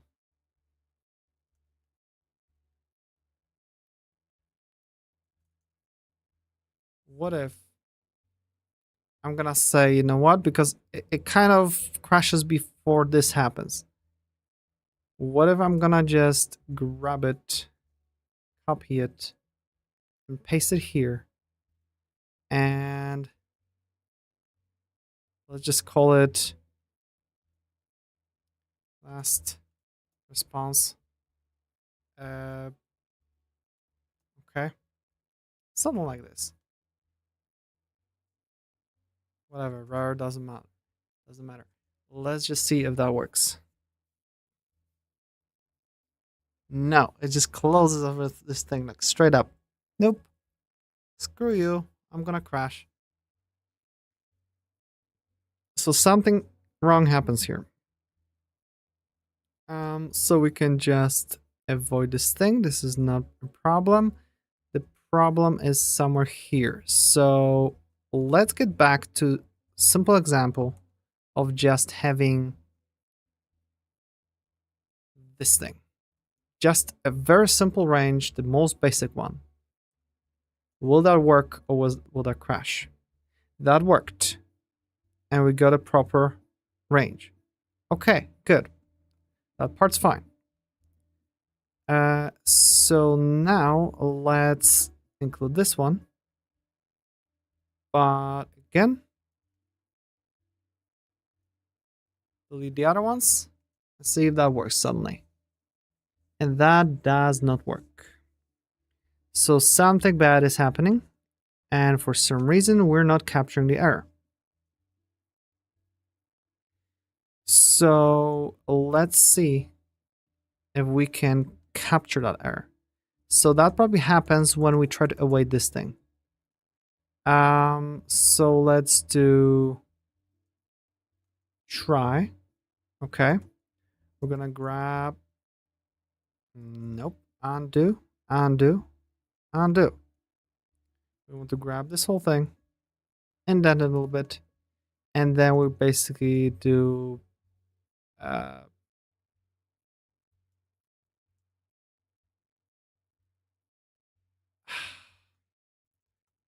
the hell was errors handling here? I keep forgetting how to do it here. Except catchable error as E. There we go. I want to copy that. Let's paste it here. And let's just indent it a little bit more.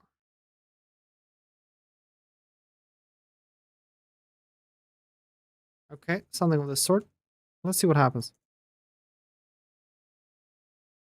Same error. Socket closed.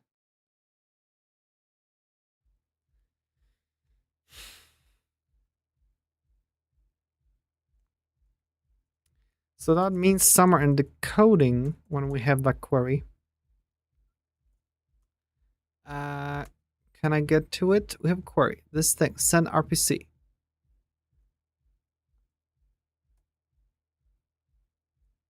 We have this encode. Okay, so decoding doesn't happen here, right? Decoding happens somewhere else. Loop, listen loop. So we basically received message string, right? And sure.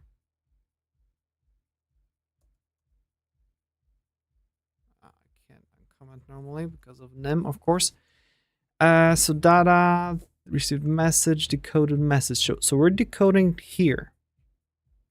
And in theory, we don't have any tries here. That's where the problem lies. We basically crash here and the whole connection drops. Oh, I see.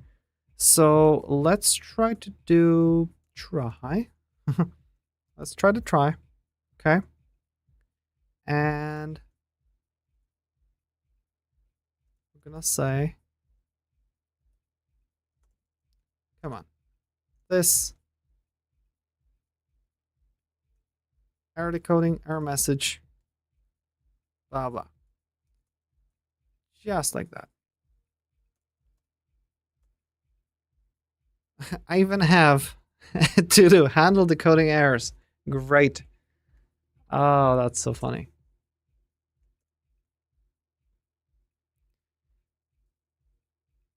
Decode message. Oh. Which line? 33. Oh, that's right. So we've got this decoded message, has ID, all this stuff. And query ID, response query. Ay. So what we're gonna do is we're gonna grab this. We're gonna basically put it all the way to the end.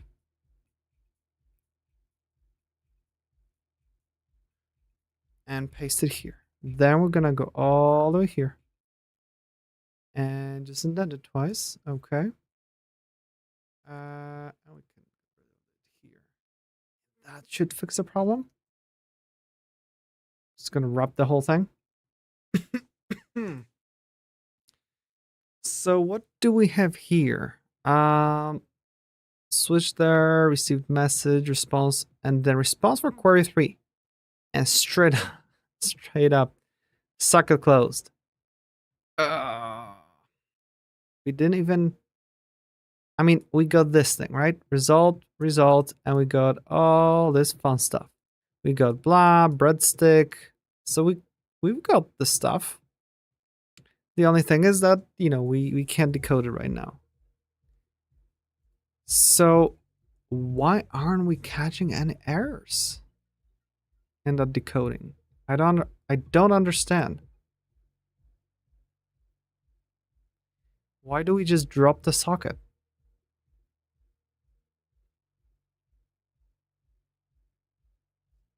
Because if something happened here, is it because it's some weird async and async is doing weird stuff with errors and we need to just change to chronos or something?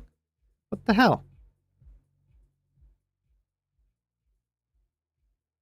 So what I'm gonna do in decoder, I'm just gonna write a bunch of echoes. So we're gonna do echo decoding range. Okay, that's it. Then we're gonna have okay, and then we say array head, array argument. There we go. Echo reading range start tag.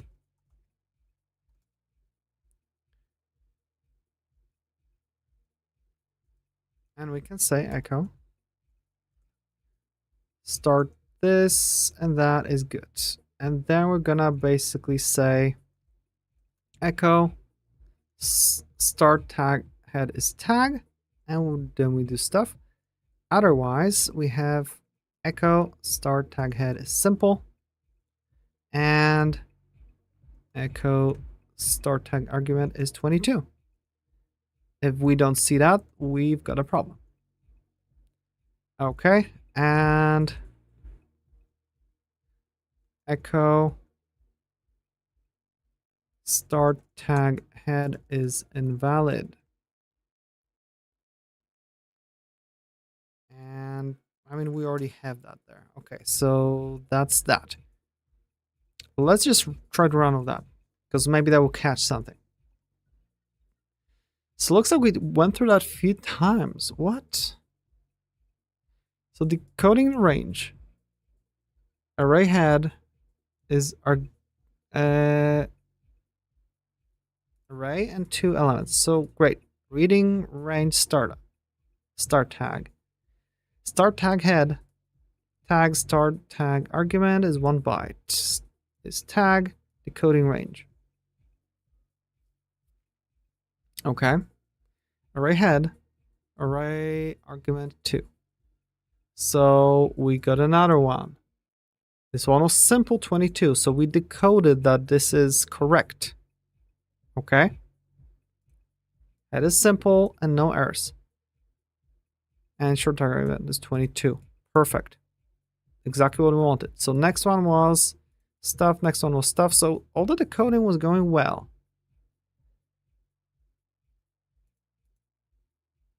And why do we have response for query ID 3?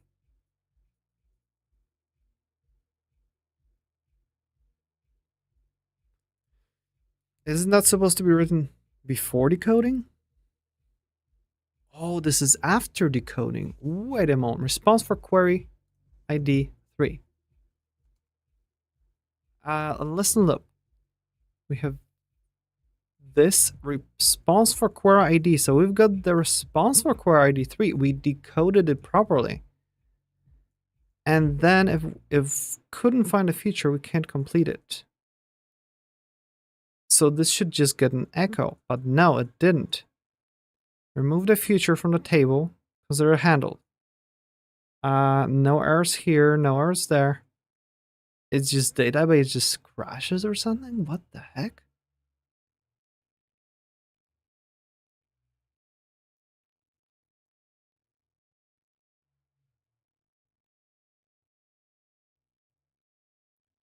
So let's say echo feature removed,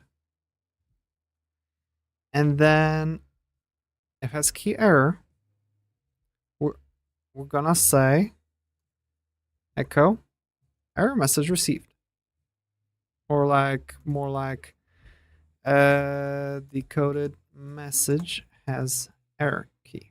Okay, just more explicit. And we just finish that, and we do echo feature completed with error. Okay. Otherwise, complete feature with response content. Echo completing feature with response. And echo completed feature completed with response. There we go. And on errors, we just do echo stuff and whatever. Okay.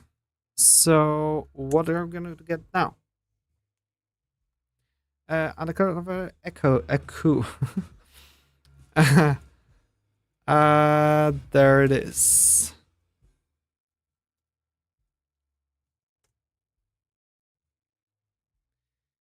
Okay. Tag 3, feature removed, completing feature with response, completed response.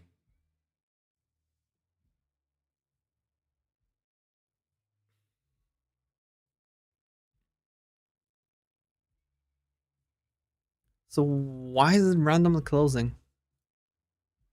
What the hedge? So the error lays somewhere else.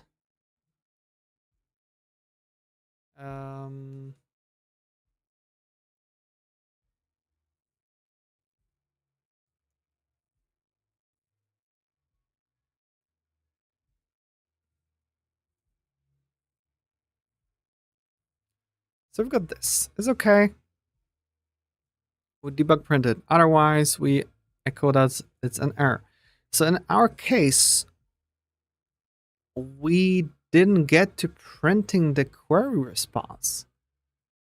Because we went over here, we completed the feature, and before we even got to the query response, I guess everything moved on forward, and something got closed ahead of time. Is it possible that, we got a message that's one opcode, else ignore non-text, non-binary message. Let's just do echo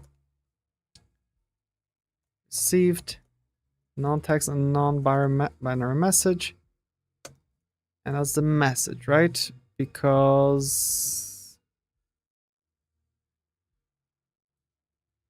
So let's just say that this will be our opcode and message. Okay. Let's try that again. No, it's just randomly socket close. What the heck?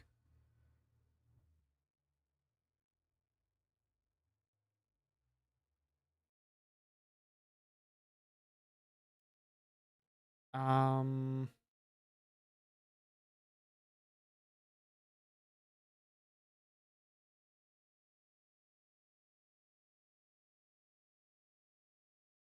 so I've got an idea. When we have our listen loop and we are decoding stuff, where is it? Decode, right? So we've got to decode it. I want to straight up here echo decoded message, and we do this. What the hell was it? The bug print serial value. Okay.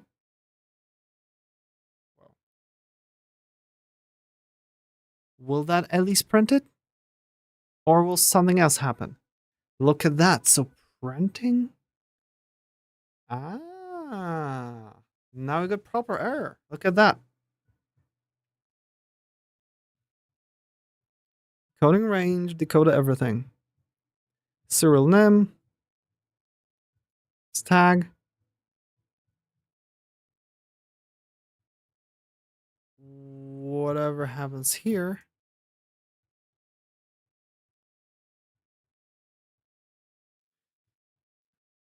Range start val is not accessible for typed serial value using range start bound unbounded. Ah, so we've got an error somewhere here. Serial nim 48. Yeah. And async dispatch, all the other stuff shared. There we go. 182. Shared 182. Let's look at that. 182. So this is the thing, I guess, where we try to print it. I mean, this is just object. We don't care about that. So we want serial range.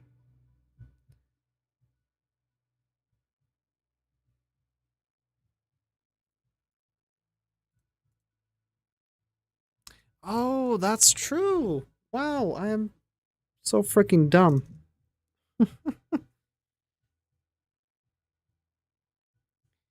I'm trying to access those values that they don't actually exist. And that silently errors, but why does it error? So I'm gonna fix that first, and then we're gonna see why we couldn't capture that error. So inclusive, this and that, it's all good. Exclusive, blah, blah, blah.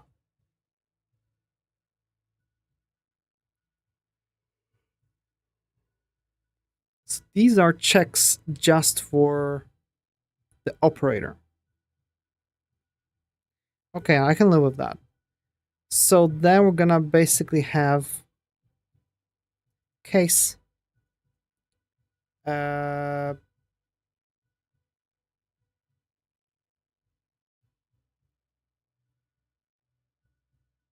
Start bound. Okay. Off. Let's do inclusive, comma, exclusive. Okay. Then we have case. Wait. Start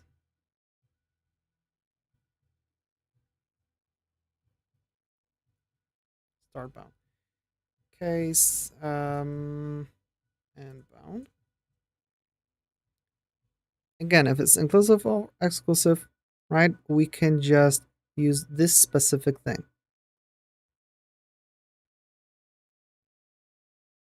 Okay, good.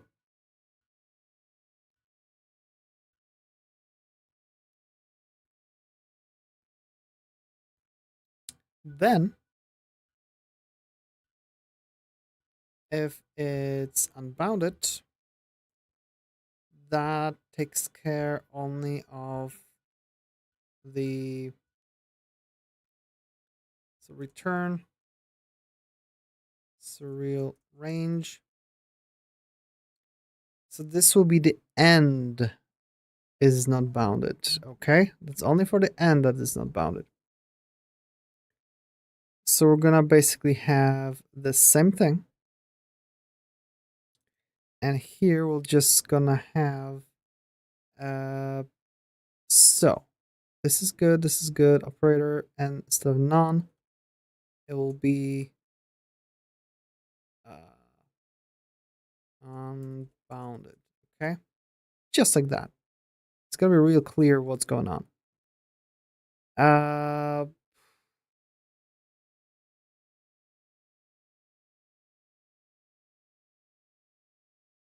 So that's that one. Then we have off unbounded, and we have basically case and bound inclusive.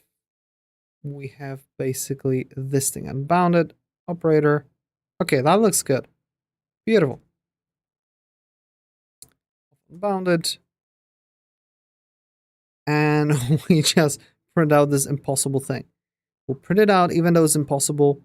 We just need to display it. Okay.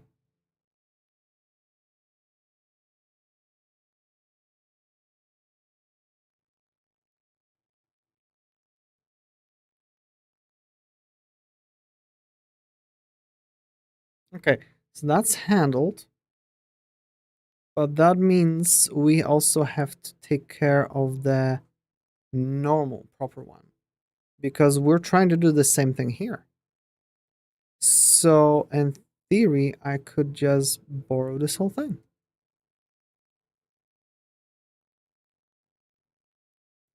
That was here, right? So let's do paste. And I know that I can grab this, and this will be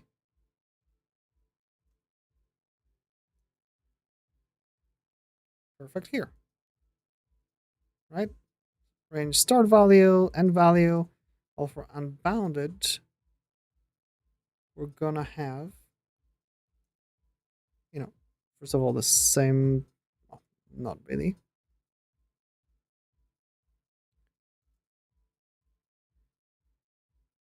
So unbounded is the end value.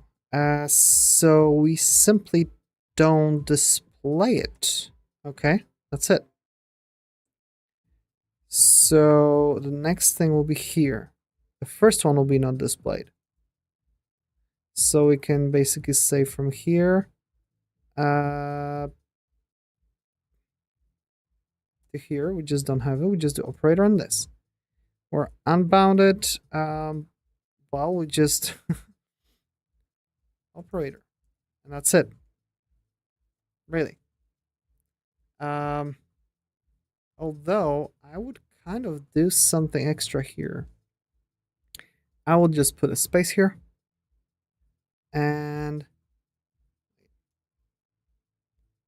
space here as well, just to have that room around it at least. Yeah. Let's keep it that way. This way we know that we won't have any errors in the future. And this magically might just start working. Error decoding message cannot escape the ID part of a record ID from a serial range value. Oh, that's a new one. We're just getting our pings, so that's fine. Pings and pongs.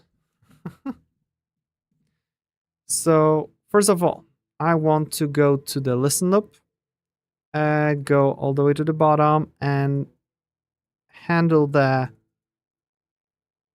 of opcode dot ping or opcode of pong. All right. And we'll just say, come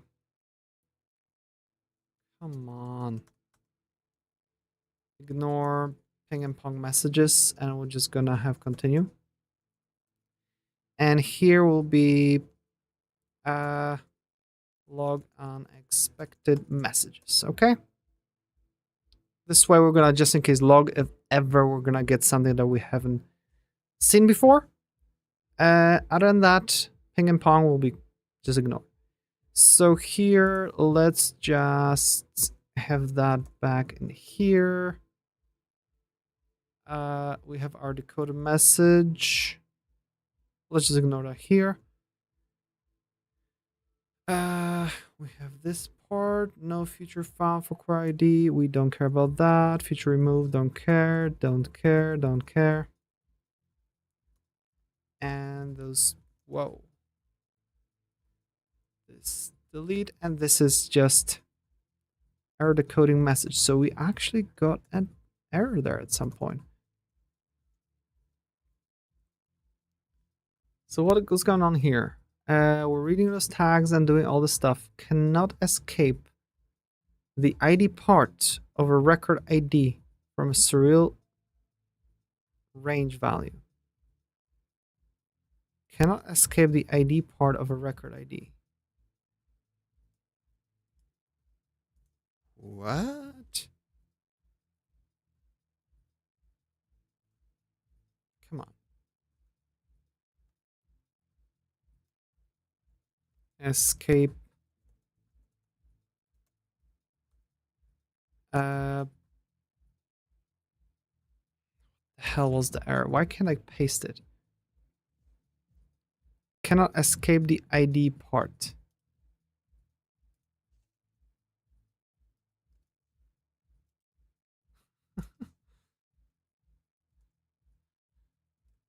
Come on.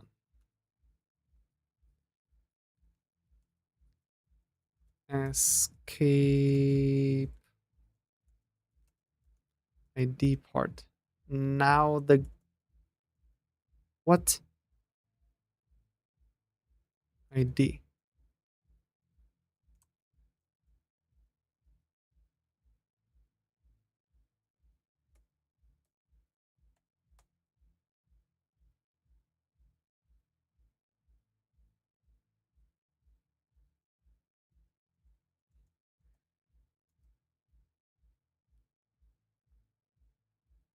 Why am I getting that error? Where is that error from? Cannot escape the ID part of record ID from SurrealDB range. I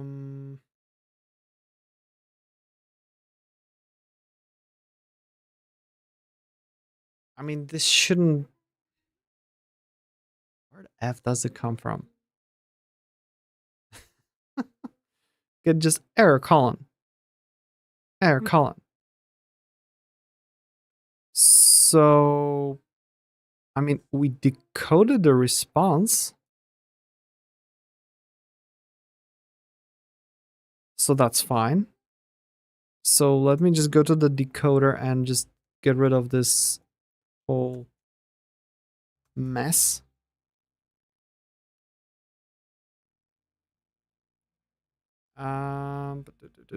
Tag range. Coding range. Yeah. Yep. Oops.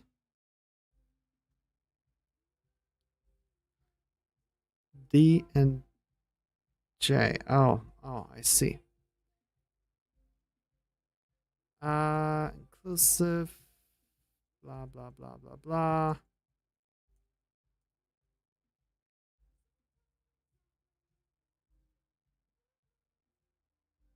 No more echoes. No more echoes. So let's run. What the heck?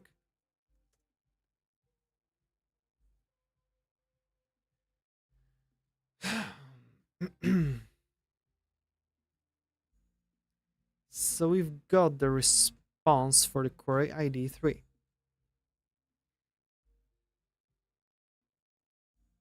And it shows as actual thing. So cannot escape ID part of record ID.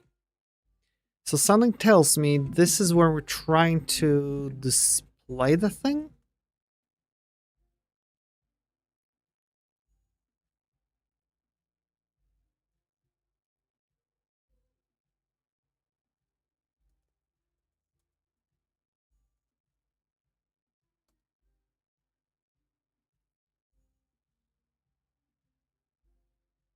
Oh, now it's search for it?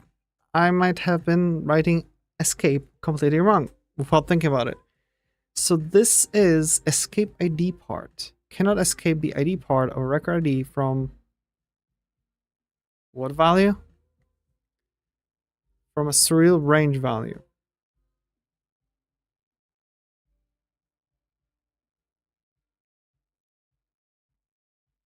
Oh, I see. So escape ID part. Escapes the ID part of a record ID. So if it's... Okay, so if it's array or this, just print it out. If it's string, wrap it. If it's surreal integer, just do that. Blah and blah.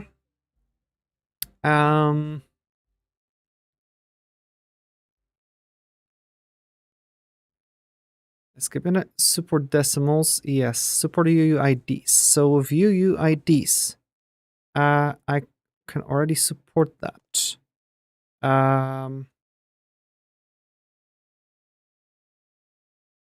So all I have to do is literally just say, what was it? d.get UUID. And that's it. Bam. But also we need to support, I mean, futures probably not, but turns out ranges can be in there. So, of surreal range.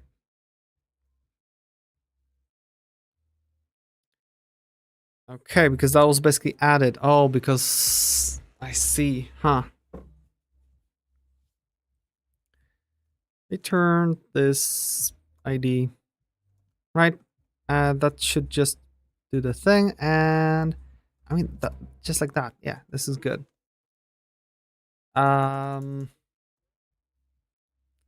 Let's see what the hell happens now.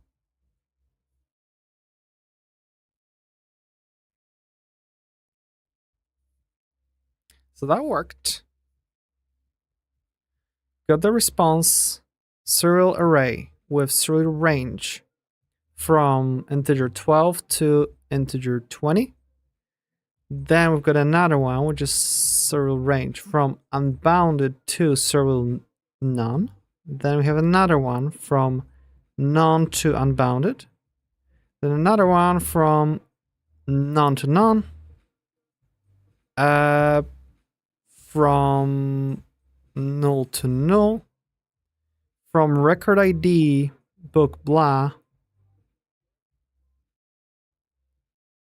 to red sticks. Okay, so that's good. I just don't know why it was trying to read serial record ID in there.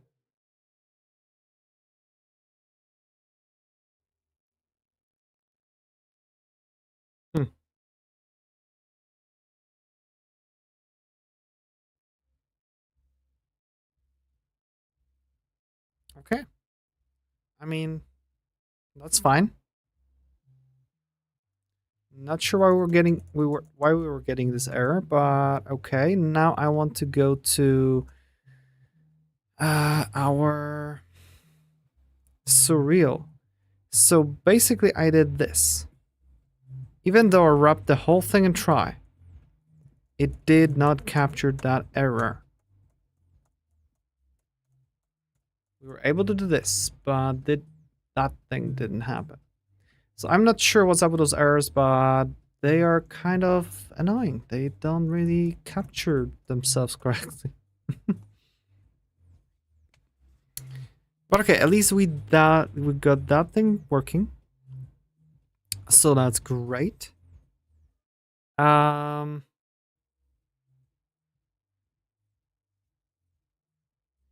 And that worked as well. Okay, cool.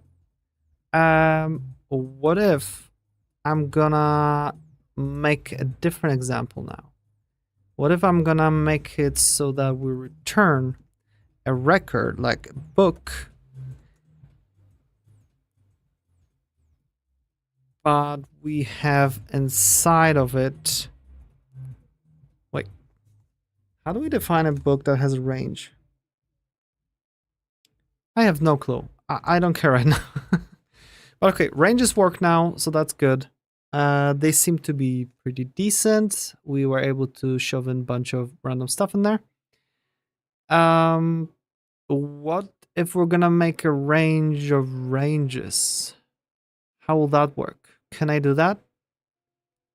I want to, maybe in parentheses, I'm gonna say from range from 12 to 50, I want to go to the range of 60 to 200.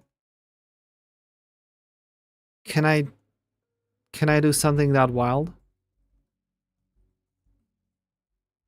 Let's see. Did I save it? I think so. Yeah, okay. SurrealDB is fine. Go for it. We've got a range where the first element is a range between those two. We've got this, and the other thing is this. So it works. Okay, it actually works. Even though it sounds absolutely nuts, it works. But printing of it, it's gonna look very, very not nice. And I don't feel like trying to make it pretty right now. Echo query response, and let's just do it this way, where it's gonna just log itself.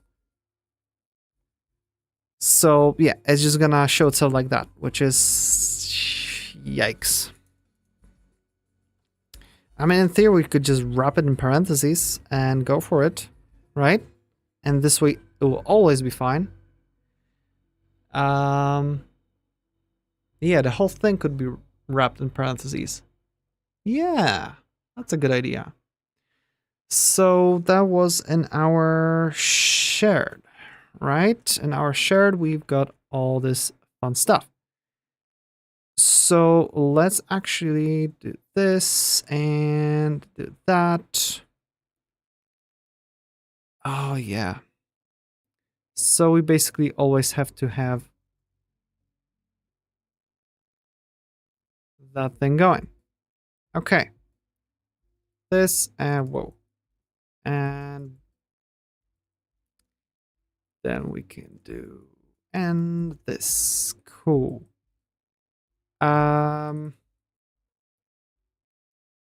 Undo, because don't know what just happened.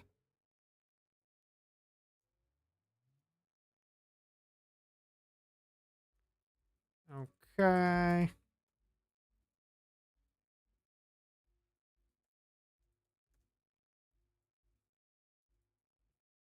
Okay, cool. Plop that thing here. And add this thing here. Good. So these are done. And I think that's it. This variant, that variant. Yeah. Okay. So this one was simple. Let's just go to the ugly one, which is this one. And this one should be a little bit simpler. So we're already kind of wrapping it. But what the hell? We're gonna do it that way. Okay. We're gonna get rid of those in the middle. This will make it way more readable. Okay, and we finish with that one. Cool. So we will be able to kind of figure it out. Okay. Yeah, this should be not bad. And we go, yeah, that's it. We can reuse a lot of stuff. Okay.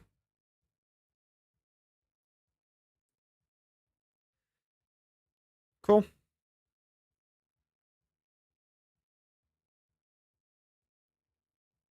And this will be like this. Cool. Wow, this went fast. So let's run again, and this should be a little bit more readable. Serial range from this one, and we have another embedded range here. So basically from this one, right? This is one range to this range, and this whole thing is a range. Cool. And this looks somewhat readable now too. We can actually decipher it. All right. All right. I like it.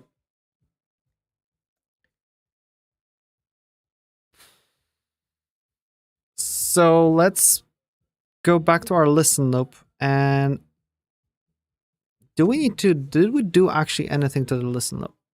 Let's look at our code changes. Listen loop. We added some echo, we added a try, an echo, and literally nothing else. Oh, we added the ping at the end. So let's commit our ping stuff. Why is it so tiny? I have it zoomed in. Okay. Other than that, we discard this stuff. Discard changes. Okay. Let's just make sure that this still works. We've got this part. I mean, it looks good. It's declared, but it's not used.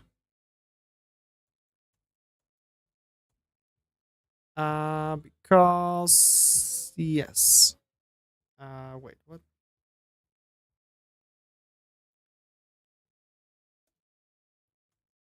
That's better. Right. Yep.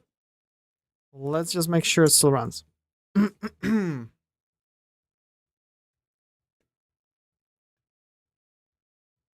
Runs no problem. Okay. So we've got that part going. So what else did we do? In SurrealDB, I'm ignoring that part. Decoder. Oh, that's right. We started using the whole, instead of tag none, we went to the other thing. So that means we also need to work the encoder. I mean, this all looks good. Yeah. So let's put the decoder as okay. Record.nym. Yes, we added support for UID and a range. For shared, we fixed the formatting, whatever, stringification. So now we just need to go and fix the encoder, which should be relatively, look at that. I already have it here. There we go. This is shorter. For serial range, we just do that, write bytes, start value. So if it's unbounded, I was just writing non-bytes. I want to write null byte. What was it? Constants.nym. Null byte. Yes, that's the simple value with the proper 22 in here. Okay, great. So we just write null byte instead of non-bytes. Null byte. But yeah, that's it. Can I go to this one? So write bytes. We can just do write row uint. Right? Yeah. write raw uint to just write a single byte. That's what it's supposed to mean. Okay, great. For inclusive is this, for exclusive is that. And here it will be the same thing. We just raw uint, and this will be a null byte. And that's it. Done. So encoder's fixed.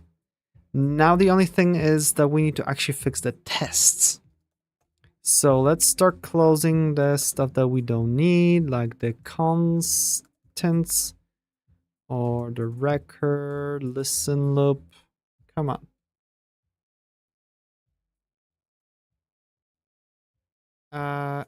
We say something. Oh wait, no. Shared decoder. Oh, we're just there. Okay. Sure. So let's do the first surreal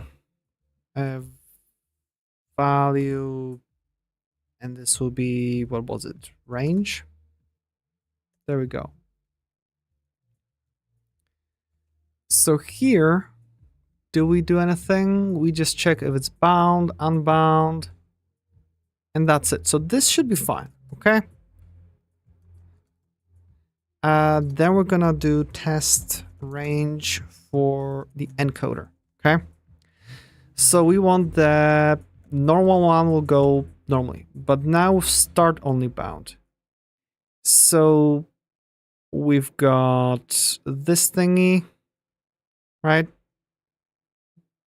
That's our range, array of 2 elements, and here we had the first element to be correct, inclusive, and a value. Well, this one here, we have first the tag for null and then the proper byte. So all we need to do is delete that word. There we go. And the same thing will happen here. Array of 2 elements. The first element doesn't need that. Okay, that's it. I think we just fixed it. So now we're gonna go to test. What the hell was the range? Decoder. And here we're gonna have the same thing. Both bounds are fine. Start bound is cool. Got 0, and then we've got the other bound. And this one's fixed. And this one is fixed. Okay. So let's just run this normal stuff. Works. Nimble test. Should run all the tests, and hopefully nothing's gonna fail. Hopefully. Because we made some changes to other areas. But that's what we have tests for, right? To make sure that other areas don't get broken.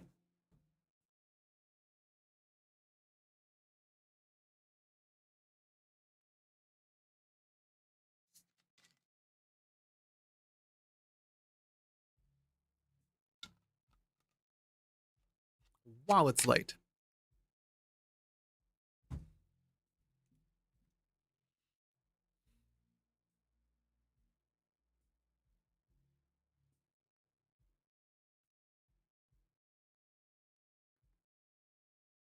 Okay, everything worked.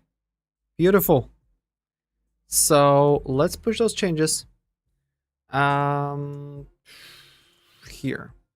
So basically an encoder, we updated tests, test CBOR decoder range, and that one.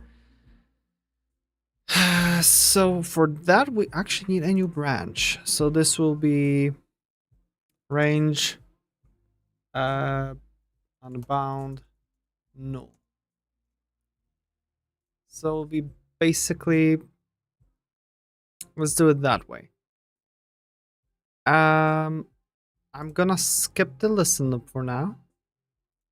I'm gonna skip the fixed record and skip the whole operator shenanigans here. We're just gonna do this. So basically,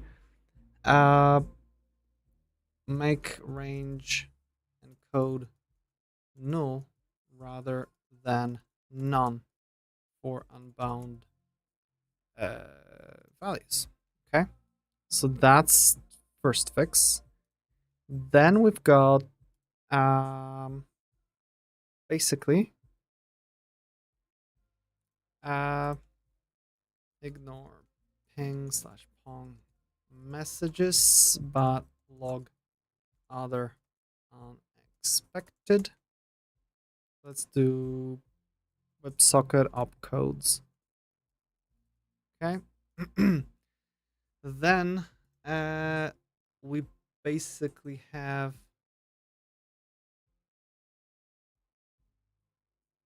for both of those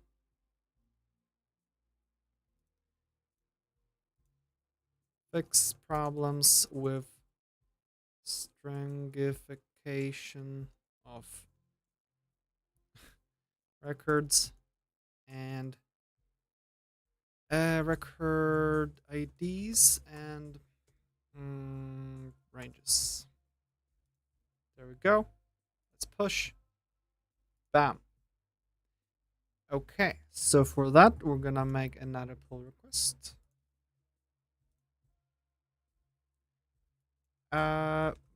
Make ranges use null instead of none for unbounded values. SurrealDB sends null instead of none, or whatever encodes.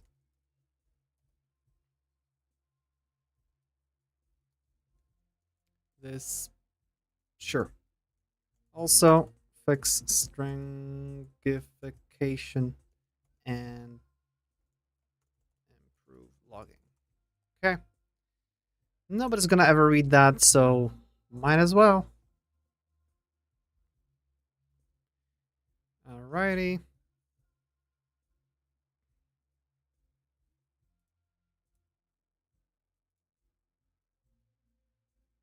Cool. I mean, those, yeah, there's nothing here. So I'm gonna run one last few tests before I disappear. Okay.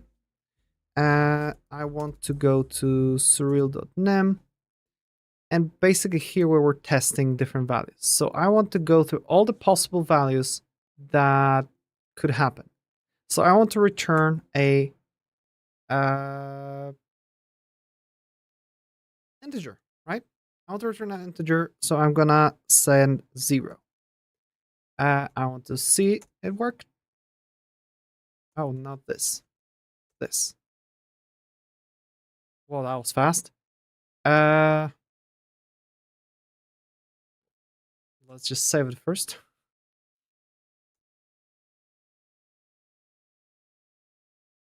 Okay, we got serial integer 0, so that worked well. So then I want to do a positive integer, just way larger. Maybe something like this, right? This is a massive integer that wouldn't fit for int 32. This should be int 64. So let's try it. We got serial integer. Cool. So let's make it negative. We should still get serial integer. There we go, it's negative. So that worked. The same value, 540. Okay.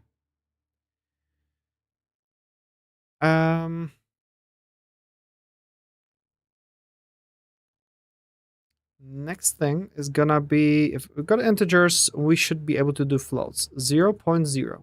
Okay. Will that work?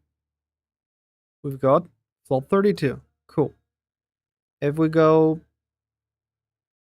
0.000000001, what is it gonna be returned as?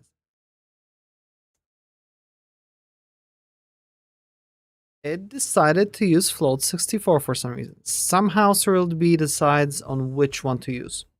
Okay, so we've got them both working. I presume the 0 itself actually used the float 16, but we don't have way of knowing unless we're gonna go to float and we're gonna do types values float.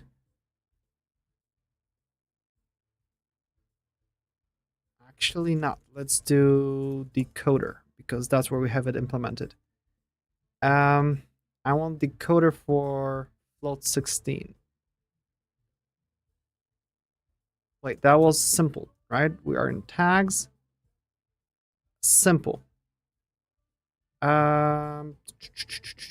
Read float 16. Okay, so I want to get a message. Echo reading float 16. I want to know that. Wait, I want to go to here, save it. I want to know if it's actually sent as float 16. Yes, reading float 16. We got proper value of 0, so that's progress. What if I'm gonna do 0.15?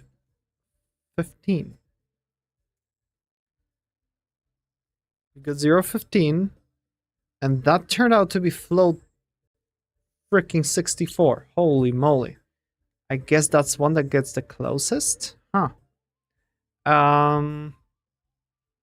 So let's just take a peek at this specific thingy. Of course, we don't have it here. So let's go to new thing, CBOR. Yeah, CBOR IO, look at that. We're gonna go to specification, to this place.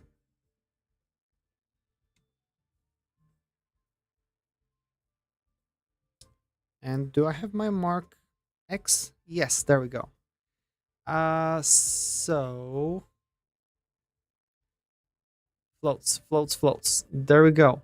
So 1.5 should be probably encoded, or this value here should be still float, small float. Or this one. Let's try this one, because this one looks fun. So, no, really?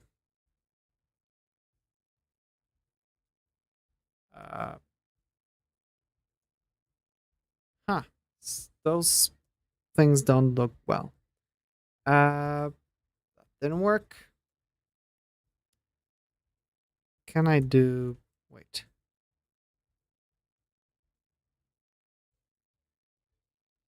Okay. Okay.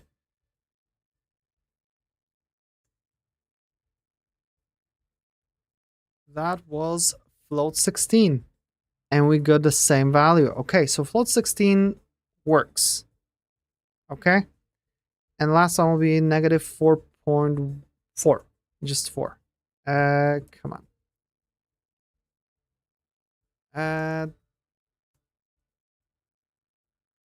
Negative 4.0.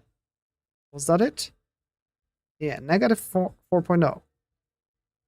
So let's try that one, and it should be still float 16. Yes, there we go. So that works. Okay, I'm glad this actually works with proper values, because it's, you know, this is one of those implementations that I wasn't sure about. Okay, so we've got floating point values working. And next thing would be, I can probably just do something here. Let's open value.nym. There we go. What the heck? Undo.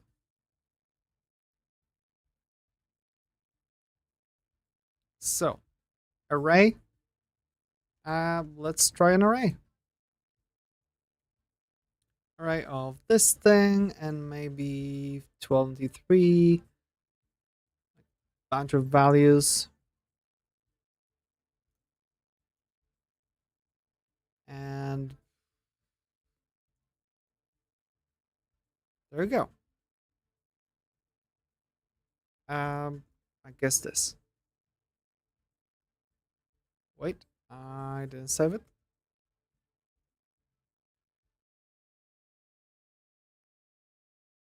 So it looks like query response. Give us all those values. Through floats, integers. Yep. There we go. So we got proper values. Arrays work. The other thing I would like to check is empty array. Empty array worked, no problem. Cool. So we can handle both. Booleans. The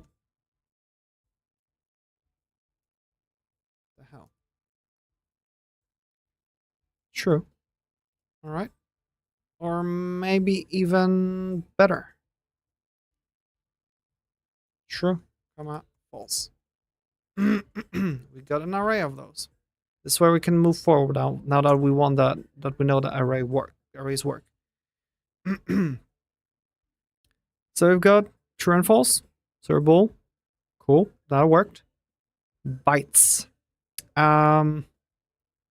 So I know that SurrealDB has this whole concept of bytes somehow. That's integration. All's integration. I don't want integration. I want querying. Graph, not SurrealQL. Come on. Data model. Then we have bytes. Bytes. Just like that. And a value. How does that work? Bytes, and we give it that. Create a record with bytes field and set the value. So let's try that. We'll just say it's bytes. So, oops.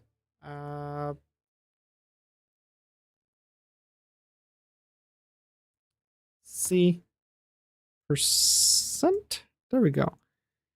Bytes. And we're gonna say it's hello there. And it should be just bytes. The only thing is I would need to kind of figure out how to escape that. And I hope I can just do this. What the hell just happened?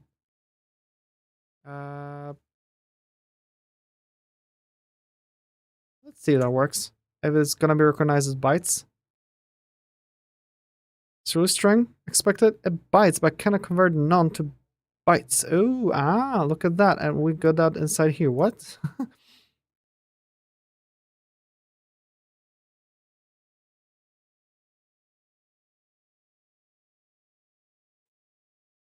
Okay.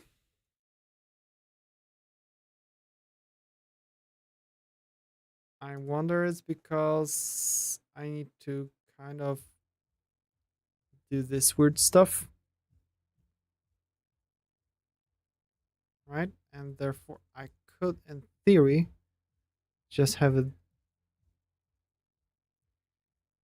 Let me type it in. Will that work?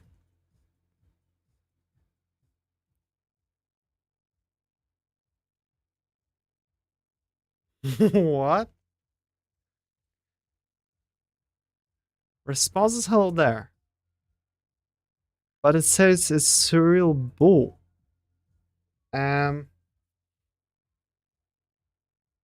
What? What just happened?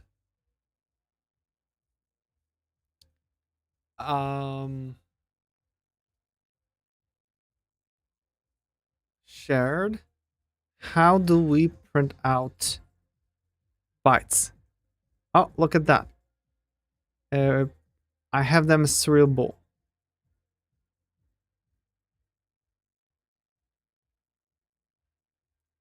Bytes. Okay. And I will actually because it casts them to a string. So how would I put that in here?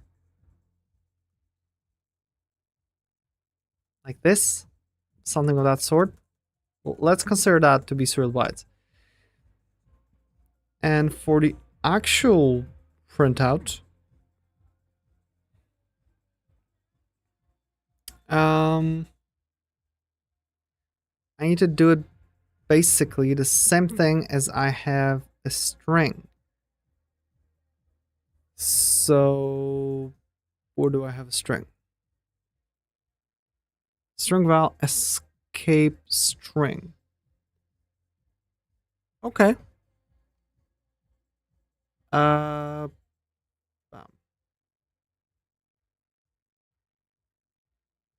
Bytes.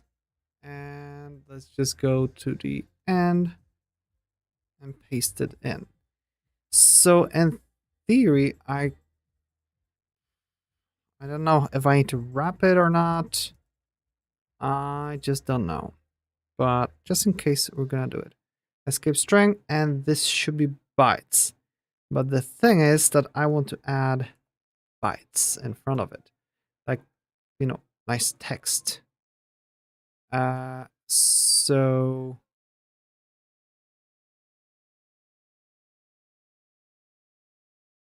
yeah, something like that. Well, let's see if that looks a little bit better. Because now recognize that these are bytes. So this says explicitly, hey, these are bytes, while this one escapes it and prints it that way. Okay, that's better. So bytes checked and fixed. Next thing that we have on the list is a date time. Oh, I hate doing that. So, I mean, the test will be simple, right? Test will be cancel. I don't want this thing. Don't want this thing. Here. So basically, whoops, all the way here. So return, and we're gonna say that we want to return now the date time. So it'll be time now. How about that? This should give us a date time. Okay, get that serial date time, and we got the value with random quotation mark at the end. And here we got also date time, just like that. Cool. So let's just see what the hell is that with that random quotation mark.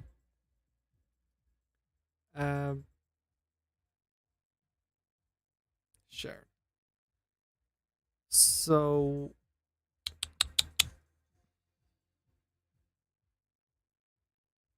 date time. Oh, come on.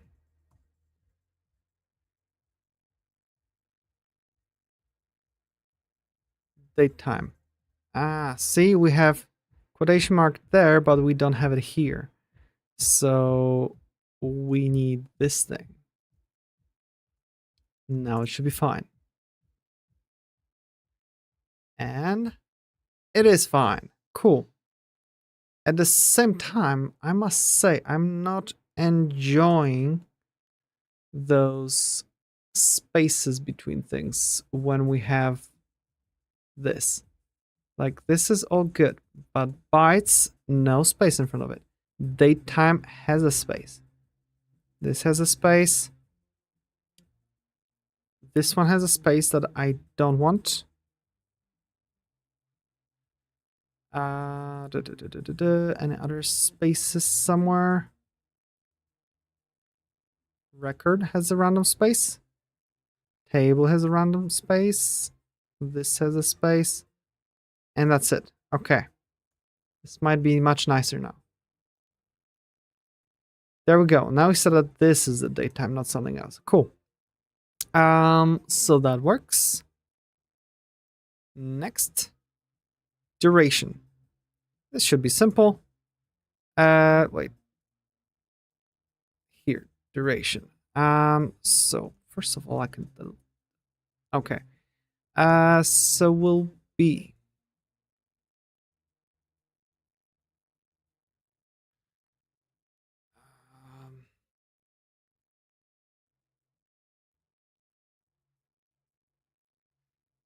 5 days, 6 weeks, 1 day, 700 nanoseconds, and 5 seconds, right?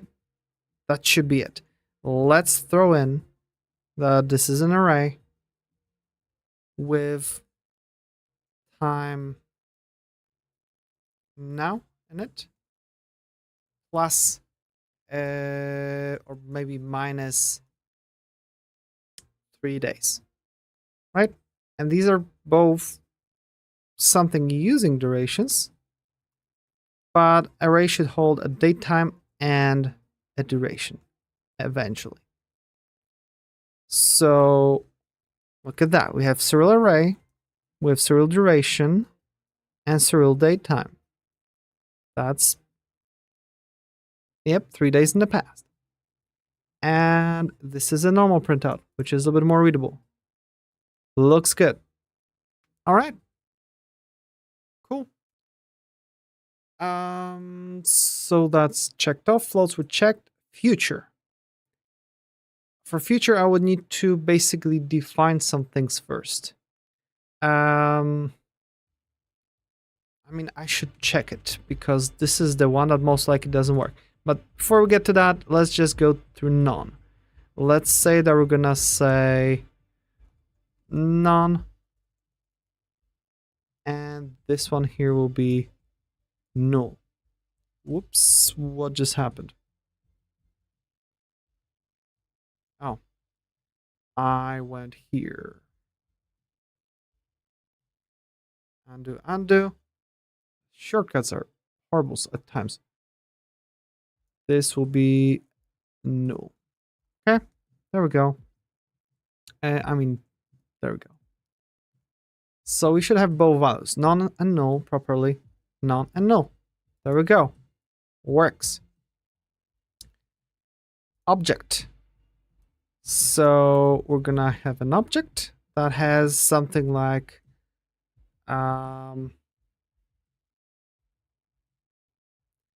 do I need to put those things inside objects? I don't think I need to put quotes in there. So it'll be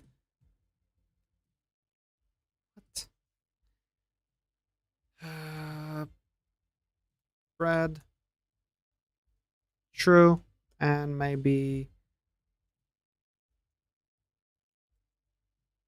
mayo, 9,000, and cheese will be cheddar. Sure.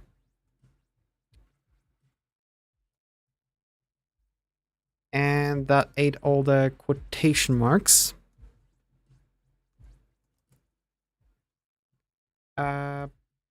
Just like that. All right. Wait, I didn't save. Come on, save. Oh. The shared isn't saved though. What the hell did I just change here? What on earth did change here for no reason? Shared. Good. Good, good.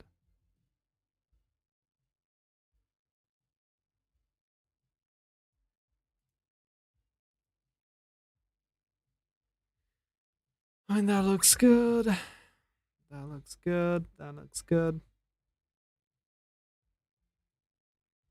Doesn't seem like anything in particular. Oh, wait, unbounded here. Why did we get an additional thing? Line 225. 225. Where'd that come from? Will undo happen somewhere in mysterious ways? Yeah.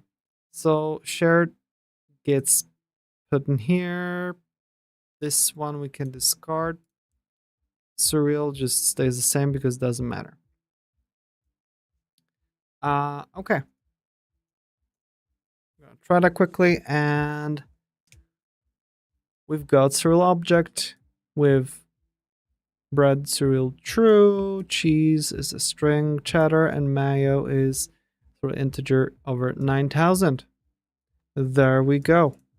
Looks good. It's great. Okay.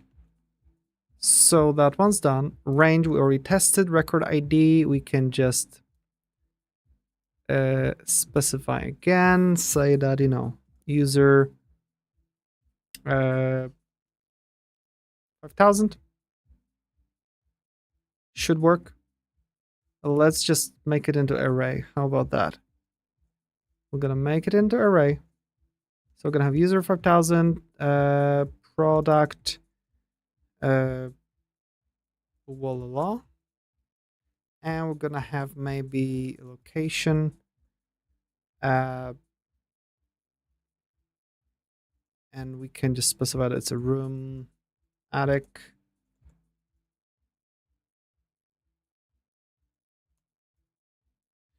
And temp will be something like whatever. 110.5. I'll call it Fahrenheit. And again, it ate all my quotation marks out of nowhere. What a strange thing.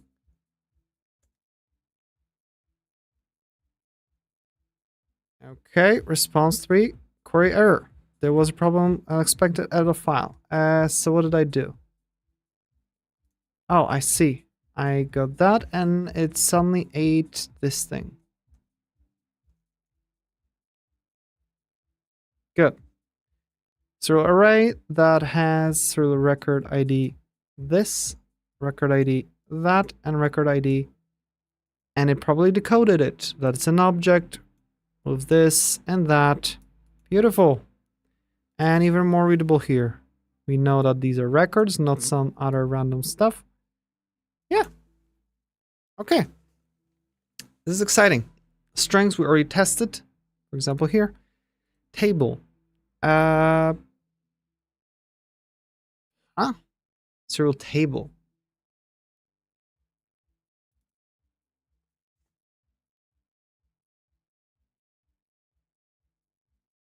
What? Serial table? What the heck is serial table? Oh, just the table name. Oh, okay.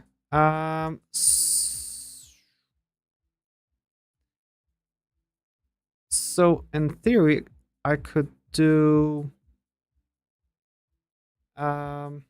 what the hell was that thing? Not data model. This was functions, database functions.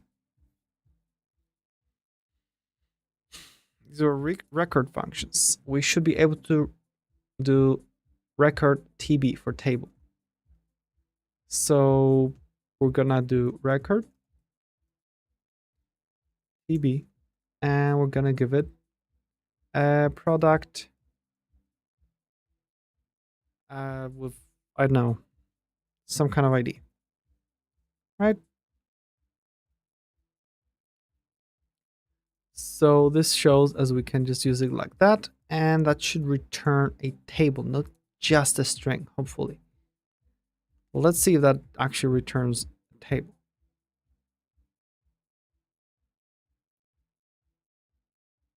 No, this returns just a string. I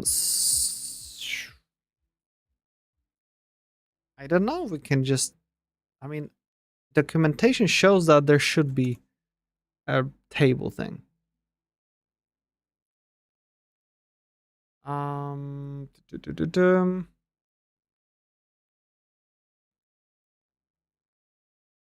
I have T for table? Not really, because this is for the record or something, right? So let's go data model again.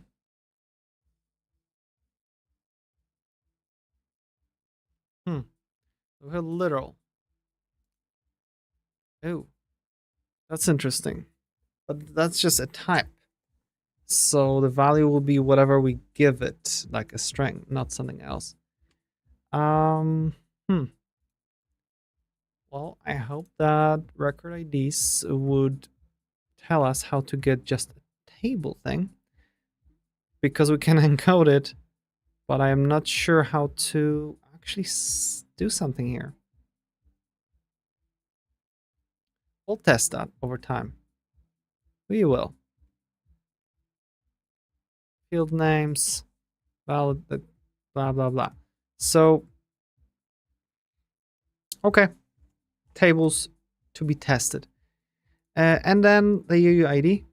So, how do we generate one? Random UUID functions. So, just like that, I'm gonna get a UID. So, we could just do, oops.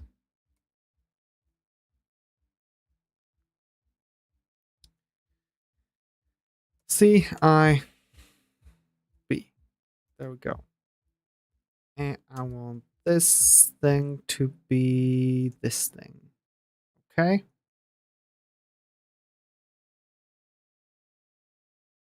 Can I do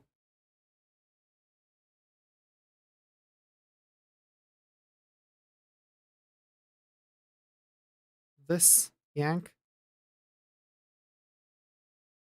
5 times paste? Okay, looks good.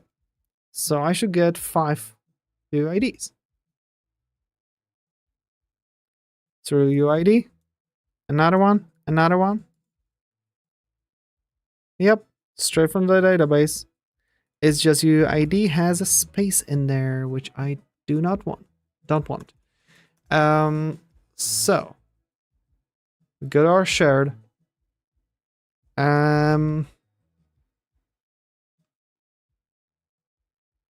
We go to implementation here, and let's remove that little tiny thing. There we go. Now I'm happy. So we tested all of those. So the only thing to test now is actual feature.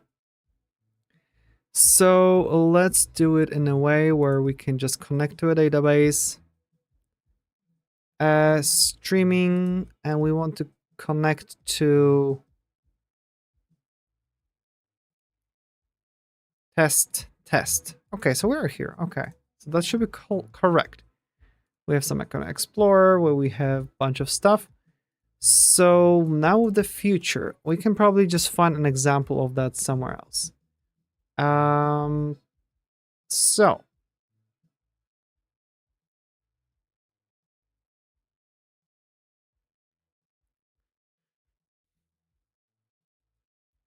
statements, define, and well, we define a table, and in here we should be able to get to the idea of features, right? Wait, no, the define field. Ah, okay. Or not.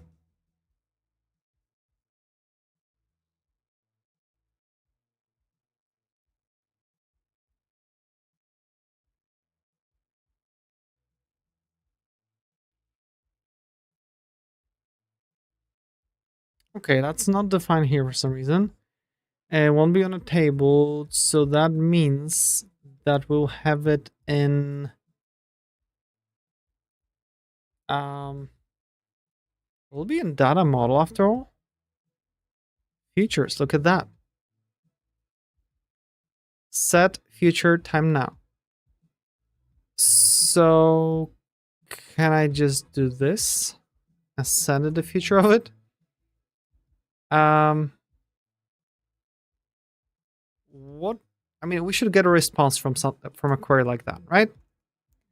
So let me just check if we have some kind of person. No, we don't have person.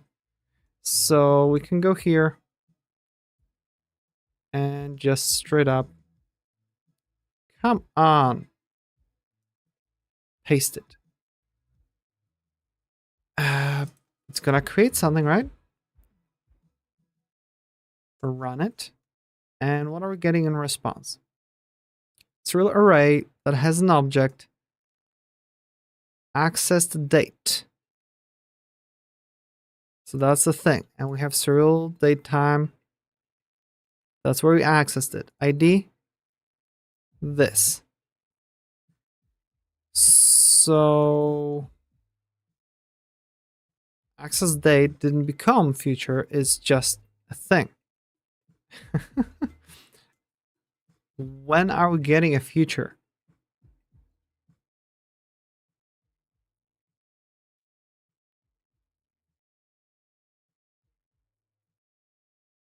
Features can also dynamically access remote records, from subqueries, or make use of graph traversal. But eventually, whenever I query them, they are not being a feature. So I guess this is supposed to be used to when you're sending to the database, because you can say, hey, this is a feature. Oh yeah, that makes sense.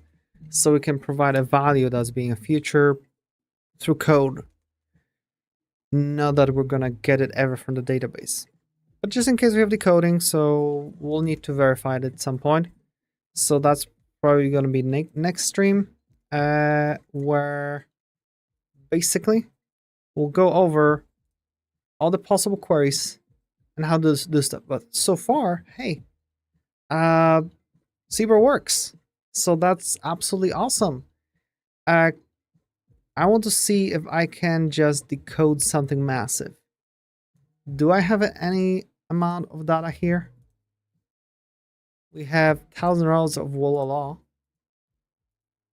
Can I do something that generates content here? No.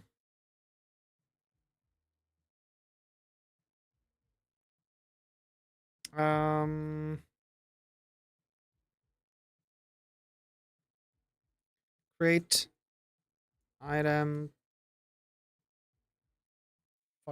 Not item, let's call it test product, right? 5,000 or maybe 50,000.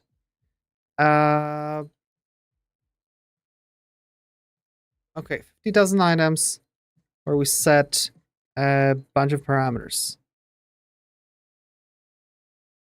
We set where name is Greg. Then we're gonna have username doesn't matter. Okay, and creation or created at will be time now. Last seen is time now minus 1 month. Okay, wait, is it 1 minute or 1 month? There's no concept of month, so 30 days. And last thing would be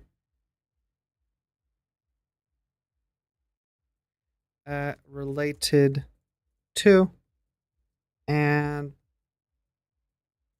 no, it doesn't matter. Whatever, this is good enough, right? Let's see if that creates 50,000 products. It's thinking, so most likely yes. Took it 2.5 seconds, okay? We got all the values here. So then I want to do a bunch of undos.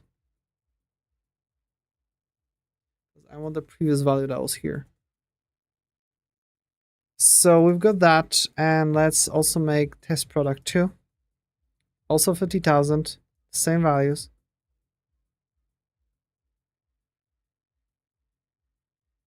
So now I want to relate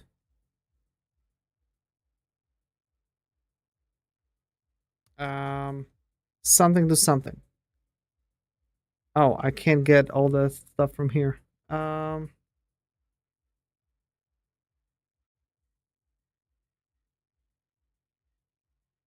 Whatever, doesn't matter. We've got test product one, right? So I should be able to say in our surreal,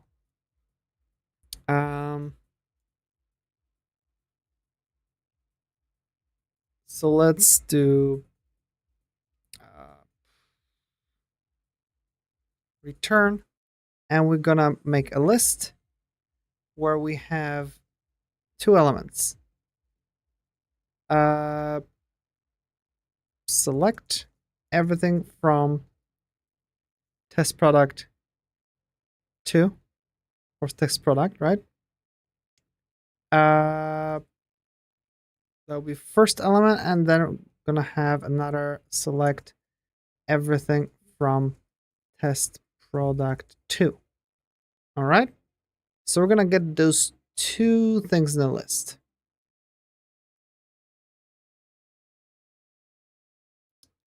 Okay, and this can just be like that. So we got this test product. So this should be what, 100,000 items? Nothing crazy. At least we're gonna start here. That's what should be sent from the database. And now we should be, instead of just writing it all here, we can just say, hey,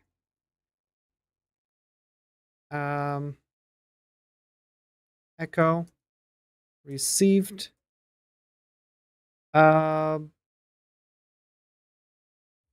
total of, and we're gonna say query. Okay, 0 result, and then we're gonna wait. We do the get sequence, right?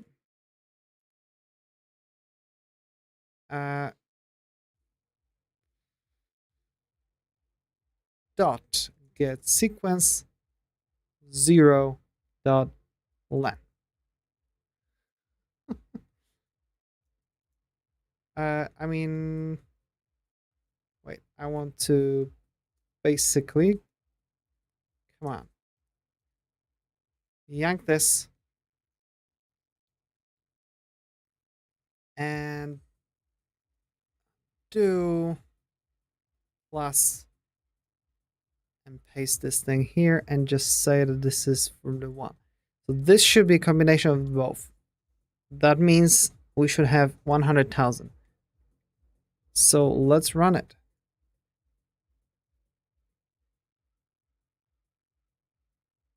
Bam. We got 100,000 items. So we were able to do that. Okay. And how long did it take to actually decode it? Listen up. Let's just add times. Okay.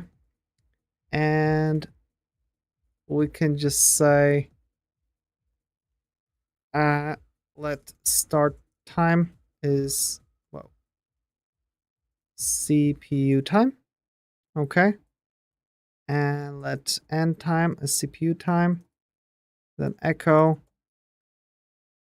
decoding took, and we have this. And what is CPU time exactly? Shoot. What the hell is CPU time? Nimdocs to the rescue. CPU time. Come on. I need to learn how to spell. It returns a float. Run the current process in seconds. Okay, so this is basically seconds.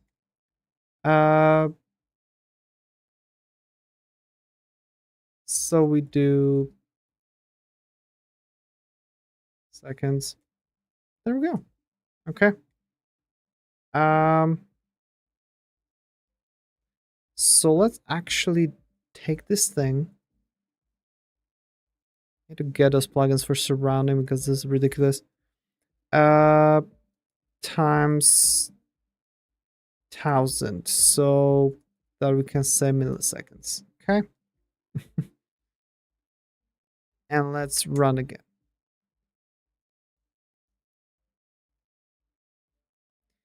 Okay, so for listen loop initial, that long, even less, because there was nothing. And oh wow, the coding of those 100,000 messages took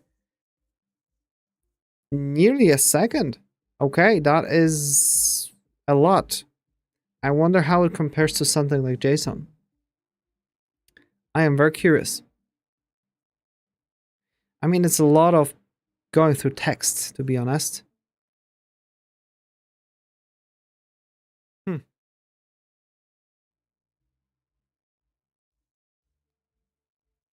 Um,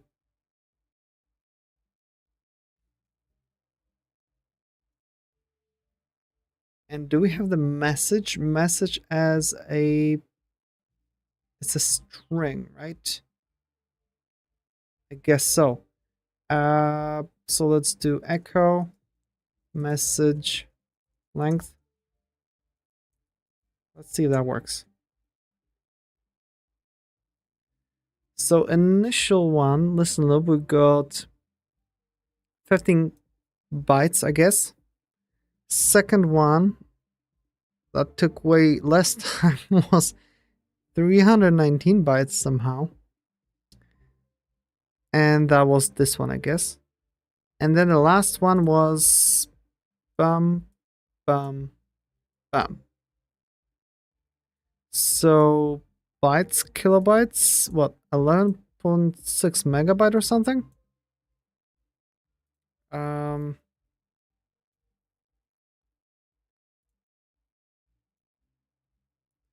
So we do 11650,037 divided by 124.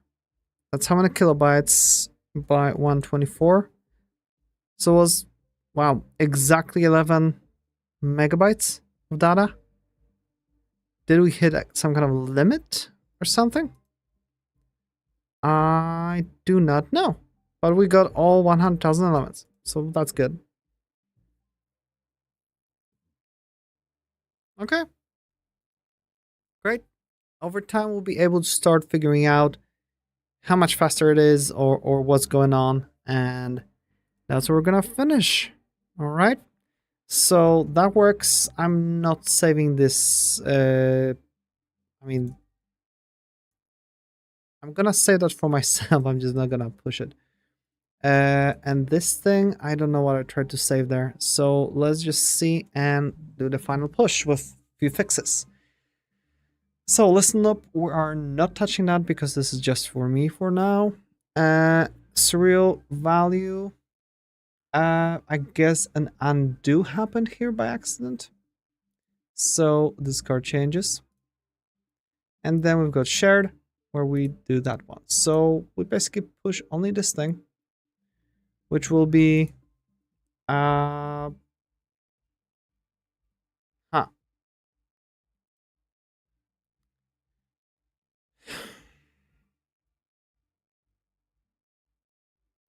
I'll stage this file. Let's stash everything.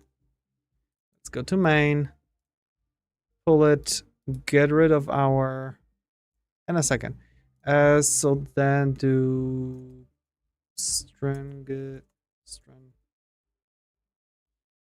location cleanup. Okay. We can pop our stash. Apply the shared changes. So we did that, and we also kind of cleared some stuff like bool into bytes and whatnot. So fix minor issues with stringification of surreal values. Okay. I'm gonna push it. There we go. and magically return to main so that we can go through it. Bam. There we go. And it's just a random pull request without an issue connected to it.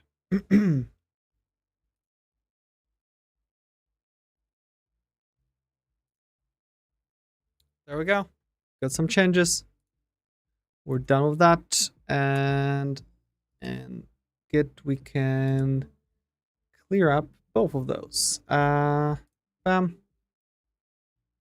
And then bam. And we're done. Okay, I can close that. I can straight up QA. Sure, I'm gonna close all that. And we're good. I'm gonna close that as well too so that it's not running in the background. No. Okay, good. So that's done. That's done. Hey, thank you everyone for watching. If you like the content, consider liking and subscribing on YouTube or following on Twitch.